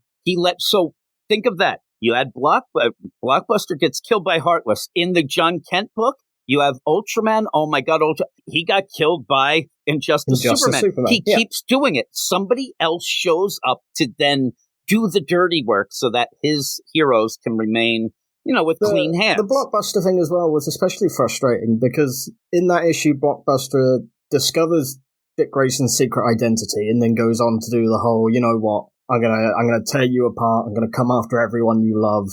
I'm going to dismantle the whole Dick Grayson thing, and then immediately dead. And it's like, why? Like, why? You've set up an entire conflict there and then resolved it by ripping out Blockbuster's heart with no consequences. And before that, when Blockbuster was doing bad things... And that was like 15 issues ago. And the Titans came in at one so point. Long ago now. They threatened Blockbuster. If you do anything, we'll get you. It's never Dick Grayson because, again, he doesn't want his heroes to do much of anything, especially punch or whatnot, though Dick Grayson does end up fighting in this one at one point. But really the idea of where's the story gone? Have we gotten any meat on the bone here? And I don't think we've gotten much. A lot of it, and I said at one point, again, just to reiterate before we jump into this, that it really feels like at points Tom Taylor is trying to write a redemption story for a character that doesn't need redemption. There's no reason for Dick Grayson to be redeemed, but he feels like he's trying to do that or a PR thing. I think Tom King is just bemused why he has Tom Taylor. So I think Tom Taylor's just bemused why he hasn't been cancelled yet. Like I genuinely, I think they won an Eisner. Why even try harder, right? This Heartless thing is set up to be resolved in like an issue and a half whenever he wants. Whenever that pendulum drops, and he's told he has to wrap up the book, he can bookend the Heartless story, and that's it. I don't think he's even going to do it. Every time he gets an extension, he's just like, we'll spend like 4 issues dicking around in the underworld now. Yep, now we're going to have the whole. a Nightmite issue. We'll go do some pirate stuff. And he's just teasing out this Heartless story because that's what he wants to like overarch the entire run. But the run keeps getting extended to the point where even he's like, oh shit, what do I do? Like, I don't have a second story after this. The other deal, this is Nightwing number 106, and it's written by Tom Taylor. It's art by Stephen Byrne. I'm guessing that you have Bruno Redondo going off because he's going to be doing some of the Beast World stuff, but you already had 2 months off from the whole Night Terrors. Why isn't he on this book? I have no idea, and that's weird. So you end up having Stephen Byrne on art, Adriana Lucas on colors, and Wes Abbott on letters.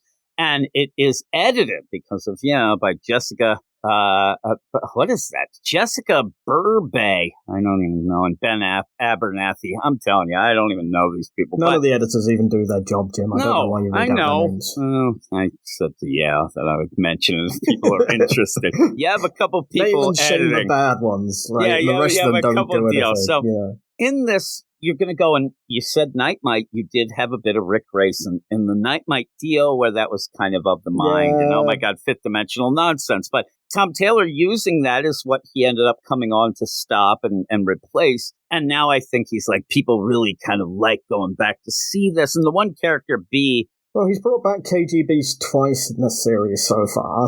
And this is the second version of Rick Grayson we've seen. This is going to explain the whole deal with the Hold. Another thing that was left lingering since, it's been 6 issues or so that you ended up finding out when Tony Zuko and all that with the Hold. And Dick Grayson found out there was something there for him. But even then, he's like, well, I'll have to check this later.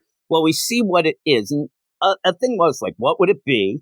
And also, oh my God, who left it for him? And it's like Tom Taylor decides that the clever thing is that Rick Grayson himself left it because it was something for Dick Grayson Nightwing, so he put it aside, didn't check it, but you end up having a guy just randomly grab him. I got confused. He's like, hey, man, I heard you got shot there, Dick Grayson. I got something for you. I am not Dick Grayson, because he's going by Rick at this moment. And he gets this book, but he doesn't know what to do with it. Well, he still doesn't know what's in the thing. Like he's just got an envelope. He says, I'm not going to open it. And he's not going to open it because it's not for me, it's for Nonsense. Dick Grayson. Nonsense. Open that shit up, right? And also, you get this weird place. Yeah, this you're is a man living without memories and someone comes up to you and goes, hey, here's a thing for the guy everyone thinks you are. You open that shit up. You open it up. Also, by the end of this, you end up where he gives them to this crazy underground pirate deal with the Gorton fishermen, but never mentioned it ever, or we didn't see it before.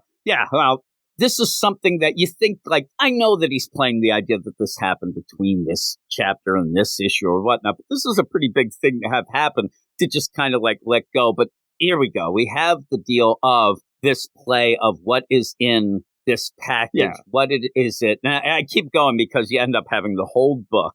And Dick Grayson's an idiot. And Rick Grayson's even more because you Dick end Grayson's up where, even stupider, yeah. because he says to B, hey, I want to, it's such a weird play. Listen, I want to put this package away, but I can't do it at a bank because if I it's ever weird. remember who I am, I need to be able to get to this package, and I can't put it in a bank because the banks are as corrupt in Bloodhaven as the police are. Do you know somewhere safe I can keep it? And it's like, It's actually almost like, but not quite, the idea of somebody who ends up having amnesia, like Memento, the movie, where when knew somebody was going to have it and then left clues for themselves. But this is the opposite direction. It doesn't play out as well for me. It's the opposite direction because he ends up just Gordon Fisherman comes in because B says, well, I do know somebody. And then comes the Gordon Fisherman quartermaster. It's the most contrived. It's working backwards from Tom Taylor having a neat idea of, oh, there's a secret bank that's tied to the old fishing days of Bloodhaven. Wouldn't it be a cool idea if there was if Dick Grayson had a thing there and he didn't know about it? And now he's had to work backwards and try and explain it. He's tried to tie it into the Rick Grayson stuff, and it doesn't work. Like it's all after the fact. Yes, stuff. and that's you can the see problem. the reasoning. Is it any bit like the thing that we want to know? Yeah, you would want to know who put it in the hold, but that's not the interesting part. And actually, no, this is the interesting part is what is it, not how it got and there. so this is extraneous information and really doesn't get the intrigue more. Because you end up finding this guy was from the circus days back, recognize them. Yeah, if anything, it's almost immediately deflating. Like the last time Rick Grayson showed up in this book, it's like, Rick Grayson cliffhanger, next episode, oh, it's an imp. It doesn't matter at that point. Like, you've wasted the cliffhanger and, like, you've wasted the tease of this because who put it there? Oh, it doesn't matter. Like, Dick put it there himself when he didn't remember.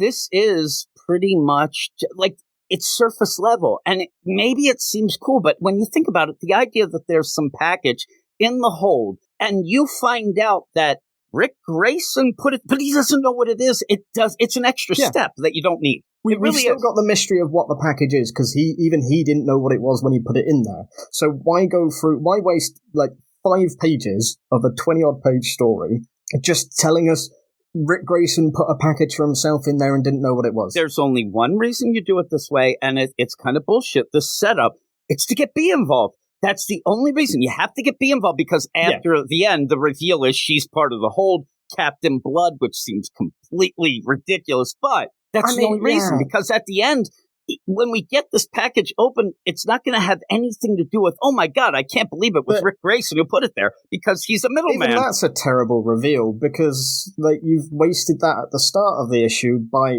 you've already drawn that connection between B and the quartermaster, because the quartermaster heavily implies that she is or was part of whatever this maritime thing is anyway. So when she's revealed to be a ship captain at the end of it, it's like, and? It does. So what?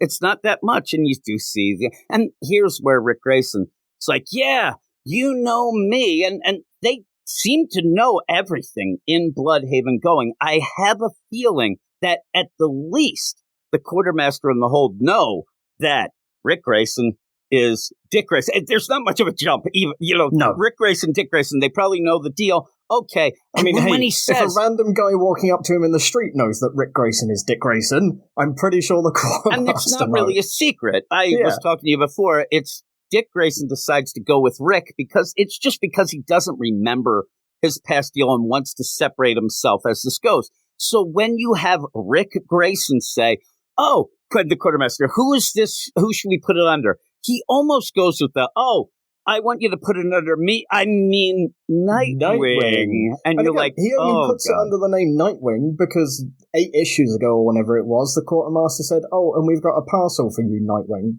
You've got a lockbox here." So this connects again, people it's that to extra Nightwing. step of having to explain who put it there and why it's under the name of Nightwing. And it seems really not stupid. necessary. It seems really stupid to actually put something like this under Nightwing and then end up having Rick Grayson give it and say it's not his, but it's that. It just doesn't work. It really seems like anybody with any sort of intelligence would now figure out, okay, Dick Grayson is Nightwing. And the Hold may know that as well, because they seem to know a lot of things going. But to be honest with you, with half the shit that's happened in this book, I'm surprised it took Nightwing's mask actually falling off Blockbuster to go, oh, wait, you two are the same person. I mean, it's ridiculous. So we then see that setup B sets up the deal with the Hold. So then we go in the now.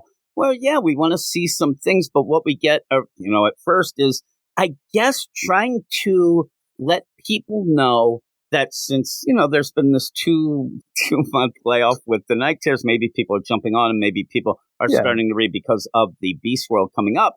The idea, hey, get this, Titan's Tower. Oh, my God, Beast Boy, what are you doing as a dog and playing with Haley? But this is where I said with timing. You end up where you start to get this timeline in this where they legitimately say, oh, man, remember that prison break and all that stuff? Since the prison break? That the Titan's Tower, well, first off, the prison had to be torn down.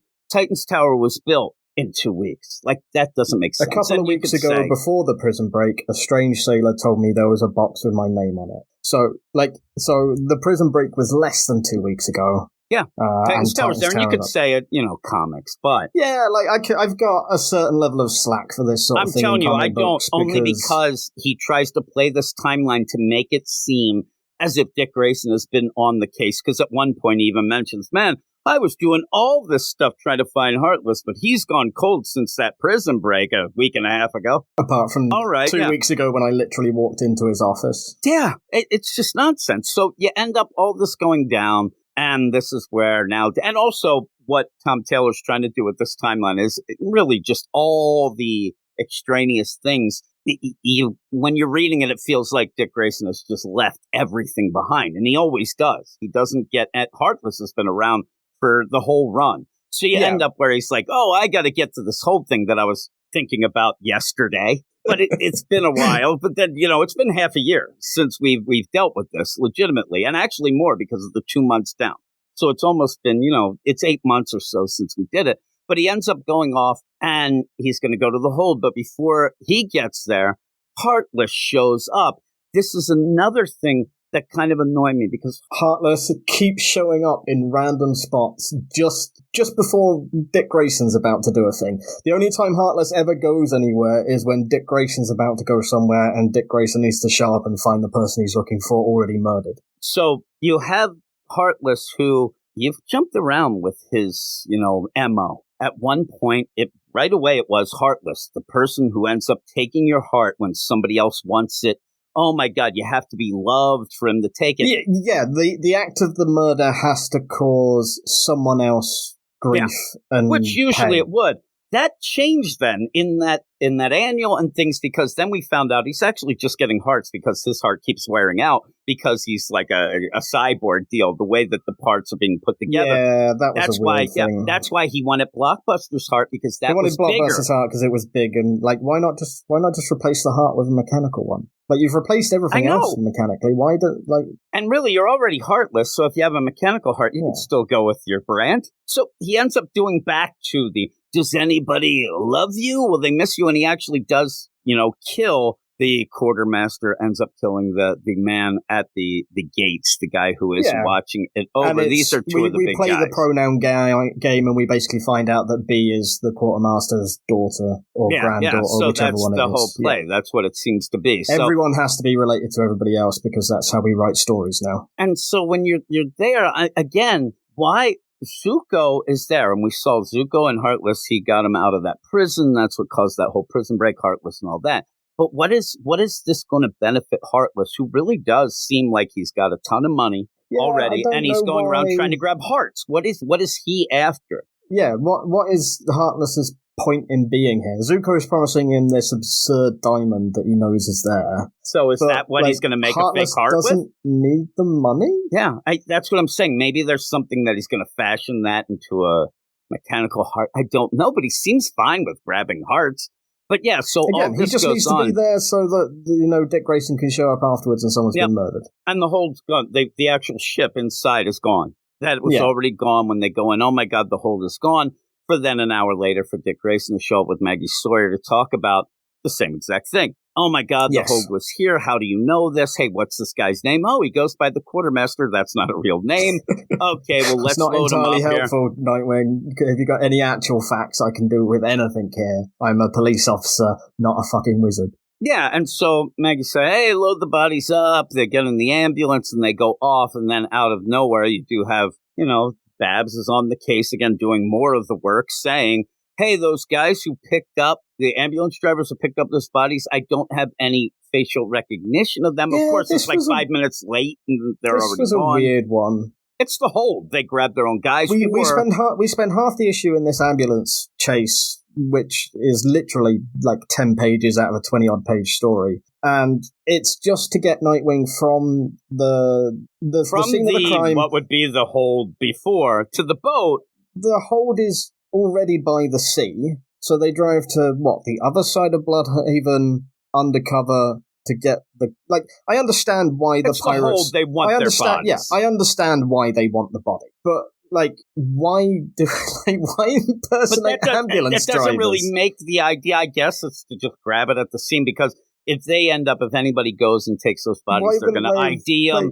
They're going to end up finding about the hold before they arrive. Yeah, I don't know. They've pre-prepared this whole routine with the ambulance, and it's just You're saying that. I'm wondering why. Why were they guarding an empty hold? The hold was gone. There was nothing to guard. Why was the quartermaster in the hold if the boat's not there? What is he quartermastering? I don't know. They were guarding nothing. And so I could have went with the idea that if you ended up having Zuko, and the quartermaster are there, yet the boat isn't there. So what are they They're guarding nothing and got killed for it. There's no reason. You could have just had, if anybody was able to get in there, it's empty. So they don't care anyway. And then after the fact, Maggie Sawyer and Nightwing, they go in. I mean, it's not like you're covering that up. Why, if you, in my mind, you are the hold, you can't let anybody know about yourself to the point of doing ambulance drivers and grabbing bodies. Why didn't you blow that place up? Why didn't you implode it? Why didn't you let it just fall in? Nothing's in there but that big skeleton of a whale. You've taken the hold out. I would have liked to have seen,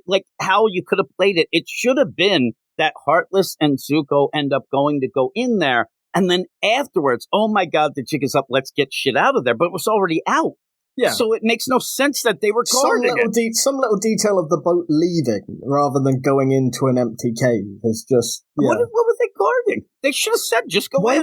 Why were they lock even them in there? I don't know. That's what I'm saying. What were they? Were they like the last bit of, oh man, they were supposed to get the big whale skeleton? Like that was their job? Because nothing's in there that they ended up losing their life guarding nothing. And to the point where if there was even the play of, oh, well, Jim and Simon, if they find out they did find out. Maggie Sawyer now knows that there was something there. Nothing ended up being really protected. It's gone. But you end up then out of nowhere because everything is convenient in a convoluted story where, oh my God, these two ambulance drivers, they're not really, anybody I see. They must have the bodies. Oh my God. And Dick Grayson goes through a full out motorcycle chase. Yeah. And it's really nothing. The art is pretty good, but it doesn't do anything. You end up Dick Grayson's jumping cars. It's just page filler. There's no point to any of it. It's just page filler. Then he goes into the ambulance and fights these guys where you even have that you think I'm stuck in here with you type nonsense. They start fighting only for them to then be on the ocean because Bab's like, I see the GPS. You're on the ocean. You're in the bay. They're on this huge tanker ship. Skip over the idea of how they got the giant ambulance on the giant boat out in the bay. She asked if it's a hovercraft, and no, we never find out. And then they're on this huge tanker that's just there in the bay, completely seen, and everybody there is the hold. They have their guns out. Oh my God, it's you. And again, we know that Nightwing isn't bad, so this isn't anything like the hold.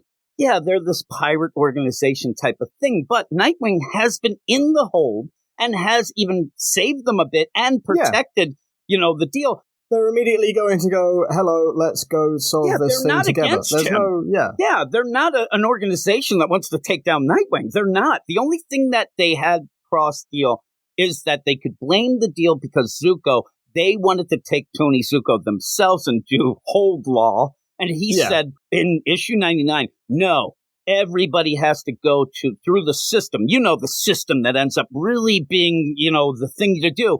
And then the next issue in 100 yelling that the system was corrupt and it sucks in the prison for pay and shit like that. He really flip-flopped. That's where you get the Tom Tell. When you do surface-level things with little to no explanation or solutions, things start crisscrossing because you're really not talking about anything that matters. So at this point, hey, Captain Blood, what do you think? Captain Blood and it's B. And in that, it's a character who a lot of people, it's one of the better things that came. And there was not a lot that came from the Rick Grayson era, but I did like B. But just showing her here as Captain, it's like, all right, Captain Blood, here we go. She's part of the hold. It's not much of a surprise. She already had the connection. We get to recycle a thing that we know into another thing. It just makes it personal for her. And it's just like, oh my God, B. It's just nonsense. But yeah, you end that. I also love the idea that, he remembers he ditched her, so he might be in some trouble. But then we get this backup. We'll go through this really quick. God. It's Breakfast for Dinner Part 1 of 3, which is the worst and scariest thing that there's 2 more. Michael W. Conrad writing, Sergio Acuna on art, Adriana Lucas on colors, Wes Abbott on letters. So you end up having these backups that you started with the John Kent Superman. Kal-El asks Nightwing, can you train my son a little? And that made more sense. Here, what you do is you end up getting Michael W. Conrad by himself, but he's a Batgirl. We get some reject Batgirl story where Cass and Dick are martial arts training together for some reason. She's teaching him martial arts and he's teaching her how to make pancakes. And that seems to be the entirety of the plot that Clumad's got and they want going. to play with, the idea of having different names and things on. Yeah. You have Bike's Not Bomb. I'm like, really? And then you have Kiss the Cook. And it's that play where he's going for a lot of laughs here. There is weird things in here, and I'll tell you. Laughs? Well, in this, you have these 3 guys dressed as leather daddies that go by the 3 bears, and it seems like it should be offensive. We said, I don't know. Yeah. It's for a joke, but it really feels like it's like poking fun at things. It's weird. The only thing I can imagine is, like I said to you beforehand, there was a very famous leather daddy gay artist in the 80s. I looked him up beforehand. He was known as Tom of Finland. If you Google Tom of Finland, you'll get this exact style of thing. Overtly masculine gay biker stereotype stuff. I don't know if it's a homage to that or what. It doesn't really have any reason. It just pops up. One guy looks like the guy in the Frankie Goes to Hollywood Relax video at the beginning when the rickshaw comes up. It feels so out of place. 3 gay men in overtly stereotypical costume called the Three Bears, who are definitely set up to be villains. Yeah, but it's weird. It doesn't tie into anything else that's happening.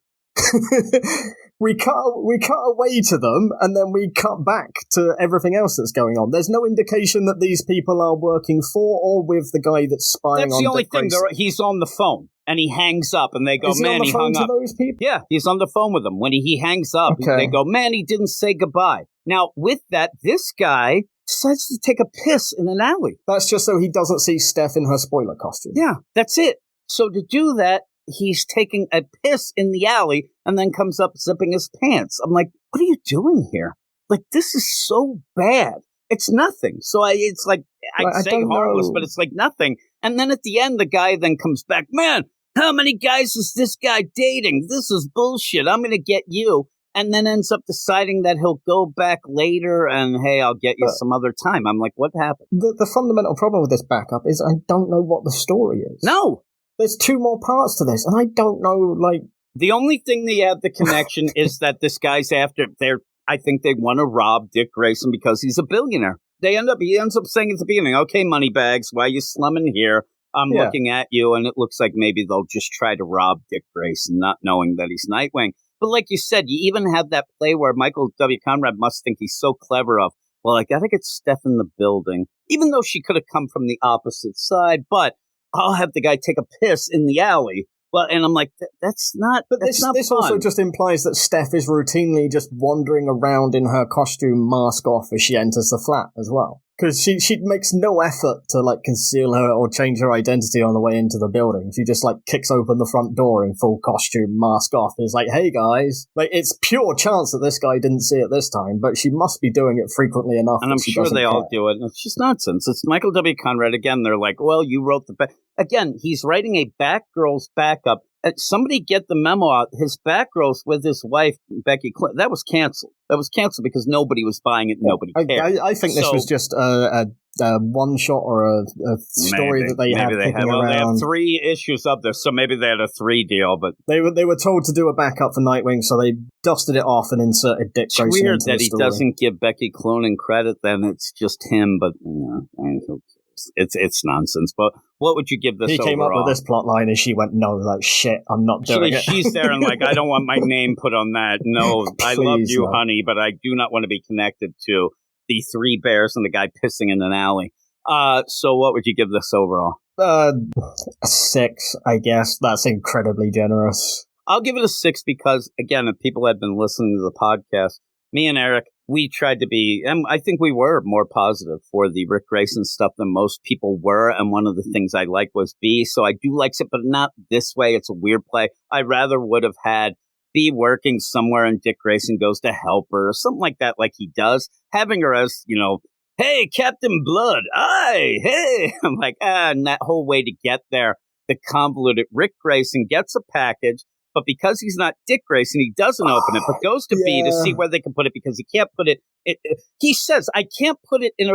You might be able to put it somewhere. There's a lot of poorly thought out ideas in this issue, but this issue is just like non-existent connective tissue. Like there's no value in what's been put out here. No, so at the end. You can argue the merits of Tom Taylor's Nightwing run like all day, but I don't think Tom Taylor's going to go, yes, Nightwing 106, that was the issue I'm most proud of my work in. Yeah, and it's, again, what happens with them, and this is what this issue is, what happens is he gets these ideas, he leaves them behind, and then realizes this is like just, oh my God, I got to get that done. It's like you have I've got a deadline. You have a list of chores. Bar scene, 2 pages of them waking up in the morning, 10 pages of an ambulance chase. Right, get it out the door. You say that, guys had 2 months off, so you don't really need to, you shouldn't. He's doing other things too, but still. I mean, just get, the guy ended up in his Dark Knights of Steel that a lot of people did end up liking. The idea where at one point he announced, listen, I'm not going to follow a schedule with this book. They'll come out when I feel like it, or they'll come out when they come out. Like, he's able to do that. So I just think this is just par for the course. He has a list. It's a chores list that he has. Oh, my God, I forgot to mow the lawn. I better go do it. And that's what this feels like. He's like, oh, my God, I got to get back to that. And in the meanwhile, let's knock 2 things off at the once and get Heartless involved as well so that we can kind of get back to that, remind people of things. And actually, you want to know what I really think? Here's now that I think of, you need to fill space before we get to the crossover of the Beast World. That's all it is. He needs to fill in space. Yeah, padding. That's all this issue is. It's just padding. Yeah, this is just going to be a 2-issue deal or 1 issue. It's just going to end up padding, and then we'll get to the Beast World. So I think things will be resolved at the end of next issue. Then we go boom into the deal. So we'll see. We'll see how it goes, or it'll tie in. It'll be part of it. That's why it's the only reason that we end up having, like, where are the rest of the Titans? Obviously, they don't show up because the only one you have to be reminded of is Beast World, because we're going to Beast World. So, yeah, that's all it is, padding. But there it is. Thanks once again for joining me, Simon. Can we have a good book next week, Tim? I'll find something that I know that me and you will love, and it'll be a down issue of it. We're just that lucky, yeah. I can't make any promises, Simon. None at all. Oh, good. Can I get Eric's phone number? I'll phone yes, yeah. I wish I had it.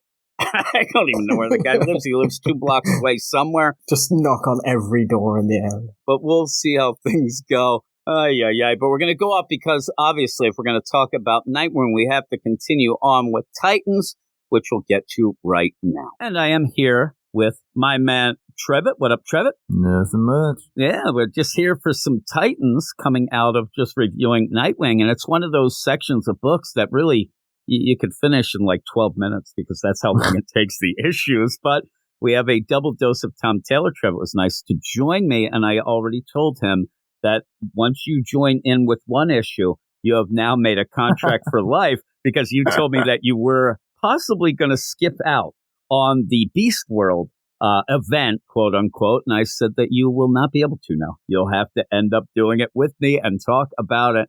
Hopefully it's good. I looking at just from the outside, like, okay, Beast World, the little bit that they've released, I'm worried. I'm real worried, though. Tom Taylor, get this, Trevitt.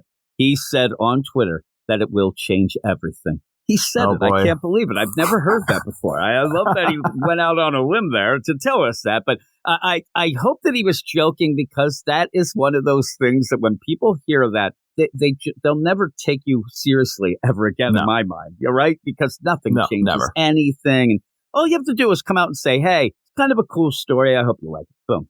That would be fine with me. But this is Titans number 3. Out of the Shadows, Part 3, written by Tom Taylor, art by Nicholas Scott, colors by Annette Kwok. I can't even say that. Letters by Wes Abbott, edited by Brittany Holzer. And we end up starting out where you're going to the Church of Eternity now. And right away, I mean, if you go in your neck of the woods, you know, you're going around Rhode Island, you see a church like this, right away, call the police. Like, just get on 911. And if you're wrong, then you know what? Chalk it up as a loss there. But I think there might be some weird things going on in here, right? Oh, yeah. I'd be creeped out if I saw that church. But we do have churches like that around. Yeah, you probably do. Actually, a lot of people do. The idea where it almost feels like the weather, because if you look, if you don't see it off panel, right off of that big hill, everything's shiny and bright, and there's no dark clouds. I think there's trouble brewing, but you end up in a cool play where you do have Beast Boy. He is a bat flying in. He ends up, he goes through a crazy bunch of transformations here to actually break in, and it's odd the way it goes. Do you agree with me there? The idea of him turning into bees, then ants. I didn't even know he could do that. I thought it was just specific to animals now, and not just like a single bee, but a swarm of bees. As if a swarm is one entity, which you can say it is, but it isn't. Technically. And the idea too is basically in my mind, the funny play as he goes, and who knows about this, security guy. But really what it is a bunch of Beast Boys, like, just biting the shit out of them. It's really what it comes out. I'm like, that's kind of a little weird there, Beast Boy.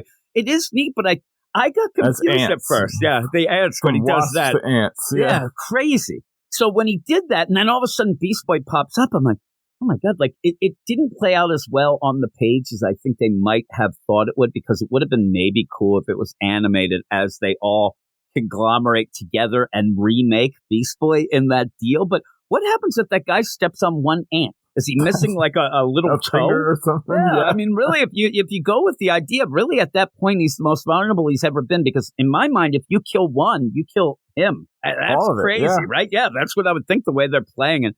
Very odd.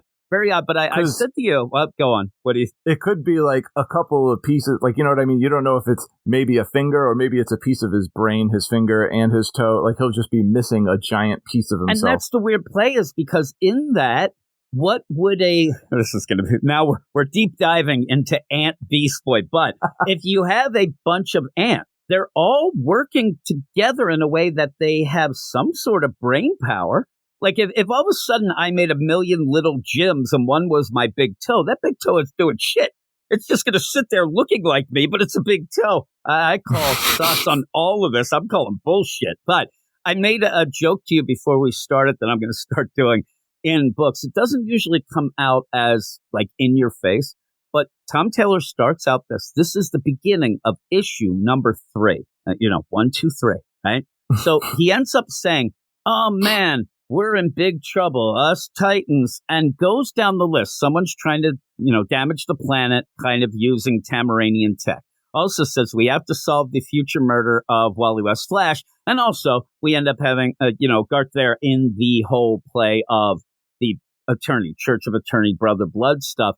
And I said to you, at any point, if you have more loose threads, story-wise beats going than you have actual issues, you got a lot of problems. And going into this, there's 3 loose ends in 2 issues. And why I think that's funny is, like, imagine if you get to issue 25 and you have 29, like it's really going to go bad really quickly. But it almost feels like Tom Taylor in books, he wastes so much time. he introduces neat ideas, but he needs to spread them out.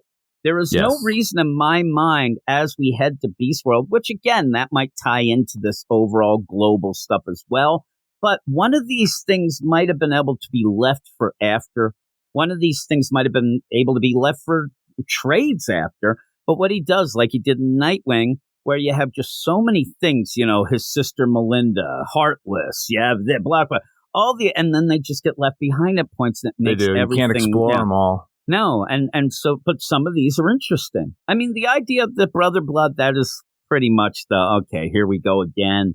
They might have changed their name, but we're going to get the same stuff, as if somebody like editorial said, well, it's Titans. Anytime you get these together, especially Raven on a team, you got to have Brother Blood. You connect it to Trigon, stuff like that. But maybe that's not the greatest way to do this, because everybody's kind of sick of it. Really, right now, I agree. Yeah, we had a Teen Titans kind of minis. If you especially have like a mini series, something that's a limited deal, you're always going to go with Brother Blood and Trigon, because that's the main thing. So avoid it. That's what everyone knows. Yeah, it's the easy. Yeah, it pick. is the easy. And I know the idea, like Tom Taylor wants to go with that damage the planet because that's a bigger thing. Plus, he has his own ideas and political theories and stuff like that. But that feels more like that he needs something global to try to make it. Well, that's why they're replacing the Justice League. The problem is he's in this mode where I don't understand. Well, I do kind of, but why? Why is he in this mode that the heroes can't really do anything like punching people or bringing people down or do it?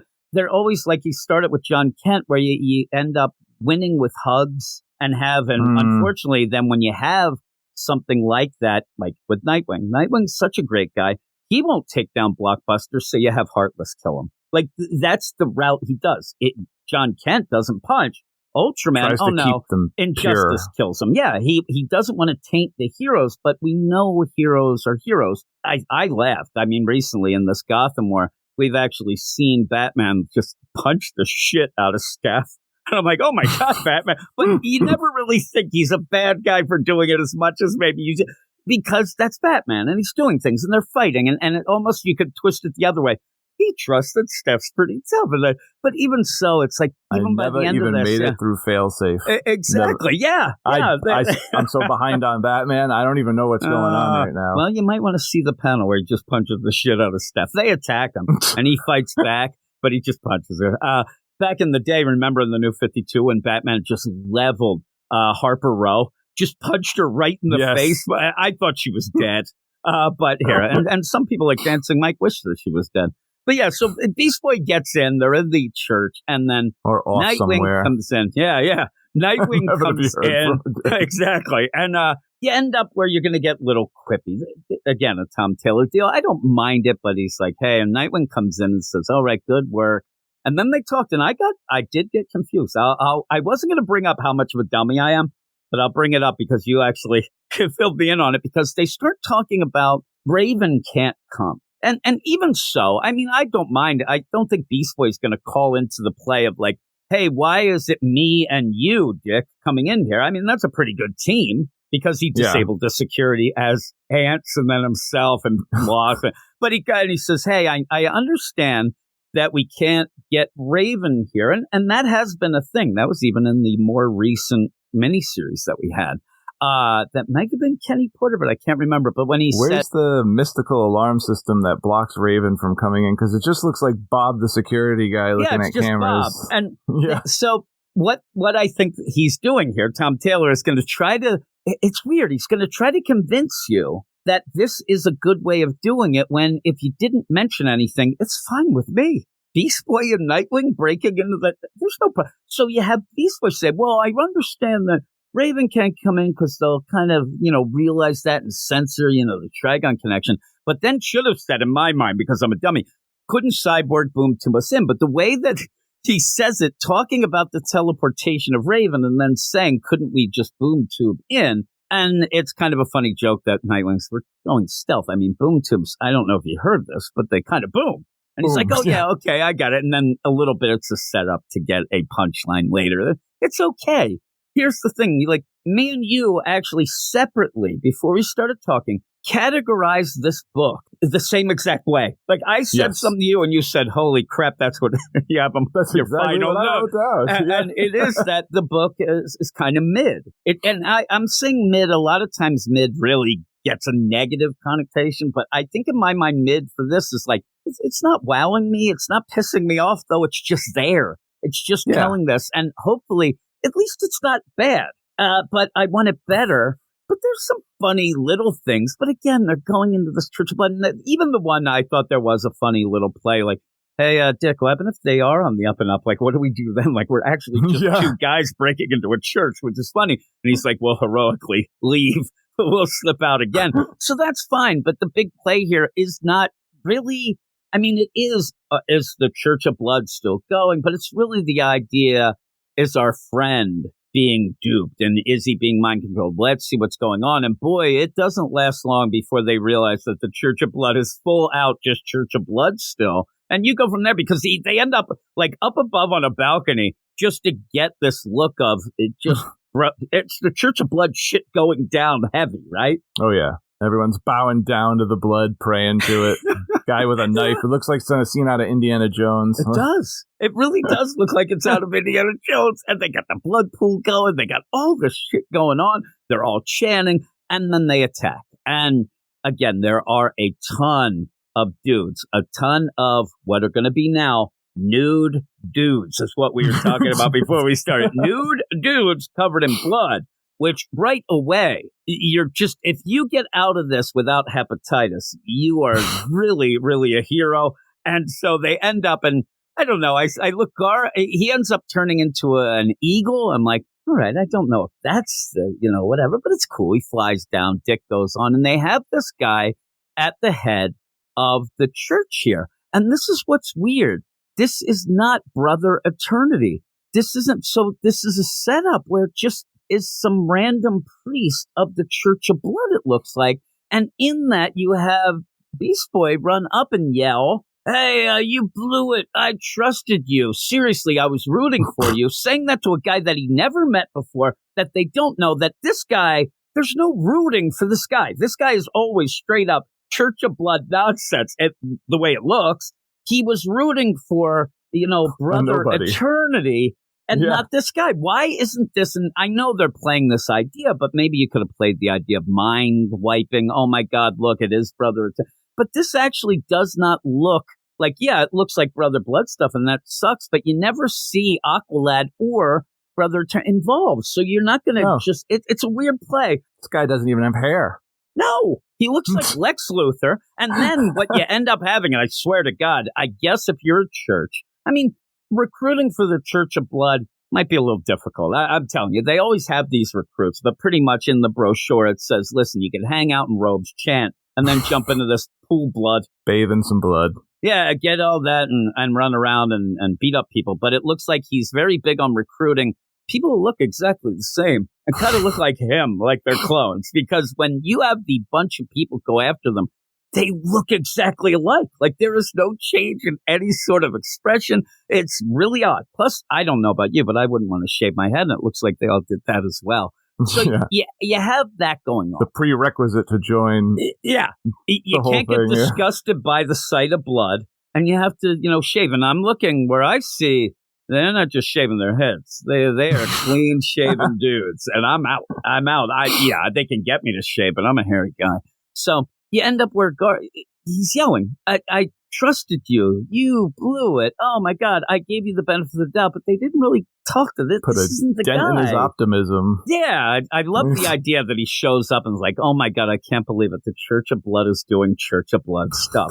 That's why they're there. I really thought they were going to change this time, after all the times before, but this time was going to be different. Isn't the lead up to this the idea of, I know they're doing bad things, and then you would be surprised if they weren't. Not you're surprised they're doing bad things, because there it is. But like, oh, they're teaching children. Yeah. What a surprise. Oh, my goodness. It would be funny. They go in, they just have a daycare going over here. They got everything going. Everything's great. They got a soup kitchen. Probably tomato soup, though. And then people would get weirded out. Like, oh, my God, that would be funny. Can you imagine in an alternate deal, they come in and think that they are feeding blood to homeless people, and it ends up being a soup kitchen, tomato soup. That'd be hilarious. But they end up where really this priest yells, "To the blood pool, fellas." And they jump in, and then they jump out. Yeah, into the blood pool, get your powers. And they jump in, and then they're just going to fight. But here's the play of this. Again, Tom Taylor, he doesn't really want to show a lot of fighting. He always wants to end up where it's trust and love win over. At least in this one, it looks like it's going to stab him big time by the end. But you go back to the other Titans because they had to spell out we're stealthy, we're coming in, we can't boom to, the Raven can't go. Well, now all bets are off. But before you end up having them do that, the weirdest scene where me and you were talking, you have Wally West. Wally West's future self came back, warned him as dying that he was going to be killed. They're trying to figure this out. Now they have actually, and also the idea, I'm asking you, if you ended up, you're Wally West, and I find out legitimately that you're going to die in 48 hours, I think I'd want to tell you. I think that I wouldn't keep that on the side. Like, this is something where you might want him to, I don't think it's a way of, oh my God, if we tell him, it'll end up happening. You have to make him aware. You have to make him so that he realizes they only tell him because he wants to go with them to the Church of Blood. But then they say no because they want to leave him behind in the 20. And that seems to me that that's how he dies. I mean, if I sat there and said, well, we can take him to, the Church of Blood, which we fought 10 trillion times. We always beat him. Or leave him here by himself, which seems like when he died, that might have been the case, and went to the treadmill. All these, I think he should go with you. But they say no until they don't. He says, I'm going to go with you. Okay. And they're like, Dick's not going to like it. They folded pretty quickly. Oh, they folded so quick.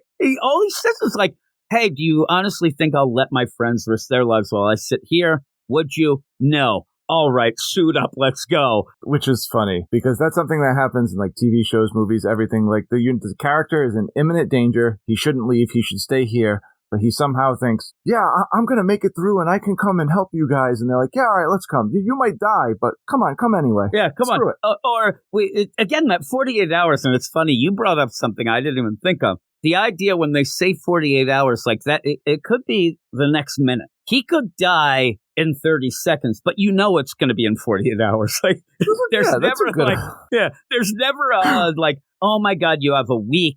And then the person dies the next 3 hours, which isn't within the week, but it's always the end point. So he's got 48 hours.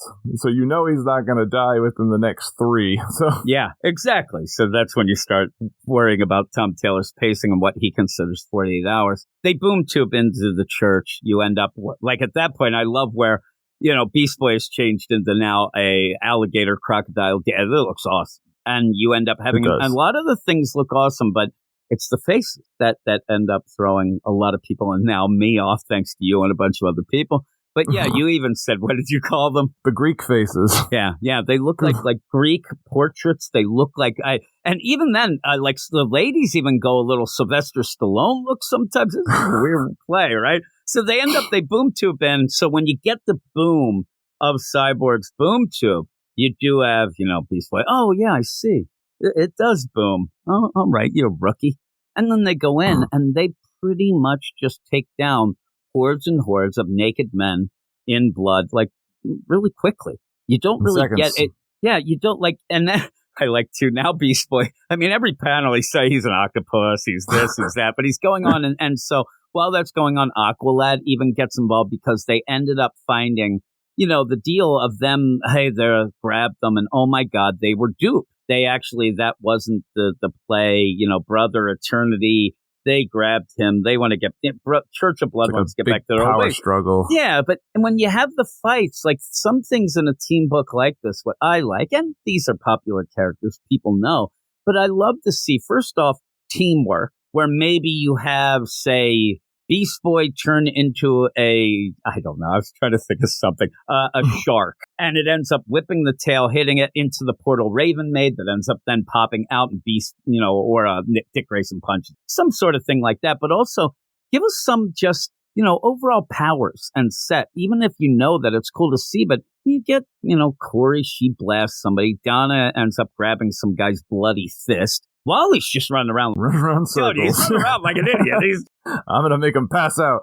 Yeah, he's like all over the place. And so by the end, you don't really get much. And they end up taking out, and legitimately, because probably Wally, I guess, they have knocked out what looks like 250 nude dudes. It's and a then lot. they just, there's a ton. And then they just like walk away There's some in the in robes. meantime. Yeah, some in robes. Those guys are little, they're not down They with came how late. they look. They're a little self-conscious. They're like, I would. They'd be like, why is Jim still wearing the robe? Like, the guy wears a shirt in the pool. That's how he rolls.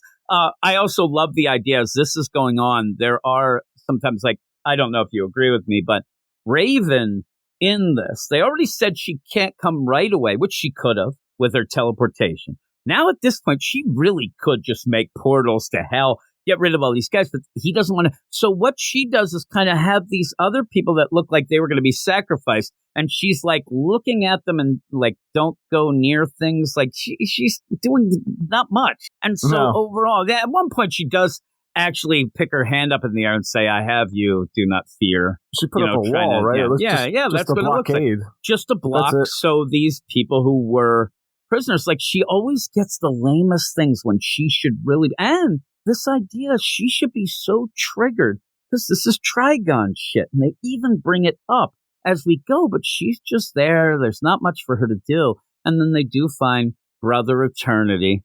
Finally used to saying that and not Kid Eternity. And Aqualad. And so it's the big thing is, oh man, we knew you were you weren't on the up and up. Aqualad's coming with us. And like, no. Thank God you showed up.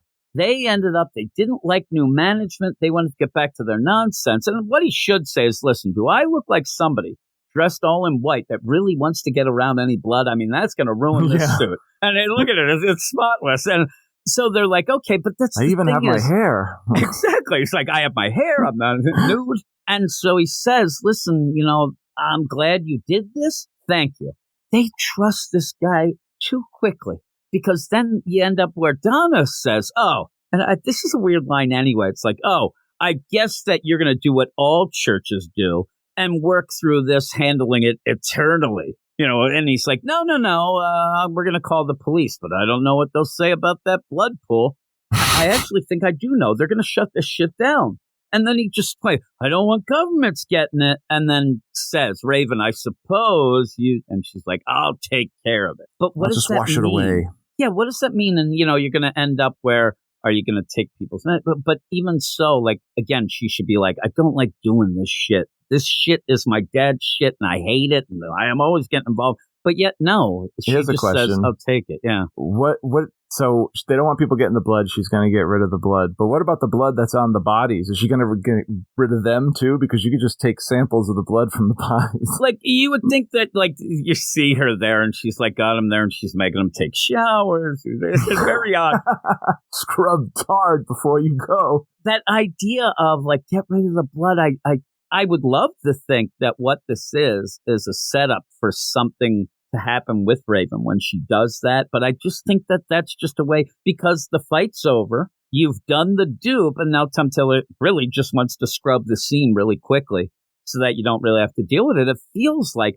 But then on top of that, they say, okay, Garth, let's go. Aqualad, come back with us. And he does look like a pretty much a classical painting or a statue here with his, looks. But he says, no, and here we go again. You people, the planet can't be this. And I'm like, I'm really not that interested in this. I'm interested in maybe who is destroying things, and you got to stop that. But just this idea of Garth laying in of like, this planet can't sustain humanity anymore. I forgot actually that they were talking about heading off into space. I actually think that's one of the most goofiest things ever. We're going to go out and say, I love the idea. What do you do in space, Garth? Oh, we're going to go to some other planet, ruin the shit out of that one. But here on Earth, it'll be great. Like, we'll keep flip-flopping between them. It's just odd that Is he staying? Like, that's what I don't get. Is he seeing them off? Yeah, I don't know, because, what does he care if he's leaving anyway?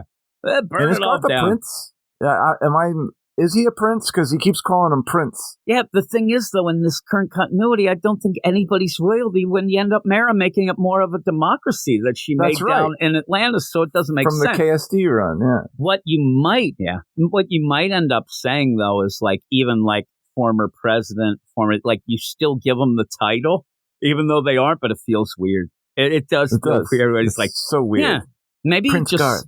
Yeah, Prince. Maybe he's actually saying he's like Prince, the artist, formerly known as. Like he's taking his place. He's actually, that's what we find out with that cool suit, Brother Attorney. He's setting up his own record label in Minnesota too, just so.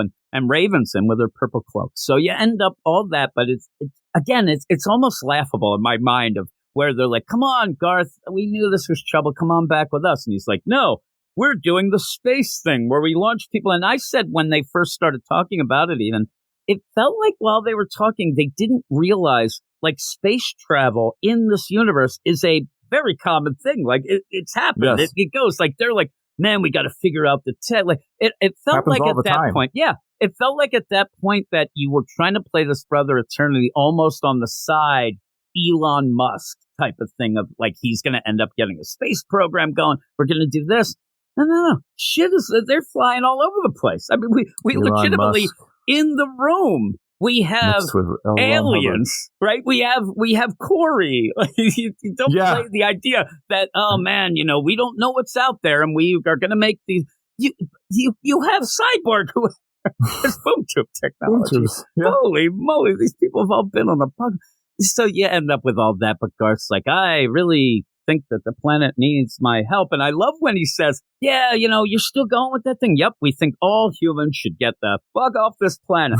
And then you have the only person that actually makes sense of what he's really saying is Beast Boy, who goes, you want to get rid of us? Like everybody else is like, oh, that's cool, whatever. And they're like, no. This isn't great shit, right? No. But yeah, it's just goofy. And then you end the thing, basically then with the team. Like, I love this play because we find out they're completely duped. They're idiots. They're going to leave. But Brother Attorney has, kind of covered his tracks. He's done some things. But in the meantime, it's just like, you got to trust me. All right, well, we're still going to watch you. I'm like, you got to do more than that. There's still new dudes covered in blood all around. Is this not odd behavior for a friend of like 20 years? Where is this not? Like, I think that he might be being controlled. Let's go take him. They do say, hey, Raven, did you check? Oh, I swiped this thing. Everything's fine. But it's almost like the idea. Here's the deal. And to get Jon Wayne pissed off if he listens to this. The idea that we're all sitting there back in the day and you see that Barry Bonds is legitimately taking steroids, right? And you're like, look at this guy. His head is swollen 8 times that proportion. But then but he passed all the tests. He didn't fail a test. You're like, yeah, because they're ahead of the test.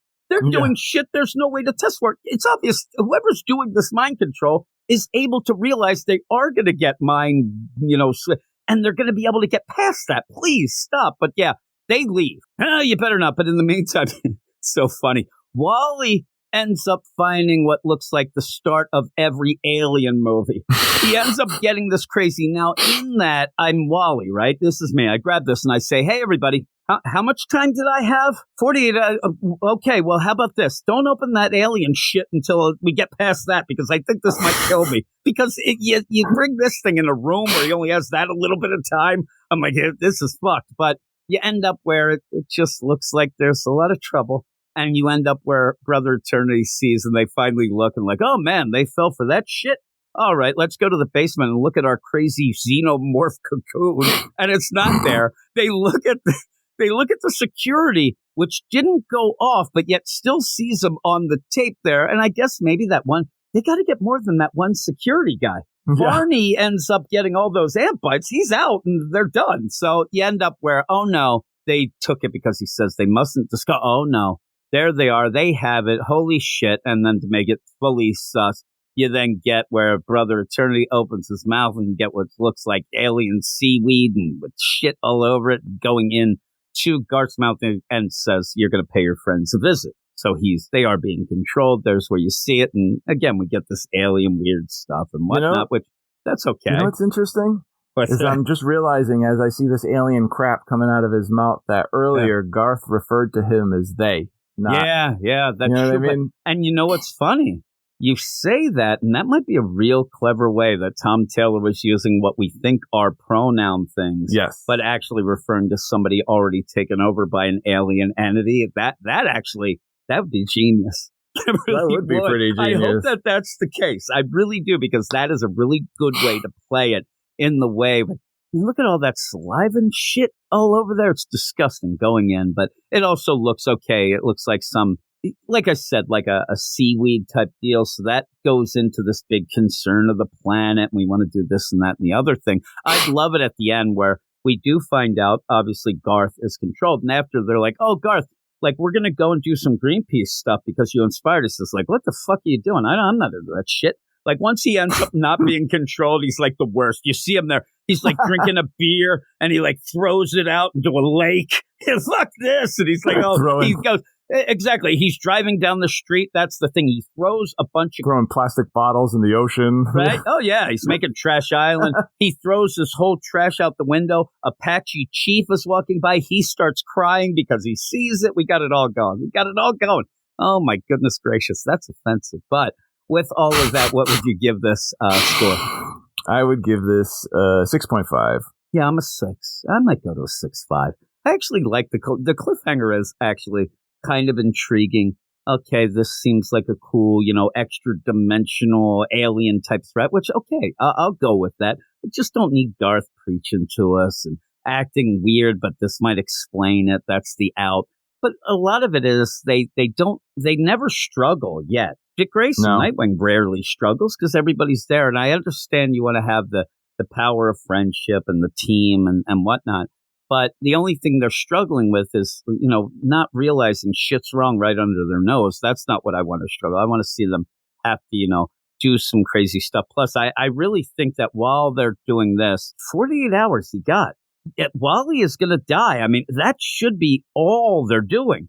That should be every second of that, and then deal with this shit in 2 days. Because then it's crazy, right? I don't know about you, but 48 hours goes by pretty fast for me. So.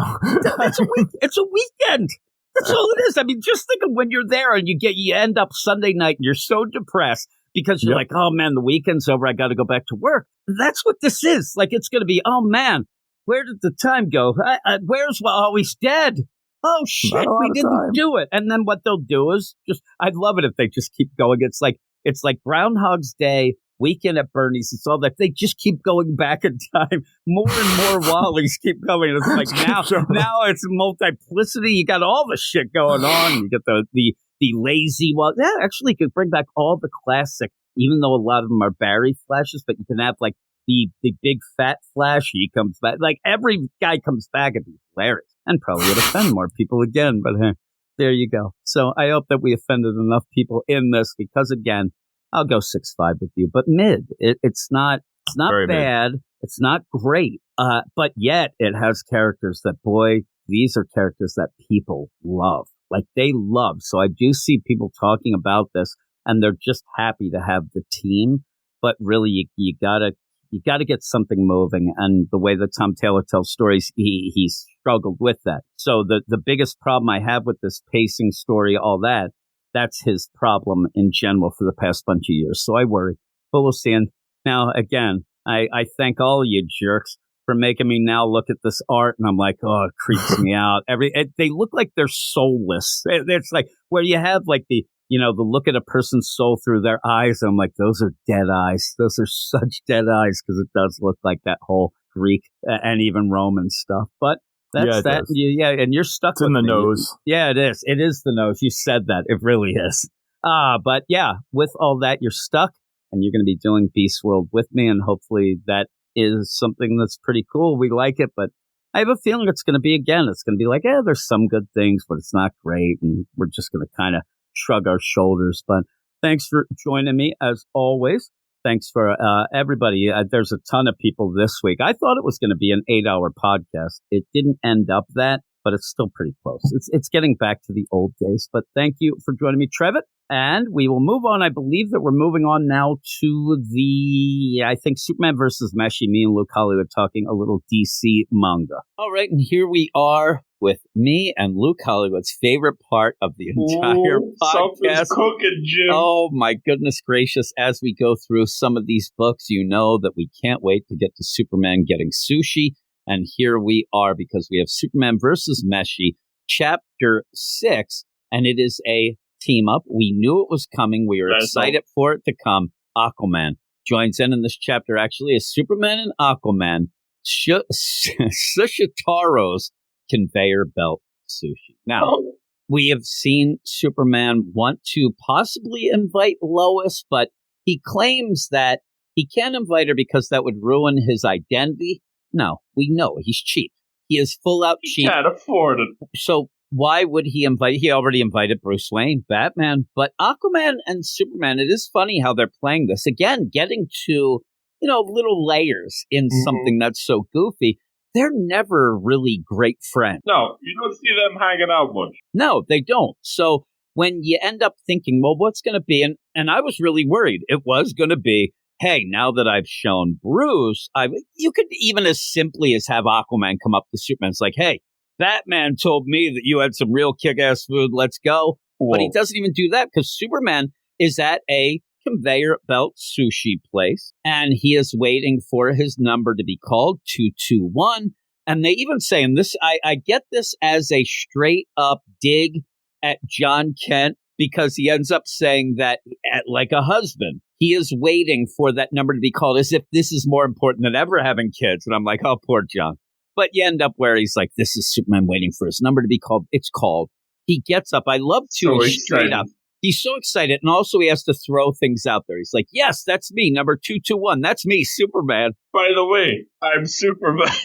Nobody is really looking at him that much as Superman. That was played off at the beginning of this series as he was at a place where maybe there were a lot of cosplayers and things like that. But I think that word would have gotten around the sushi joints, the right? Lunchtime restaurants that did crazy. Poor Superman is on the prowl. Number one, you would think that maybe it was, hey, this weirdo dresses up like Superman. But really what they're saying is, don't serve this guy really good food or he is going to heat vision the crap out of your store. Hide your menus, close the windows. Unless you have the, self-opening doors. But then he just kills people. But yeah, he gets seated at the table, and I'm loving the progression of this. There is like a continuity within this own book. The idea where he's old hat now. He is a vet. He ends up where the server's like, you can also place your order from this time. Superman interrupts him. Who do you think I am?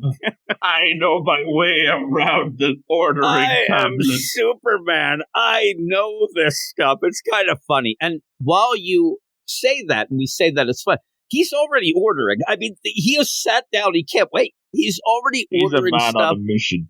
What I do like, too, here is he's at this conveyor belt sushi place, and he knows what is limited time only. Oh. Like, this is you running to get the McRib right before it ends. And one of them is a rib deal, which may be a little wink, too. It's a weird bit, though. He's at the conveyor belt sushi, and this is where you also can tell that he's kind of more of a veteran than we started with, because he is ordering some weird stuff. He's ordering hamburger sushi, salted rib sushi, and the corn mayo sushi that he says, ultimate taste combination. I can't skip the corn mayo sushi. The must have. Yeah. So he is getting all this, and you pointed it out before we started talking. We were laughing about it. He thinks that this is such a great order. I mean, really, all he did, he ordered hamburger sushi, salted rib sushi, and corn mayo sushi. He is really patting himself on the back.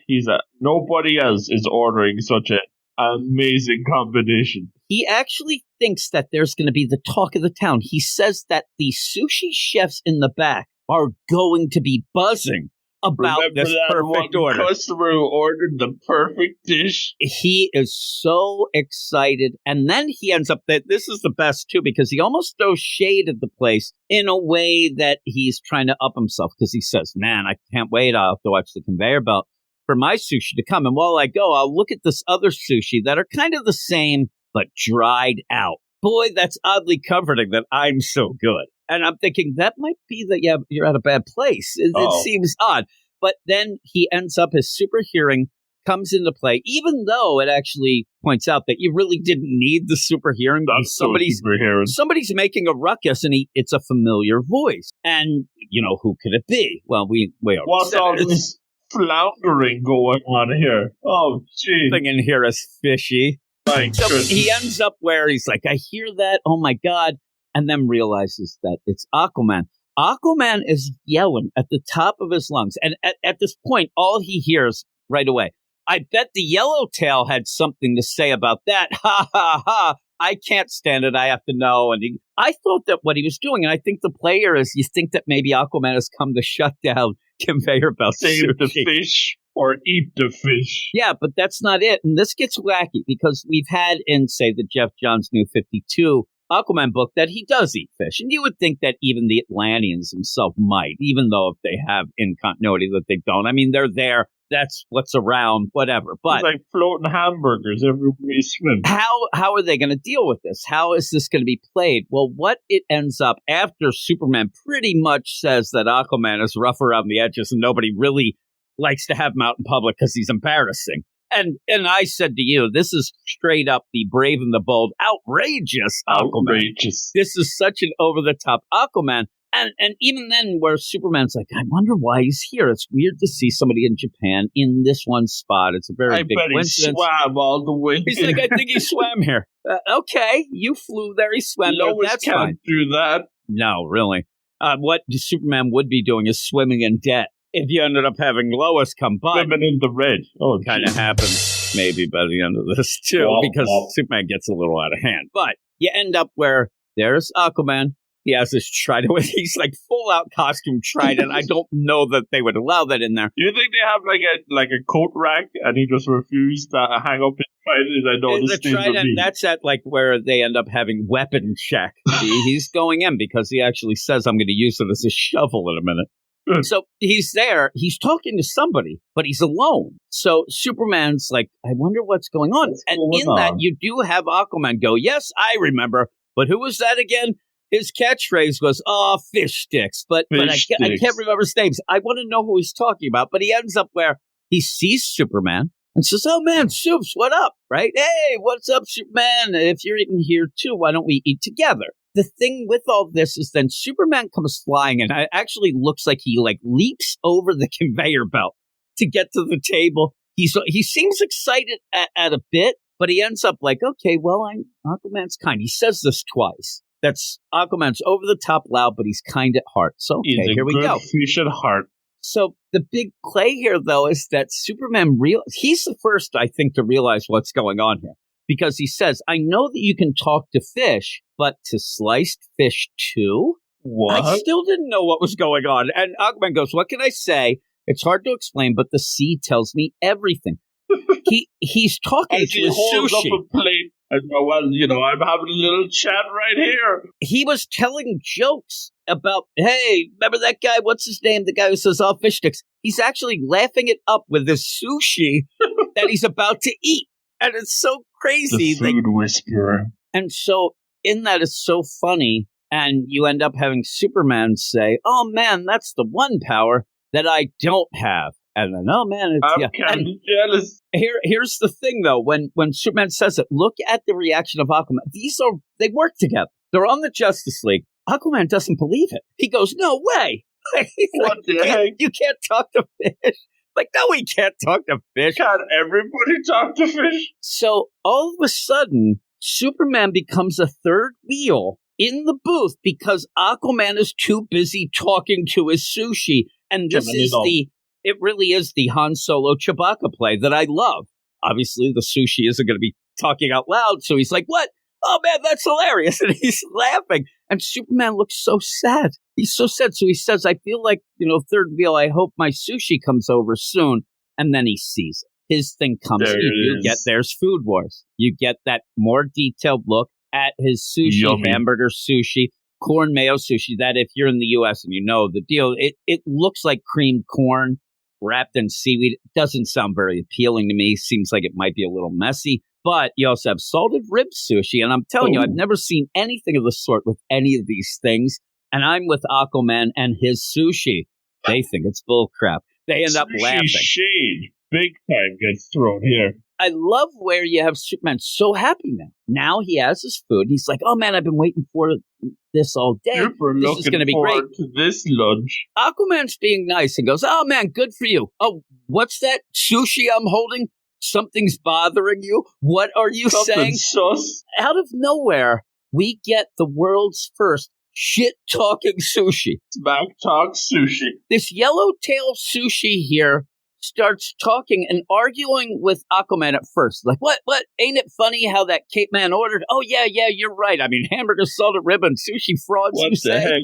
Yeah, it's calling the rest of the suit. It's calling what Superman ordered a fraud. This is the equivalent of throwing fins. If it had any fins left to throw.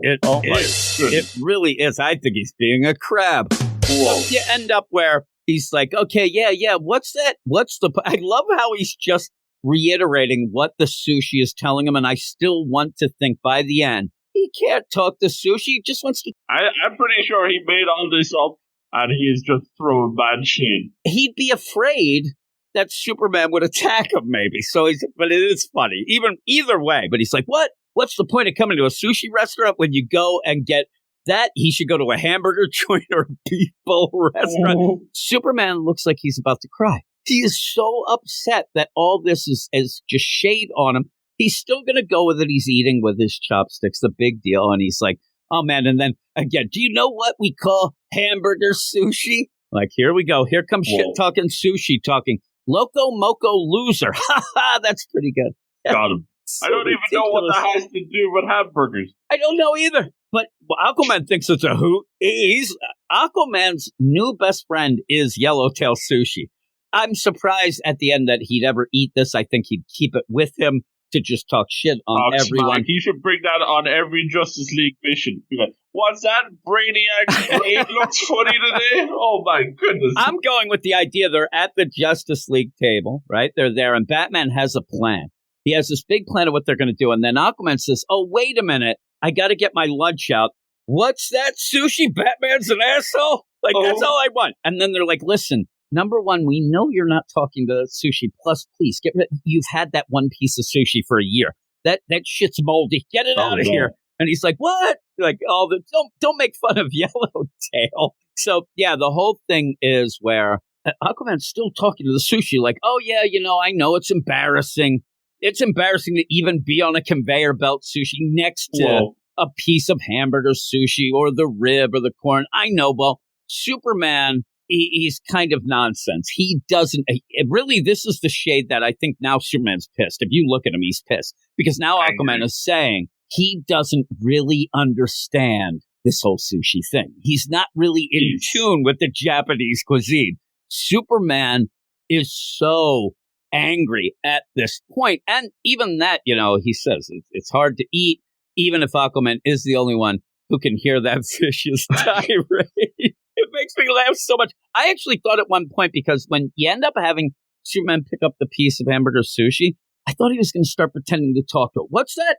Aquaman's an asshole and he's about to die if he doesn't shut his mouth. Oh, yeah, you're right, hamburger sushi. You're very right. For heat vision? I agree. You think that I should show him my powers and maybe throw him into the sun? That's a good idea. Hamburger sushi. What about you? Oh, rib sushi and also corn mayo. They both agree. They're in all agreement that you're an asshole and you're going to die, Aquaman, because Superman is getting very angry. And it continues in the deal where they're talking, and then out of all of that, like Superman said before, and this is the best, I love the idea that Aquaman has just talked so much shit on Superman, and even if it is the sushi doing it, they're both really talking shit, and he tries to get out of it at the end and basically oh yeah, Superman is a loser, but hey, he could eat whatever he wants. You do you, buddy. And that makes it worse in my mind, but Superman takes that as okay. So here is Aquaman talking shit with sushi against Superman, saying he is a fraud, saying that he doesn't know what's going on, and then he eats his sushi with a fork, which freaks out Superman. Look at this guy. He thinks that I'm, a fraud and a rookie. He's eating with a fork, but the idea of it plays out like it is the trident. But he's also eating the piece of sushi that he was just having a full-out conversation with. It's very odd. It's very odd, the whole thing. He loves it. And then then he starts talking about how great it was to eat Yellowtail. And he says the fat on the Yellowtail was exquisite. Now, showing that even though he's rough around the edges, he does know what he's talking about. He knows good Japanese food like the best of them. And then as he's saying how great it is, Superman freaks out and says he just ate that sushi he was talking to. This is really weird. This is awful. Oh, my God. And then Aquaman at the end, because he's now eaten Yellowtail, he's going to throw Yellowtail under the bus. Whoa. This asshole couldn't even stand up to Yellowtail to his friend. He had to eat him first and then says, oh, by the way. Yellowtail said some mean things, didn't he? Good thing I ate him. Yeah. It's so it is funny. He's like, yeah, by the way, now that I ate him and he's gone and can't hear me anymore. Yeah, he was kind of sus. I didn't like what he was saying to you, Superman. And then, yeah, Superman's like, golly gee, don't worry about it, Aquaman. But Superman thinks that he ordered the perfect meal. So he's not going to let it sit. He says, I should have stuck up for myself, and says that these frauds are super delicious. You should try them. He ends up saying they're so good that he likes to eat 2 at a time and calls it super delicious squared. Ooh. At one point, it does look like you have Aquaman's like, that's fine, enjoy what you do. But he does end up explaining it there and says, miniature thick grilled hamburger patties, then you get the ketchup that comes with it, the vinegared rice, all unlikely but brilliant combo. It's a new discovery for Japanese cuisine, even if it's only around for a limited time. And that's the big play, though, is limited time. I mean, this gets the whole idea of, wait a second here. And then he ends up talking about how he eats this corn mayo deal. He gets the wasabi. He mixes it up with the soy, which is a very good move when you go and eat sushi. Mm-hmm. And when I first went, I didn't know that. So I had them in separate deals, and I was trying to double in. No, you put the wasabi right in the soy. So you end up where he's doing that. And he's like, one bite. I was waiting for him to say Kansas. He did not. I actually, at one point, it would have been funny if you ended up where Yellowtail gets eaten and Aquaman goes, just like I always say, Atlantis. Would have been kind of funny. But he talks about we're doing food wars now. The wasabi mixed with the soy, and then it enhances the sweetness of the corn. And then the mayo is creating all that, and it's just great. It's super thought out. And then he goes to the salted rib. While that's going on then, all of a sudden, Aquaman looks like he's preparing for war. He ends up bringing out the trident, putting it up to his face. For a bigger fork. Oh, my goodness. Yeah, for some reason, Superman's like, is that a trident or a lance? No, we know it's a trident. Are you happy to see me? Aquaman spins it around, and then all of a sudden, it's like, wait a second. If you say the hamburger sushi is available for a limited time only, well, then I'm going to have to grab. He ends up then attacking the conveyor belt with his trident by using it as a paddle, a shovel, to pick up sushi that is a bunch of those hamburger sushis. And he's like, all right, let's eat these all together before they are all gone. The problem is, these are other people's orders. These aren't their orders. Aquaman is stealing sushi and really having problems. Also, they're eating way more than what I think Superman ever wanted to pay for. Budget. Oh, my God. He's got buyer's remorse. He's looking sticker shock. And he's like, oh, my God. And yeah, he says, you maybe want to try these Loco Moco losers. Ha, ha, ha. And Superman's like, these aren't our orders. You shouldn't have done this. And as he says, you're not supposed to take other people's orders. And kind of a nervous laugh. And through the day, you end up where Aquaman's response is, huh? Oh, really? And starts laughing. Bye-bye. And then it ends up, and it says Aquaman's kind superhero at heart. It repeats that and says a man who bridges 2 worlds, those of land, hamburger, and sea fish, just to show what Aquaman would be. And that's kind of a cool little play of what he does, like both the land and the sea. Surf and turf is his way to go. It's funny. And Aquaman, actually, through all of this, has usually been the idea that Superman is kind of the dope. Superman's the guy who doesn't know what's going on. He's trying to convince people. I liked over the top Aquaman showing up and maybe pretending to talk to his best bud, Yellowtail Sushi, before he ends up eating it, which freaks out Superman. So it is, and I get the idea too, where Aquaman goes and uses his trident is kind of like the idea of Superman getting all excited and heat visioning. He shouldn't be doing this, and he does it because he's excited. There, I want to see the people the sushi conveyor belt goes down. It was Bruce Wayne who ordered those. They didn't realize he's on the other side of the restaurant. Now he's shaking sad. His fist. He didn't get his hamburger sushi. So, at the end, yeah, it was kind of funny. So what would you give it? I thought this was a banger. We were worried, like, the Batman one worked out pretty well, but we were worried this was just going to turn into, like, the guest of the week. Yeah, and we would still like it, but would that be something we'd have to talk about all the time? You know what I mean? They can keep up this goofiness, I say the more the merrier. I'm telling you, I want it to never end. Get him eating some seaweed up in here. I don't know. You could have some fun. As long as we get everybody except Lois, because Lois and Superman, they could never get together. Always the Japanese food is in the way. We need Jimmy, and we haven't had anybody yet who actually disagreed with Superman. Like, whenever Jimmy comes, he just doesn't like Japanese food. Maybe it doesn't suit his taste. Right into the sun. But I would love to have where Superman's eating at a restaurant and Lex comes in his power armor.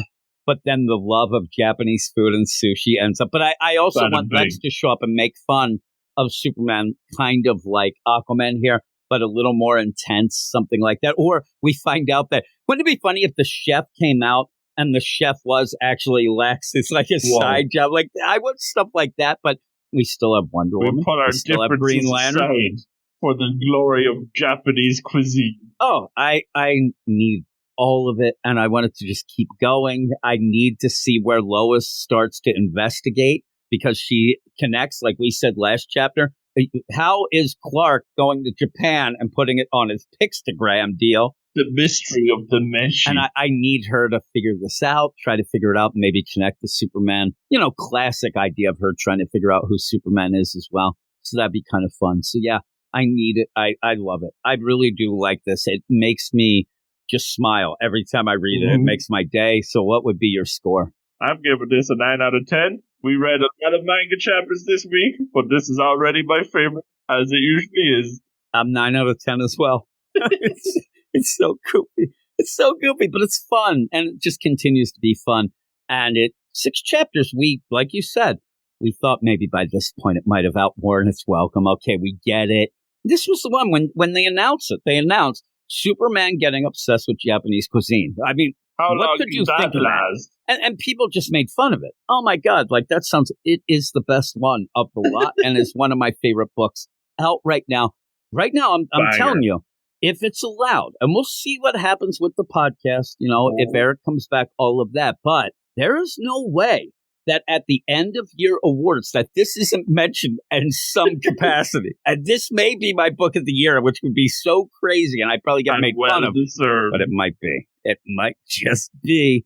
I'll call this an event. This is my favorite event. But yeah, everybody, if you're listening and you would like to hear it, as Luke said, we talk a lot of manga each week. Not here, obviously, but we end up having a bunch of manga podcasts. We have a Manga Monday, sometimes Tuesday show like today as we're recording this, that we go through a first chapter of a bunch of different mangas, some things that are hot off the presses, brand new, some classics, but we also have reading clubs that me and Luke and my man Stork, shout out, end up doing. We have a Spy Family reading club, a My Hero Academia reading club. I'm trying to remember these now. Demon Slayer reading club, Chainsaw Man reading club, Death Note reading club. That also give a shout out to Jason that me and him do that, and a Dragon Ball manga podcast. So if you want to check all those out, check the show notes. Look for the manga link that you go to all of those. So thanks for joining me, Luke. And with all that, we will get on to what people call the regular books. I'd like to call as my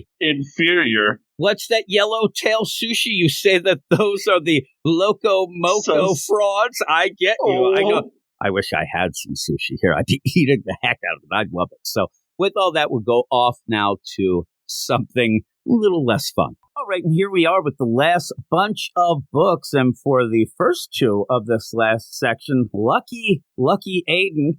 I am here with Aiden. What up, Aiden? Hey man, how we doing today? Lucky me, right? I get to review Poison Ivy, and now I get to talk about Cyborg.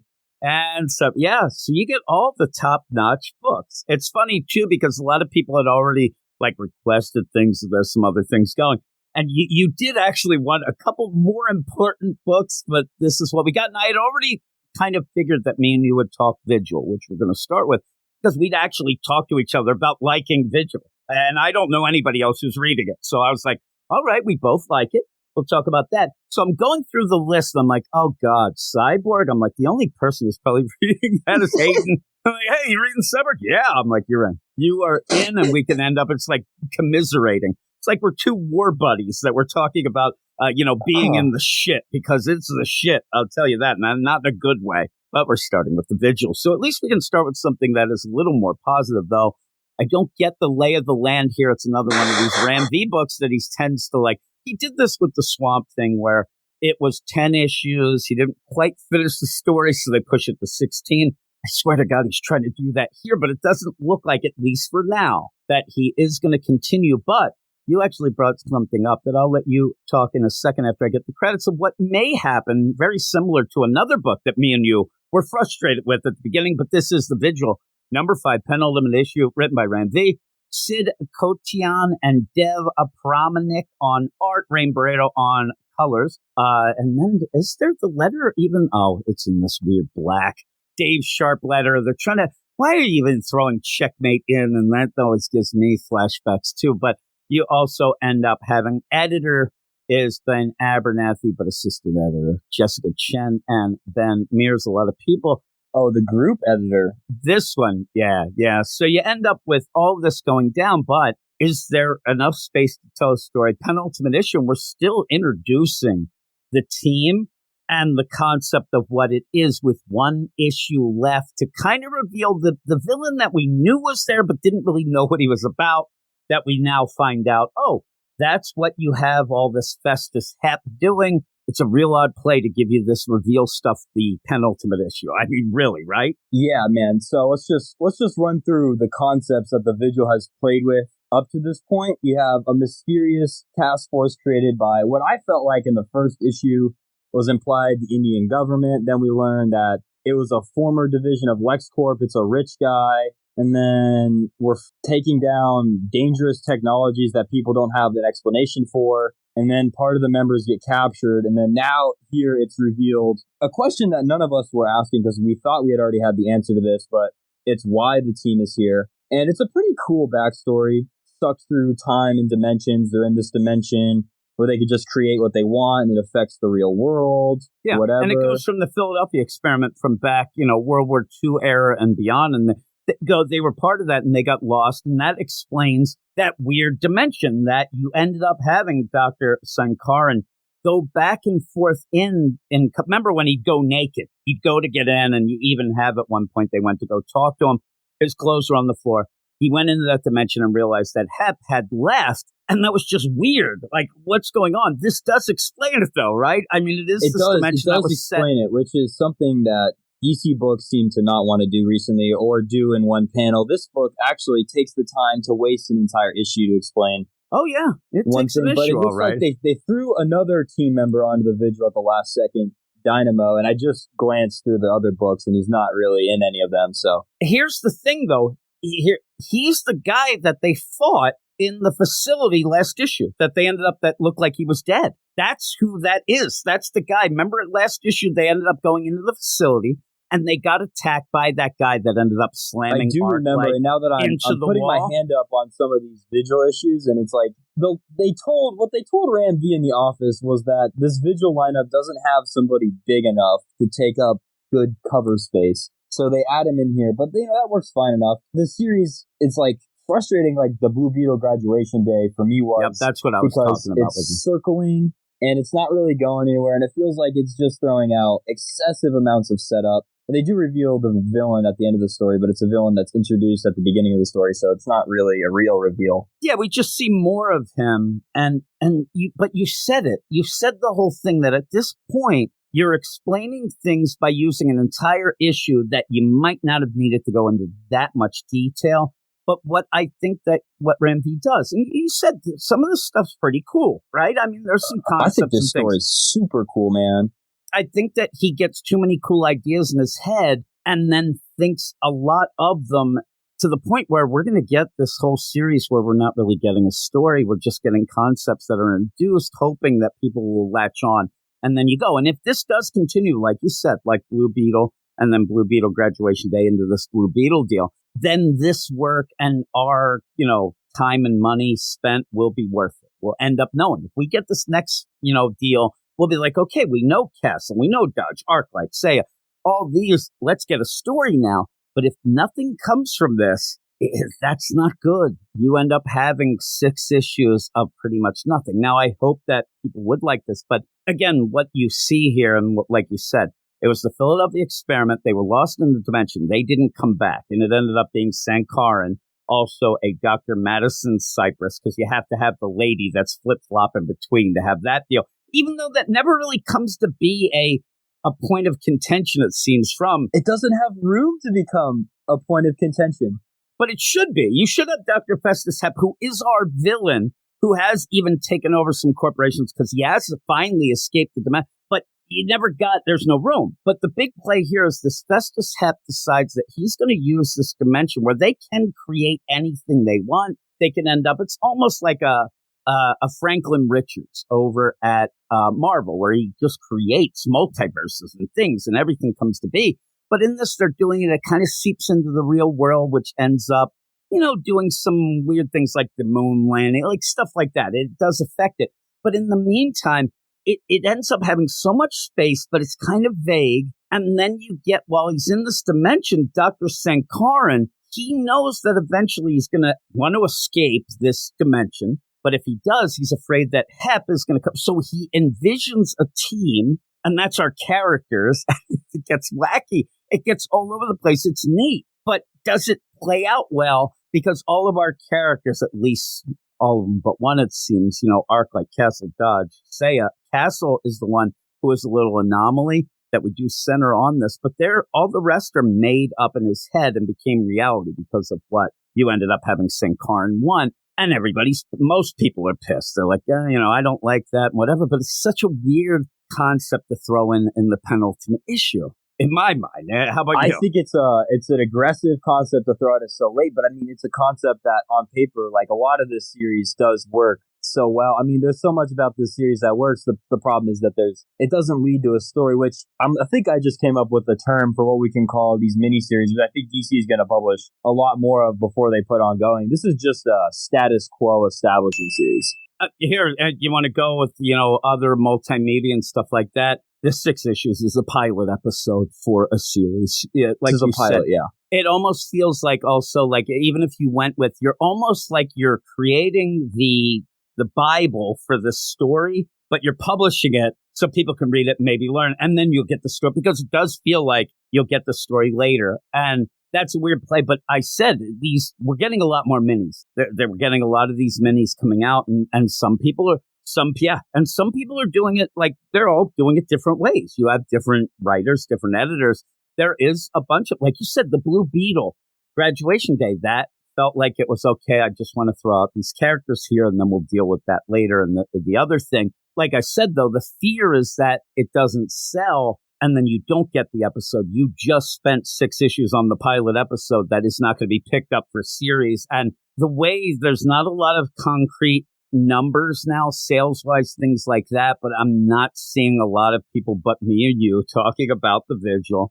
And what little sales you can see, not really selling well. The extrapolations I can make place this book not middle of the pack, lower middle of the pack. I think that it might be doing better eventually than, say, it's sad, like a Hawkgirl, but it's around there. Like, I think it might be selling more than Cyborg, that we're going to talk about next, but it's not going to be selling more. The comic book shop guy I got to, he was like, the Vigil is not selling like Cyborg's. The Vigil doesn't have a name. It doesn't have a name deal. I was going to ask you, actually, because you actually bought it today at your shop. Do you know how many, did your guy tell you how many he orders for the shop? Like, did he say, there's 2 people that have it on their pull list, and I put 1 on the shelf? Because you're going to want to put at least 1 extra one on the shelf. I can't see him buying many more, maybe 3. He might stock 2 extra ones of these. That's but I want to say he actually, I think a couple other people, because there are a couple other like big DC heads like me that do go to that store. A couple other people are reading the Vigil. And I know a different comic book shop that doesn't really do a lot of new orders unless you have like a pull list with them. One of the only new books they ordered was the Vigil because he liked the Vigil. Yeah, and here's the thing, too. If you are going to get a push, you said Cyborg, that's name. You have the name recognition. What you're going with here is Ram V, because he's doing detective. You're trying to get that pull. And with that, I'm not exactly the biggest fan of the detective story, only because of the pacing. Again, he likes to take his time, and it's something that somebody with, my sort of, attention problems has a problem with. But I read and review each issue, whatever. But this, it was my thing of Ram V's. Oh my God, this is the Ram V that I liked from even his independent stuff and things like that I thought, all right, this is something he really wants to do. He's not doing other people's characters. He's creating them. I just wish he would have had a story as he introduced the characters, because it really did become a dossier of characters, including this one. And, we're talking in randomly, we'll just get into this, where you end up having a castle background. It's very quick because you need to get to that dimension stuff. But you see Castle had some problems. It looks like he didn't get along with kids. It always felt like he was on the spectrum anyway, that sort of thing. But he also, in all the characters, he was always the one to call Dr. Sankaran on his bullshit. He did that's why we get this issue. This is Dr. Sankaran saying, all right, Castle knows something's going on. Because he said, are you going to tell us now or what? Come on, you stop with your bullshit. So he had to, but he always felt like away from the other characters. He's like the Oracle. He's not involved that much in the field. He's a little guy, all that.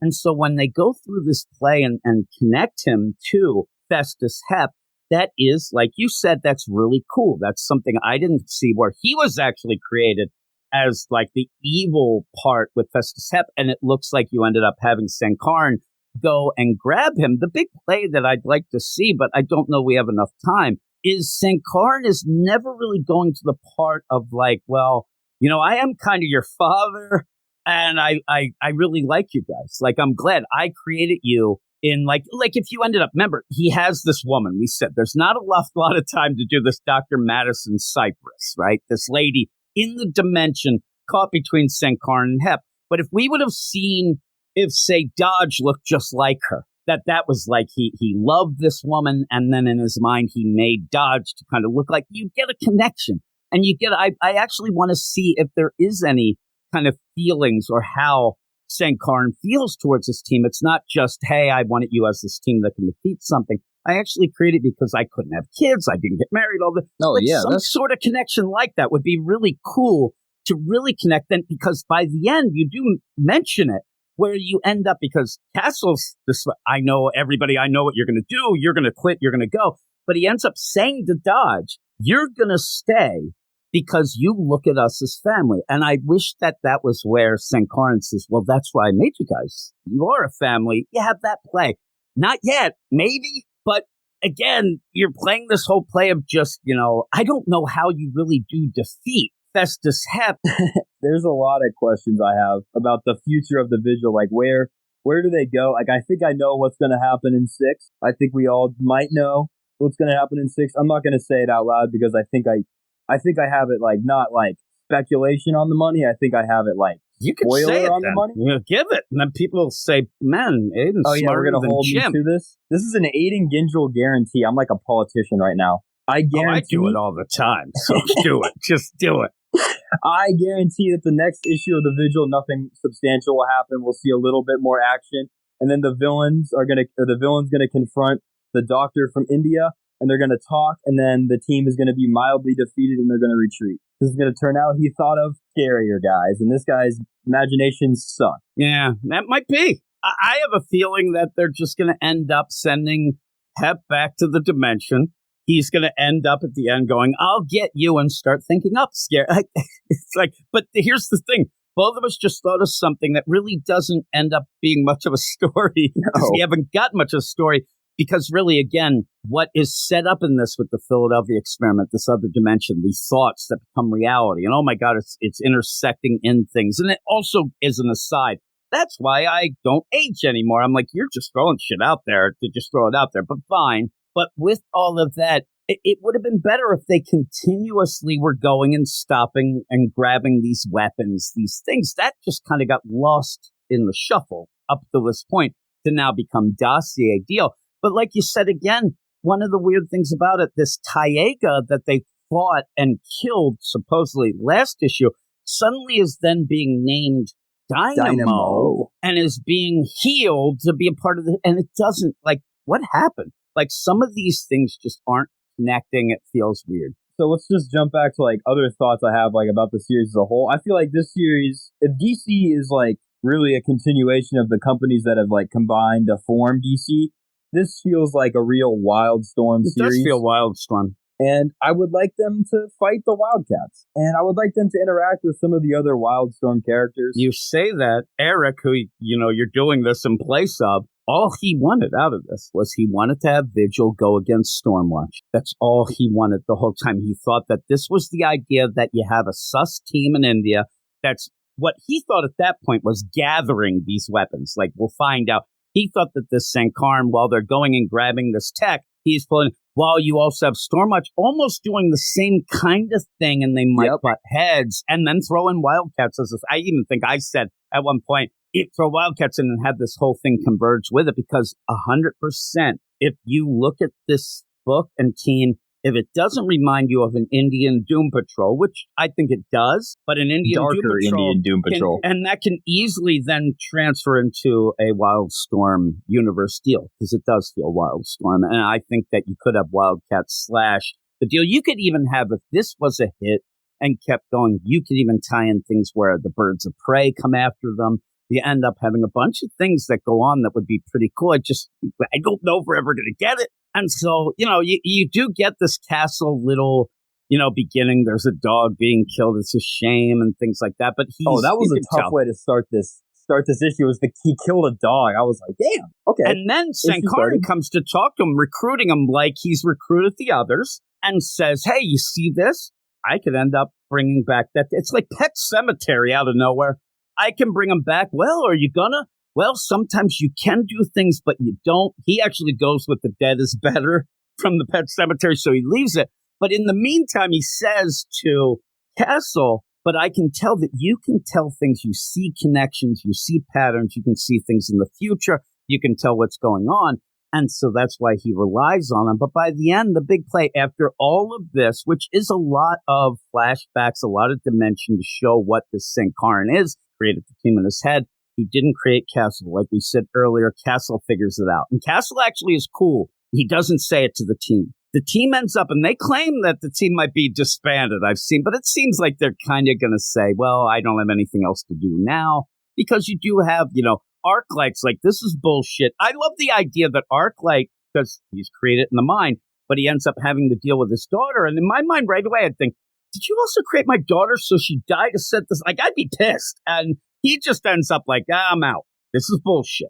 So then you end up saying it doesn't know, Dodge is in family, you end up Castle, all these going on. But then the team walks away, and then Castle says, hey, I know I wasn't created by you. I know that you didn't make me. That doesn't make sense because of all the things I know. I was created by Festus Hep, wasn't I? And he's like, yeah, that's the case. And then we see Festus like, now we're going to go after the team. I'm like, we got one issue left. Go on. But that's it. And it says to be concluded, and that's what it will be. But by the end, concluded to set up a story. Yeah, maybe. I like we said, though, if it sets up something, that's something I'll have to decide down the line. And if it is, I don't know that this sold well enough, and it'll be a shame because I do like the characters.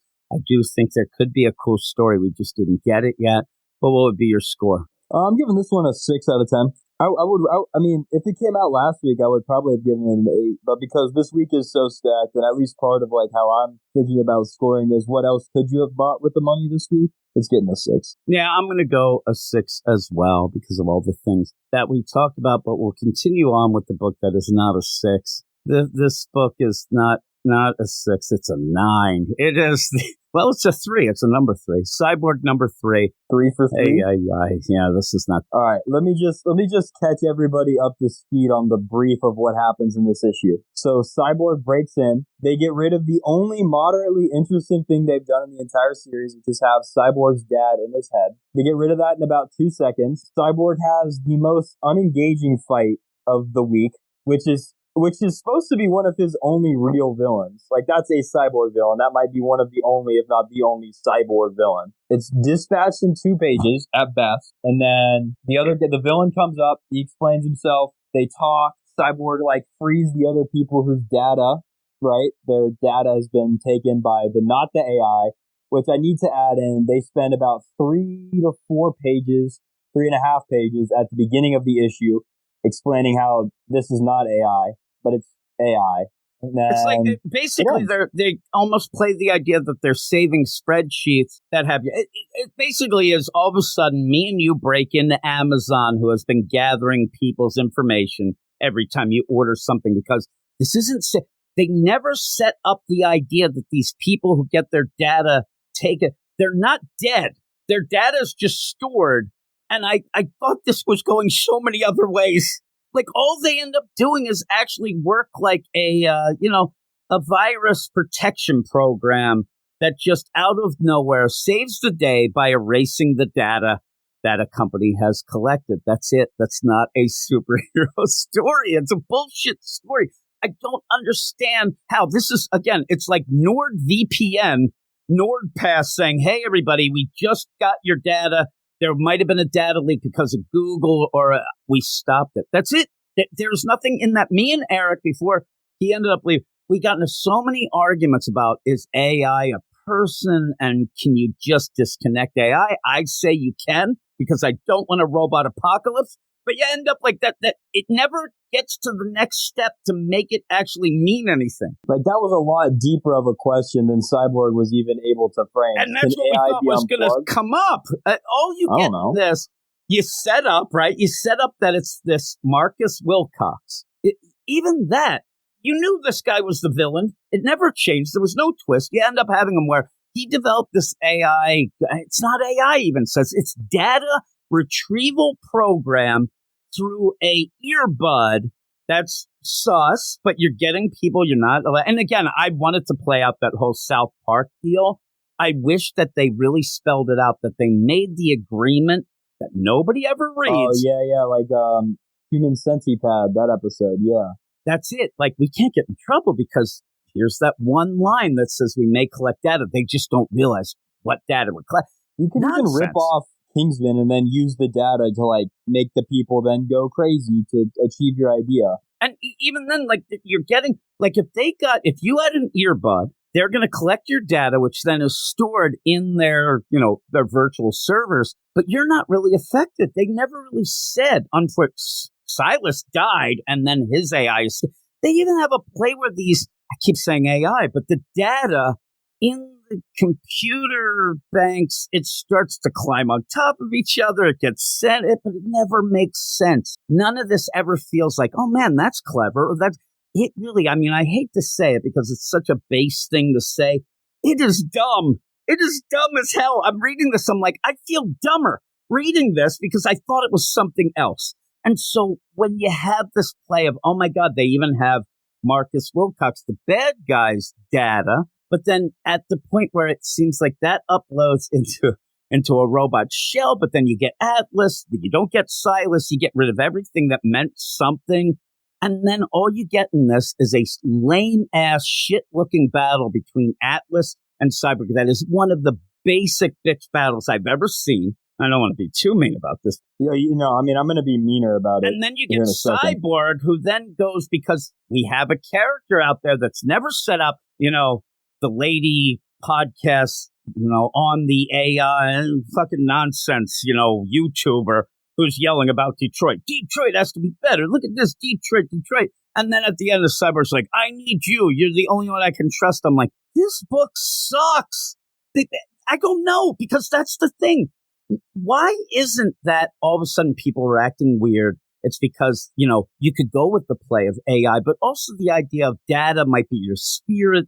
I don't know, but it's not really like when they say we're going to free everyone, they're just getting rid of their data. Like, this is the idea of where I live and what I think. And because it's there with you all the time when you're, none of it makes sense. None of it has any weight. None of it is ever set up. The villain feels like he's like on tier with like, I'm using massive like quotations when I say the villains of our world, just billionaires. He just feels like the average billionaire with this is not even an evil. Cyborg's not stopping a bad guy. Cyborg's stopping a morally gray individual. Yeah, because really, again, this is like finding out that Amazon was gathering your info. Yeah, but like when we say that most of the times about comic books, we mean like, yeah, but like the evil version of Amazon. But like, no, this is just Jeff Bezos. And remember, when Amazon is taking your info, when people get upset because they shouldn't be able, all they're going to do with that is be able to push some advertisements to you,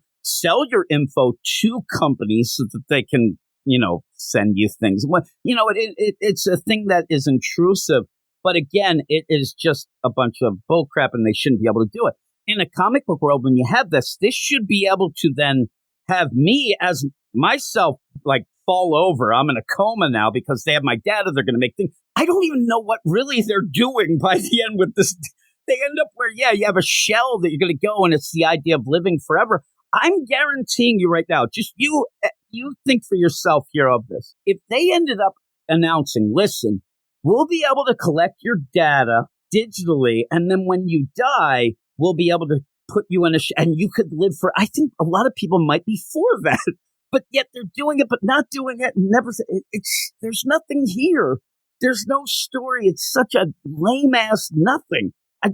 Every time I'm like, okay, so the villain, what is he going to do? Like get, what's the focused advertisements to you? Is he going to, because you don't really find out anything, and really what he's doing doesn't really harm the person physically or mentally. It just ends up getting their data.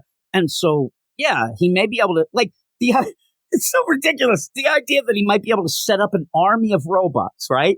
It almost feels like, because you want to make this into a comic booky villain. But he doesn't need to collect my data to do that. He just gets get a robot army. You don't. This is the most complicated way to make a robot army that's on tier with the other evil robot armies. It's like a robot army with 8 million extra steps when you just get a robot army. Or you get usually in this, the bad guy, like this Marcus Wilcox, he'll just get his AI, and I'll say AI because it should be, and then just use all these robots with that one thing, that one set goal. It's mainly clones, things. Well, that's what's kind of implied at the end. Yeah, but then why is he collecting the other data? That's the crazy thing, that where the extra steps are. They have so many people's data, and now the data kind of gets sentient. It's trying to climb itself out. It's making plans. You got money. But at the end, it really does feel like he wants to live forever in a robot thing. But we didn't even get the idea that he says. Like, where is it where he says to Silas, listen,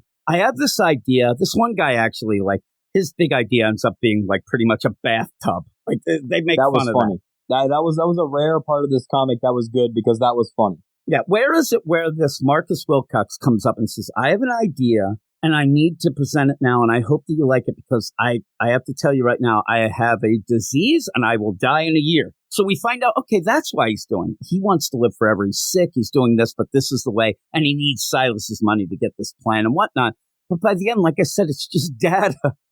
And it allowed Silas to kind of, because this whole play was that data from Silas escaped himself. The data escaped and made its own little deal to then go to Silas. It's bullshit, but you go, well, what are your points? Because there's one point, it's between my legs. I tell you, this is nonsense. All right. My problems with this series. First off, every part of this feels like it's straight out of the Ultimate Marvel line, which is bad. Because not only is this a different company, those came out about 20 years ago. Another thing is, the action in this series has been non-existent to flat. Another one is, the panel layouts are fucking boring. The colors are boring. All the dialogue is boring. Yeah, it's boring. They haven't mentioned anything going on in the rest of the DC universe, and until we get to understand where this takes place in the story, this is a pointless story. It's adding another fucking Lex Luthor-like character. We don't have enough fucking rich, smart guys in this universe. We need another one. We need another one on top of that makes evil robots. And then at another point in this series, we had somebody talking to somebody in somebody's head, which just means they just gave this guy the book on DC tropes. And they were like, here you go. This is what you're writing right now. And he just kind of turned it in. So this is the problem, too. And I think that it's obvious, and I think you'll agree. When we get to that Atlas fight, which is so lame, that's just because some editor said, you need some action. You haven't had any action. So all he did was look up and say, oh, shit, Cyborg really doesn't have a lot of villains, but this is one. And even to introduce that, you end up having this Marcus Wilcox who says, oh, yeah, at the Solace Corporation, which this whole thing is, he's like, yeah, I actually got Atlas because I wanted to use him in my kind of robot deal in the show, but he's not that good at that, so I ended up making him security. Voila, you fight him. There's no reason for him to be there. He just shows up. It's the one villain that Morgan Hampton was able to grab, and they just have a lame, pretty much generic fight scene because you need to have some action in this book eventually, but you can't do it that lame. It is lame. It's so bad. That even the art kind of feels like it even gets like more cartoony, less backgrounds as it went and things like that, like it was just added in, and it just is, it's abysmal. This is also one of the few books on the DC publishing schedule right now where one of my big positives for the book, like for almost every DC book that's come out, one of the positives for me is the art has been super consistent. The art is usually pretty good at DC, yeah. Since Dawn of DC, man, the art has been all 8s and 10s, except Cyborg, and now Fire and Ice Smallville, but that one gets like a children's book pass for me. Yeah, that has more of a younger deal. Like, that might be going more with the flavor of what they're trying to tell, so at least you have this, but this is nothing. And at points, because Tom Rainey's art, it doesn't even look like that at some points. I even went and I'm looking like, was there somebody else who filled in? Because it really looked like at one point, no. And so when I'm going through it, I'm like, oh my God, like when we talk about things, we talked about Vigil. We're a little upset at, that we're not getting a full story, but we're getting something. We're getting something, even us saying that hopefully it continues because there is the building blocks of a team. We just need a story. There's a building blocks of a substantial part of the, like not a substantial part. And you're even like saying this could be a Wildcats thing. That'd be cool. Like you're already thinking of things that it could fit in and do. Not here. the idea of this, it's like they oh my add God. Another rich guy. It brings Atlas back out. This just kills the hope of a good Cyborg series. But this also just proves to me like X-Men does this sometimes, but sometimes there's a character who's really ingrained into being on a team and they were made to be on a team. They don't really do much else. And Cyborg's like, you say you add a rich guy. I think that what happened here is I believe he might have killed himself, though he didn't need to. But the weird play at the one scene, you end up having Cyborg and him yelling at each other. Cyborg is going to leave. And you see this guy get punched in the mouth, right? He ends up getting smacked. It's not by Cyborg. It's by one of the other crazy robots around. If you look at the hand, I think that what they're doing here is you're going to find a dead body. That's going to be Marcus Wilcox. You're going to end up blaming that on Cyborg because Cyborg was there. So now he's going to be wanted for murder. Well, in fact, Wilcox had already made it so that his data is going to live on in that robot, body. So that's exactly what's going to happen. And then at the end, they're just going to shut it down. or he'll get away, or you'll have a computer blip or something. But pretty much by the end, I think this is in, out, done. But when you look at a book and you think, boy, Dawn of DC, it's, some of these books are hitting hard. This book could come out 10 years ago, it could come out 10 years from now, it could come out now, and it doesn't make any lick of difference. There's nothing that connects it, like you said. And then at the end, where you have to at least in some books think, why are they doing this book? Oh, Blue Beetle there's a movie, and they want some hype there. You get Fire and Ice and things like that. They have that little, okay, we want to go young adult look. Like some books have to have at least some sort of idea of why they exist. This does not. This is like, hey, we haven't had a Cyborg book. Well, actually, I'll go. We haven't had a Cyborg book fail in a while. Let's get that going again because they always fail anyway. And here it is. And this one is a dud. This one is so bad. It's so bad. I think that for the most part, he should just be on the Titans team and go with that. I think that that's where he suits better. And then, develop a story through that might actually be able to cut off into his own book. Maybe even develop some villains that way. But I don't know. They struggle. I don't think anybody has a story to tell beyond more machine than man. My dad's a dick. Even this looked like it was trying to get away with it, or away from that, at least with Silas. But then you just end up, that was just a prop. There's nothing here. There's nothing to be seen, heard, or done. And it's all false flat. But what would be your score? I'm giving Cyborg fresh 2. Yeah, I think I'm going 3. And I think I'm being generous. 2 and a 3. It's not our book of the week. It's pretty bad. But we'll go off. We have one more book. You'll like what we're going. We're going to finish up with Hawkgirl. We're doing that next. It's such a great book. Yeah. It's such a great ending to the podcast, but we'll be back with that in just a second. All right, and here we are with the final book, and indeed it is Hawkgirl number 3. And with all of that, the lucky person who gets to record the Hawkgirl review is Zach. What up, Zach? What's up, Jim? I don't know if I'm lucky. Yeah, I want to just tell everybody, it's not reminding, it's telling everybody that if you think Hawkgirl is a bad book, imagine me and Zach now on our third attempt to record a review, because we ended up doing this and we keep having some technical problems, and it's like, really? Like on this book, we have to go talk about it again. So you're going to get the abridged version here. There were other versions of Screaming and Yelling. Maybe those will come out as a director's cut someday. But we end up having Hawkgirl number 3. It's written by Josiah Axelrod, drawn by Ammon K. Nopalon, colored by Adriana Lucas, lettered by Hassan Atsame El Hal, edited by Christy Quinn and Dave Wildgoes. And this is the thing that I've told you numerous times now, is where you end up having this book, and the big play is to make fun of it is that it's more of a Galaxy book than a Hawkgirl book, and it has been. This issue kind of gets away from that slightly, which made people say that this is the best one of the series. It still might be, but I think that the problem, or at least what's happening here, I don't know that a lot of people know a lot of the background of Kendra Saunders' Hawkgirl. I don't know a ton. I learned a lot through Eric and things that we have done, but also with that, the background timeline, it's all convoluted. It's all over the place. Venditti was able to give us the definitive version of Hawkman, but in that centered on Hawkman, Carter Hall, and Shira Hall. So you end up having that, which leaves Kendra on the side. And most people, when they announce the Hawkgirl book, yeah, well, why aren't we getting a Hawkwoman? A lot of people don't know the difference between, you know, Shira, Kendra, and the whole timeline and the whole reincarnation, things like that. So I think that Josiah Axelrod gets a little bit of leniency here because people don't quite know what she is and isn't doing, right?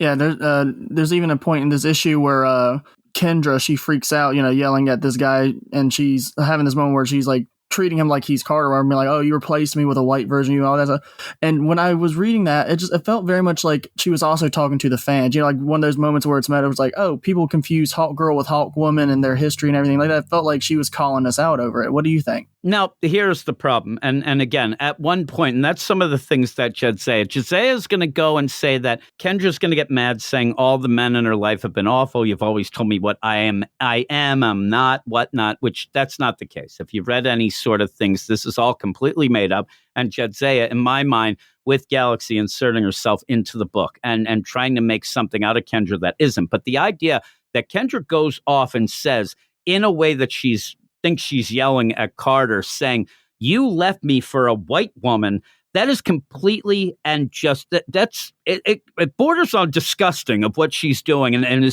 there's no place for it in this book. And it doesn't make any fucking sense, because here's the deal. Shira being the white version that she says, this was in the Venditti book that they ended up fixing the timelines and the reincarnations. And yes, Carter is with Shira. Before that, though, you ended up having Kendra with Carter, but that kind of got taken out by Infinite Crisis, not by Carter.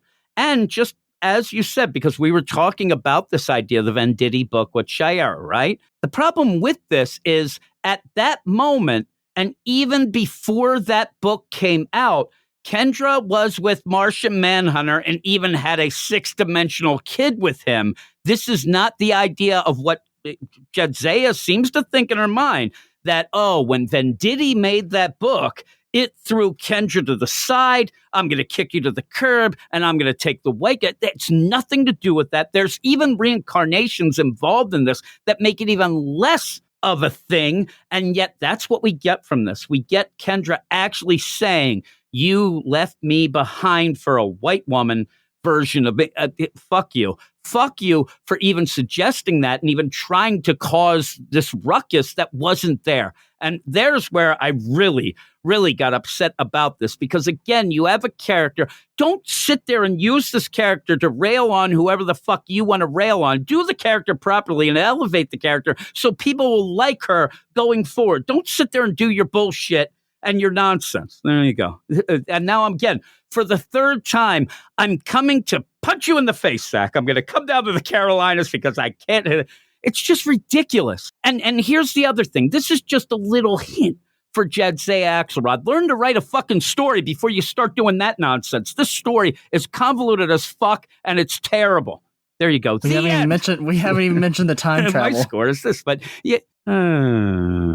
Yeah, we don't even know what the fuck's going on. The first page, you end up having Ava Diaz, a character that was briefly mentioned in the first issue of the series as somebody who had been murdered, where Kendra ended up bringing it up to Batman as a way to get gotcha. I know more than you, Batman, but never said anything. This seems like now where all of a sudden Ava Diaz is this big part of the book that, oh my God. I love the idea that what happens is you see Ava Diaz being buried. Verpecula comes to this guy, Farlane, hugs him, holds his hand. Then we go 40 years back to see that this kid was being bullied in a pool. Verpecula says, what do you want? He says, power.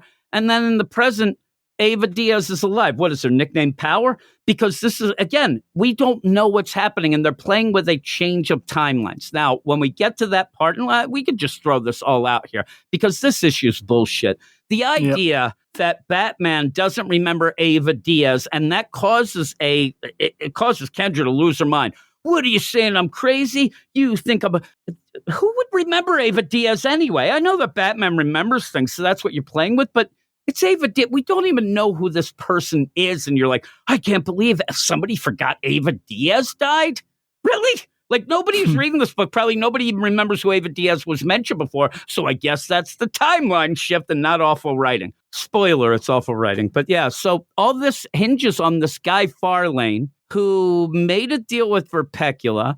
He runs a company. He ends up having Bruce Wayne come to apply for a job, but then he ends up seeing an nth metal feather on his desk.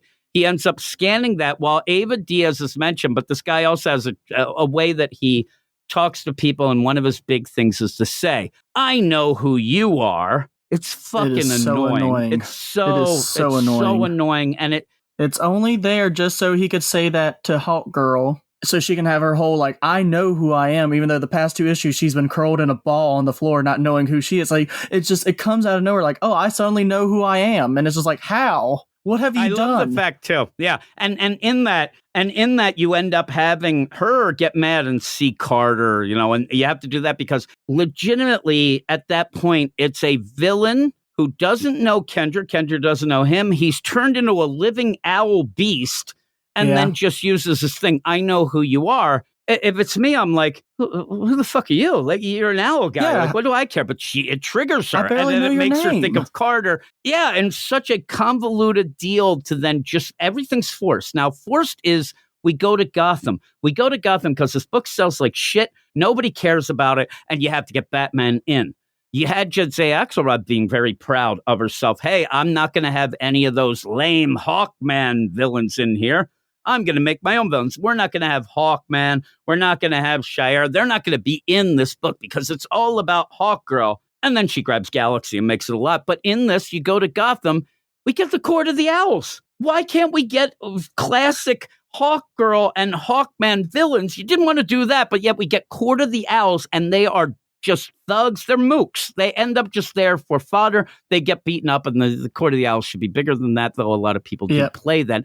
Galaxy takes them down so freaking easily. Yeah, like she just shuts their energy off with the Electrum, and I'm like, what? Also, you end up where I don't think that Jedzay Axelrod understands that they are legitimately dead, brought back to life zombies. You're playing with that. I don't know if they're alive or dead, so I better not do. No, they're pretty killing machines that have been dead. But yeah, even that Batman ends up in this change of timeline that doesn't make sense, and Verpecula just there. And in this, Verpecula doesn't seem to be that concerned with nth metal suddenly. She just seems to be the right-hand gal of this Fairlane, because you end up having this team-up Batman, Galaxy, and Kendra go into this big ball, start busting heads, Court of the Owls show up, and then all of a sudden this Fairlane turns into an owl. Again, we saw things going on with these monkey paws. Most of the people ended up turning into something relative to what their wish was that ended up they didn't, cross the T's and dot the I's, that sort of thing. And the monkey paw. But in here, because we have Court of the Owls, Verpecula just says, voila, you're a giant owl. And you attack. And I'll tell you, somebody give me a progression of that fucking mace, because the mace, Kendra doesn't have it at one point. She does at another point. Then all of a sudden you end up having it in the hand of the Owl Fairlane. Then Kendra has it back again. And then for Fairlane to grab it from her, it's all over the place. And all of that is, and we talked about this before, that mace is something that is really, really tough to pick up, but maybe an owl creature can do it. But you end up having Verpecula then suddenly show a power that she can turn herself into multiple man. She's a million versions. Batman's yelling at her, and now Kendra in this owl fight. But then through that, you end up seeing this fight of, you're actually Carter, and I hate you, and you ended up telling me what to do. This is not the case. This is revisionist history by a writer who hates these characters and shouldn't be writing them.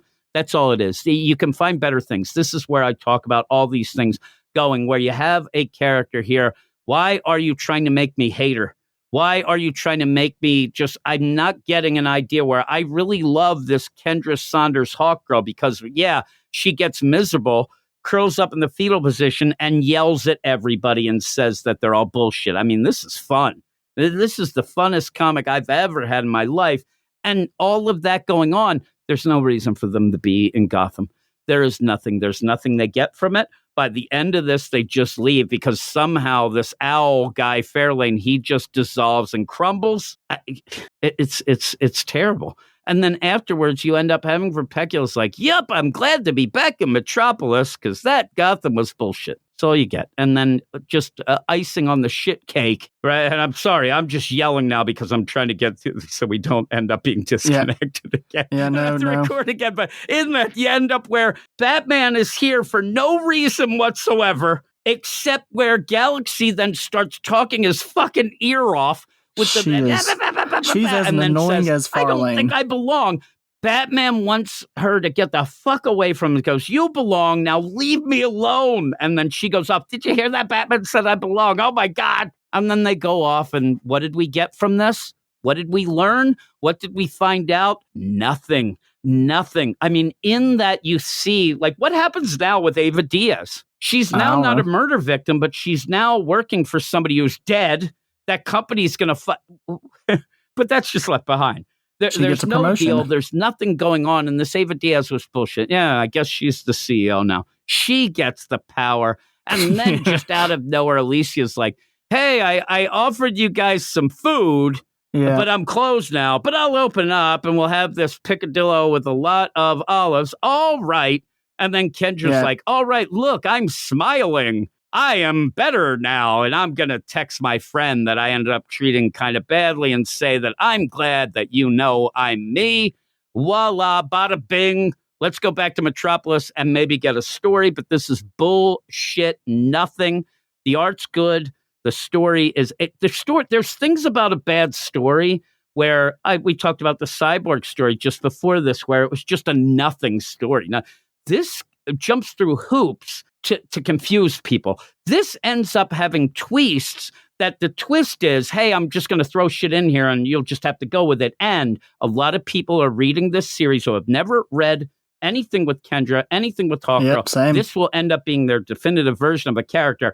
And this is not anything of this character. This is not anything. Just the idea where she is playing it off as just Kendra has been abused and treated poorly. Kendra has been in love with Roy Harper at one point. They had a big romance, was with Carter until the Infinite Crisis. And just like I said earlier, she has actually been almost married to Martian Manhunter and had a 6-dimensional kid, Shane.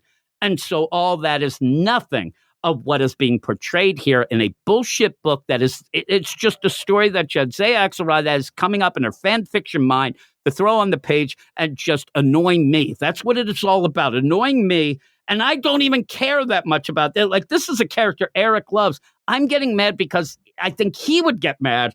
Get mad for everybody. Yeah, there you go. What do you think of it?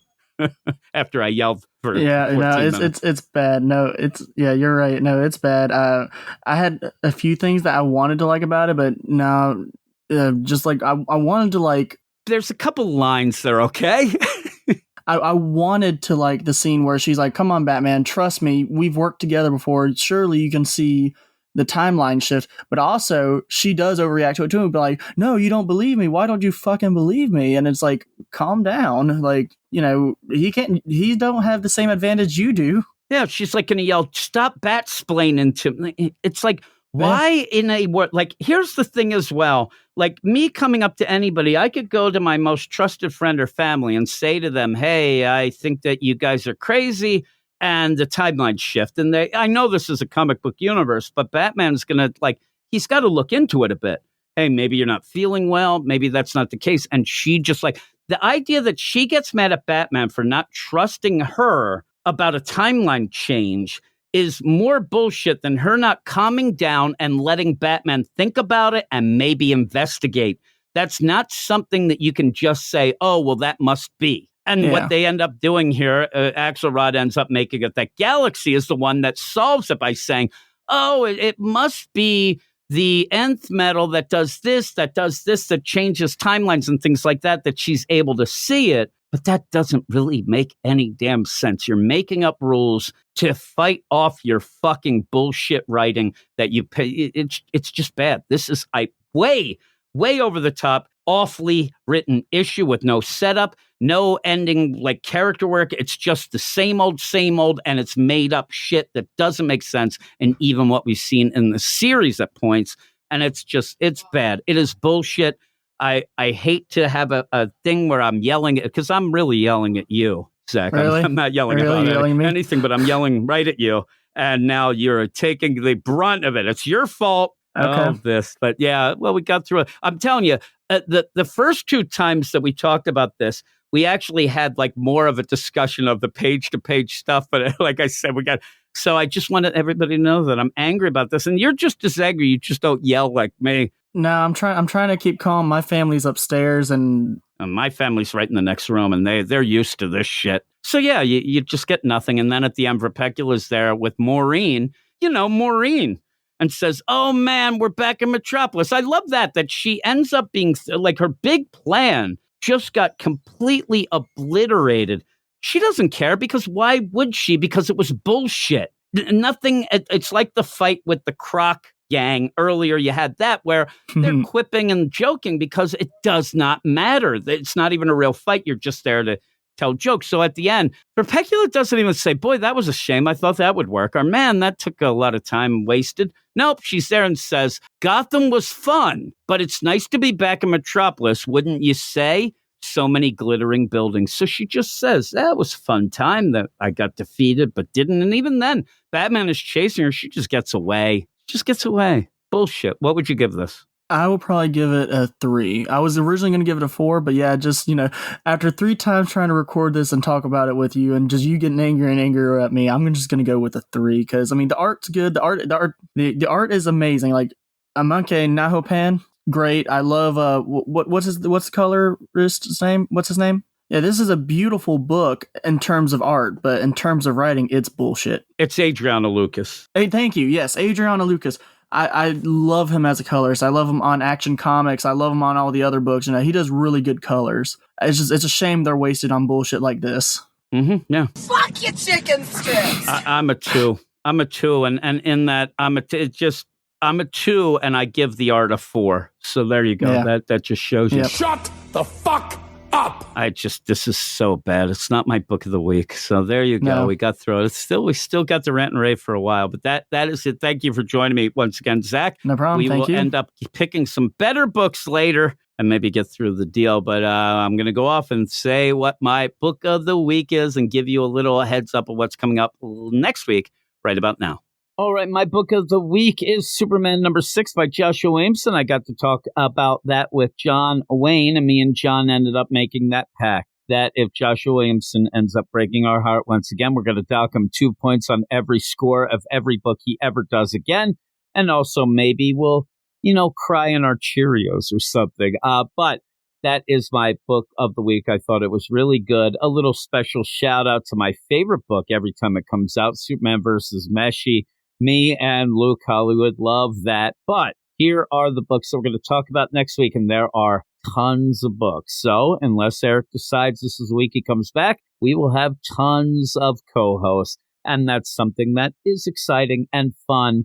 and new, just like The Love Boat, right? Exciting and new. But here they are. 2 of these books will be on the Patreon Spotlight. 2 of those books will be picked by the badasses of the Get Fresh crew. And if you want to listen to the Spotlight show that comes out now each and every Wednesday night, kind of, you end up going to Patreon, patreon.com/weirdScience, and you get to listen to that each and every week. But also, you get a ton of other shows and a ton of other shows that I end up doing with a lot of the co-hosts that you've been hearing the last bunch of weeks, maybe even a month by now. I'm not really sure. I think it's been over a month. But yeah, you get to hear a ton of shows, a lot of stuff. Walking Dead podcast. You got the Oblivion Song podcast, a Miller World podcast, all of the Mark Miller books, all of these things, and even more, way more. But one of the big things, as we always talk about, is that weekly Spotlight. And I have a feeling I know what 2 books will be on that, and we'll go through these. Action Comics number 1057, and some of these books getting back to it after Night Terrors, you got to sit there and scratch your head. I wonder what that one was about, huh? But I think I do remember that we have the, obviously, Philip Kennedy Johnson story, the main story in Action Comics. We also have Dan Jurgens doing that back in the day, Young John story, where he is being taken prisoner on a crazy planet. And also we have Mags Visaggio, not a big fan of, heard a lot of sus things as well, but they're doing a Nora Stone deal. And I wish actually it was a Nora Jones story, because I like Nora Jones. I actually think that Nora Jones kind of got pushed aside a little because some people might have equated her as just another Sarah McLachlan, but we all know there's only one Sarah McLachlan, right? But there's also only one Nora Jones. But I did like Nora Jones. I remember the song Come Away With Me, I believe is what it was called. I do believe that's what it was called. And yes, maybe we'll even have a Nora Jones podcast someday, but I don't think that's going to be on the Spotlight. Oh my. See, I'm playing this game. The next, it claims, Gabe said earlier that Batman Catwoman, the Gotham War Red Hood #1 isn't coming out, but I see it on my list here. So again, I think Gabe is completely sus. And by the way, did you know? I'm not even going to get into it. Batman Catwoman, the Gotham War Red Hood #1, Matthew Rosenberg. Not looking forward to that. The setup of, oh my God, Batman, what did you do to me? I'm thinking, I don't really want to know. I mean, all we saw was Batman knock out Jason Todd.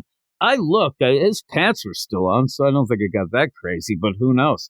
But yeah, that'll be there. That might be on the side. Don't think that's going to be on the Spotlight. Ooh, wait. The next one, Batman, the Brave and the Bold, #5. I didn't do #4. I've done a couple #2s in the past 3 hours. But I didn't end up doing #4. That was the week that Eric ended up stepping away, and it was such a huge book that it's tough to go through by yourself. I'm going to try to get it back in. I believe that this ends the Tom King story that seemingly was delayed for months, but maybe. We'll see. But I don't think that's going to be on the Spotlight either. Detective Comics #1074, back to Ram V. I mean, seriously, it's always back to Ram V because the story is taking 5 years to tell. I believe that I'm going to actually have to leave in my will to maybe my grandkids, who aren't even born yet, the idea of I leave to you the continuation of reading Ram V's story about the Orgams, because that shit is not ending anytime soon. No time soon. So everybody put that in your will, but I don't think that is going to be on the Spotlight. I know that people are probably annoyed, but it's making me giggle every time I do that. I don't know why. Flash #1. Oh boy, that's going to be on the Spotlight. I guarantee it. I guarantee that you're going to get Cy Spurrier's Flash #1, the start of what hopefully is a good run. And I think that I might be running from it, right? I do not like Cy Spurrier one bit. He gets a little bit flowery with the narration, a little too much narration, a lot of weird dialogue, and he thinks he's smarter than everyone in the room. The funny thing is he's there by himself, and he still isn't. No, that's just a joke. I know that some people do like Cy Spurrier, and I call them sus. I ended up this week, and this is a little bit of a tie-in that actually is, kind of good advertising, I think. We started up our Marvel Comics podcast. So if you're actually reading and enjoying the DC podcast, but also want to enjoy some Marvel stuff. Also, in a way, because this whole play of multiple guest hosts is what inspired me to do it the same way over at the Marvel deal. We started last week with 2 books, but this week we added a bunch more, but one of them is me and Jason talking about Cy Spurrier's Uncanny Spider-Man. You know, the book that everybody down at the Rec Center was clamoring for, Nightcrawler as Spider-Man. I mean, that's what everybody always is yelling about. They finally did it. But just as, like I said, a Cy Spurrier book, but the big play is that we do have a Marvel Comics podcast again, and it'd be cool if everybody listened to it, maybe even left us a review on the Apple Podcast and things like that. Well, I'd like you to do that for this podcast as well. I'll put in the show notes. You can click over to that one. The next book, and like I said, Flash #1, I guarantee that that's going to be one of the spotlight books. The next one is Green Arrow #4, back to Joshua Williamson. And it was kind of a weird play. I still think that you got to get the synergy down a little. Green Arrow stuck in the kind of dimensional, maybe multiverse deal. Connor, you end up Leanne, but yet in the Birds of Prey, he's just hanging in bed. One of those is more comfortable than the other. And spoiler alert, it's not the bed. Get it? I don't know what I'm saying. Harley Quinn #32. Speaking of not knowing shit on shit, that book sucks. I don't even know if I'm going to be able to find somebody to talk about that book with me. If that's the case, maybe, just maybe I'll go solo, just like Jenny from Blackpink. She went solo. That is her, her solo song as well. Just to let you know, Eric, I know I'm driving him nuts now, and he's not even listening. But yeah, I don't know. Teenie Howard, it's tough to take a lot of Teenie Howard, but that Harley Quinn book sucks. The next one, here we go. This is going to be the other book that's on the spotlight. I guarantee it. It's Power Girl #1. Leah Williams spinning a yarn, spinning her magic, if you will. Not quite as magical as Nora Jones or Jenny from Blackpink, but still trying to do the job. But does anybody think this book is going to be good? Because if you do, well, I actually applaud you. You're a nice person with an optimistic look on life. That is not me, and I think the book's going to suck. But boy, I have a couple of parody songs that'll go good with that. So I think, though, right there, I'm going to make the call fully that I think that the spotlight on the Patreon will be Power Girl #1 and Flash #1. So if you want to hear that, go to patreon.com/weirdscience and sign up, even if you have to just get a week for free. Yes, everybody, a free trial is what it's called, but don't act yet. You can also get, well, nothing else, but you can get that free trial and listen to things. Also, Spirit World #5. Oh, my. I'm sure I'll be able to find somebody. I know that Aiden's reading that. He might get stuck with something along those lines. We also have Tales of the Titans #3. That is Steve Orlando, I believe, doing a Donna Troy story. Steve Orlando is always fun. Always fun to have old Stevie Boy back on the rotation, and yeah, we'll see. And I think I'm trying to get Stork to do that with me because I think it would drive him nuts. We also have The Penguin #2, Tom King's book. Last issue that we did was a Patreon spotlight. Me and Simon talked about that. We didn't love it. Hopefully this one will get better. And to finish all of this off, we have another Simon book. Unstoppable Doom Patrol #6. Oh, #6. That means this oh, it's not over? What? Oh, they added an extra issue because Dennis Culver is telling nothing of a story? Okay, I get it. I'm talking to the voice in my head right now. Thank you, voice in my head. I really do appreciate you telling me about the Unstoppable Doom Patrol and throwing shit at Dennis Culver. Oh, what's that you say? You call him Denis Colvert? I think I do too. I think he might be French-Canadian. Thank you, voice in my head. And that is it. That is it for the podcast. All of us are going to bed now because I am tired, and that's that. So thanks, everybody. Thanks for everybody who ended up joining me, taking their free time to actually help me out while Eric has stepped away. Please show them all the love you can by going to the show notes and clicking on all those clickable links to click to there and clack to there. Do it all. Support them. I do. I love it. Thank you. Thanks, everybody. You're all in the Get Fresh crew. Y'all a bunch of weirdos, and that's it. So I will talk to you all later. You are all weirdos. Weird science is the revolution. Weird science is the revolution.